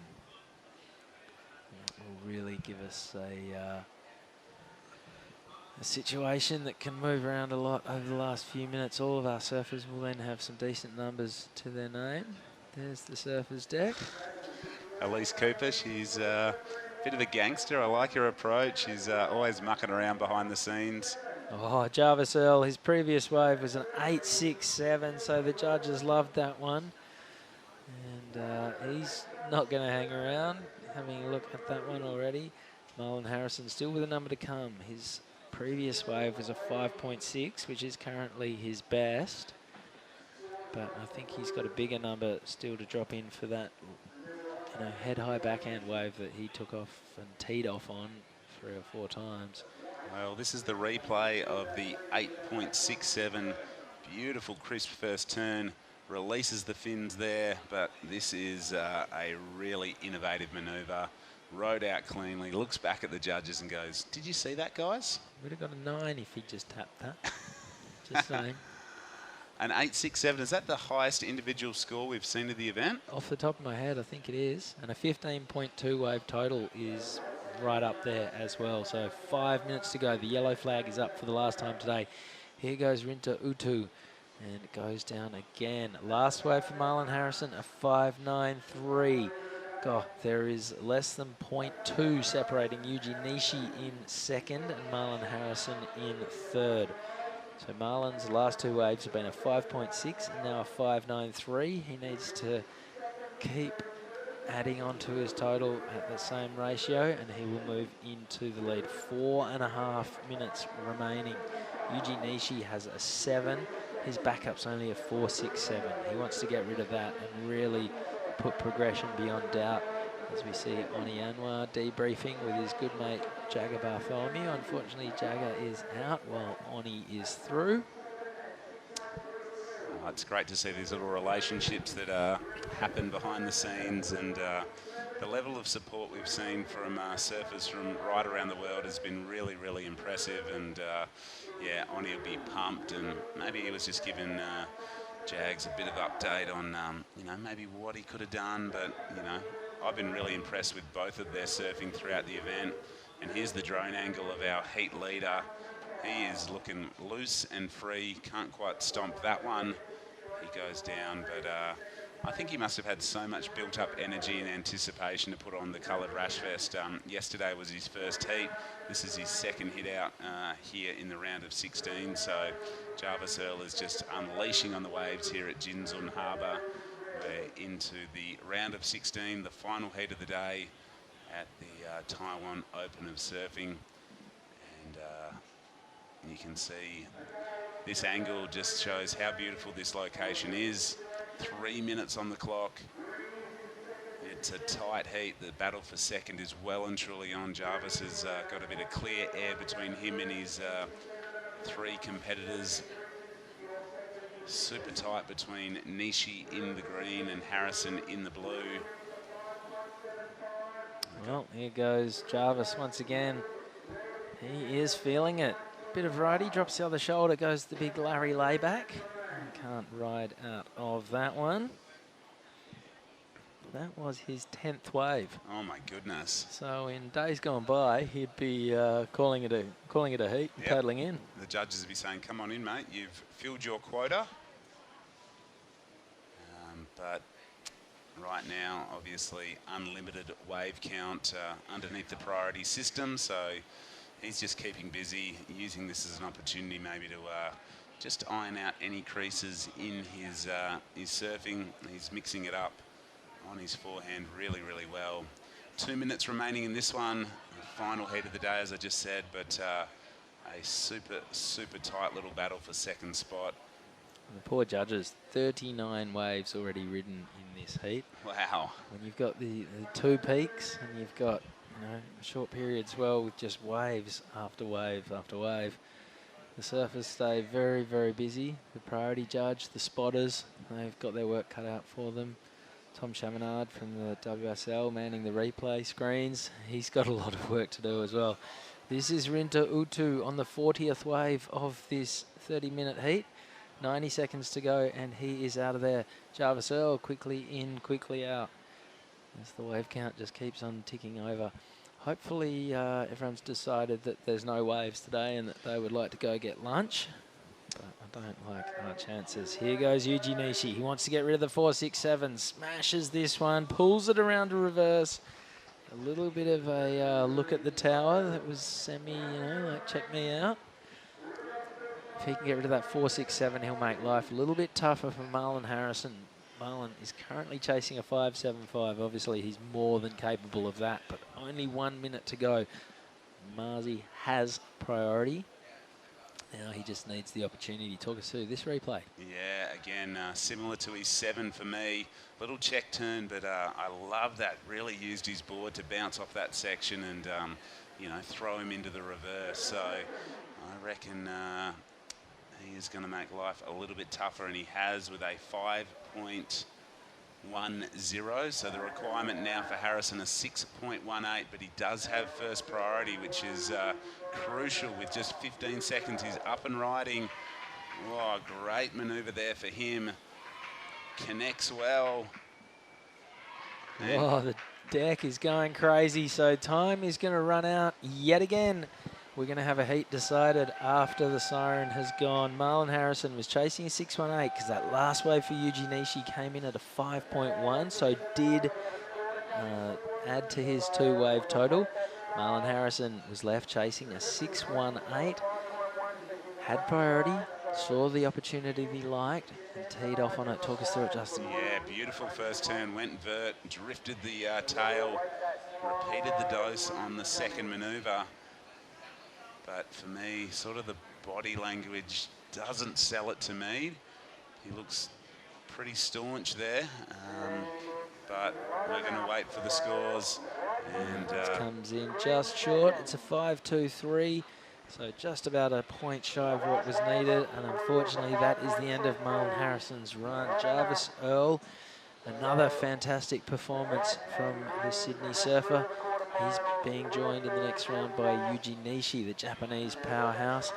And that was the last 4-man heat for the Taiwan Open of Surfing. We are seeing man-on-man action from this point on. We are down to the quarterfinals on the men's and women's side of the draw.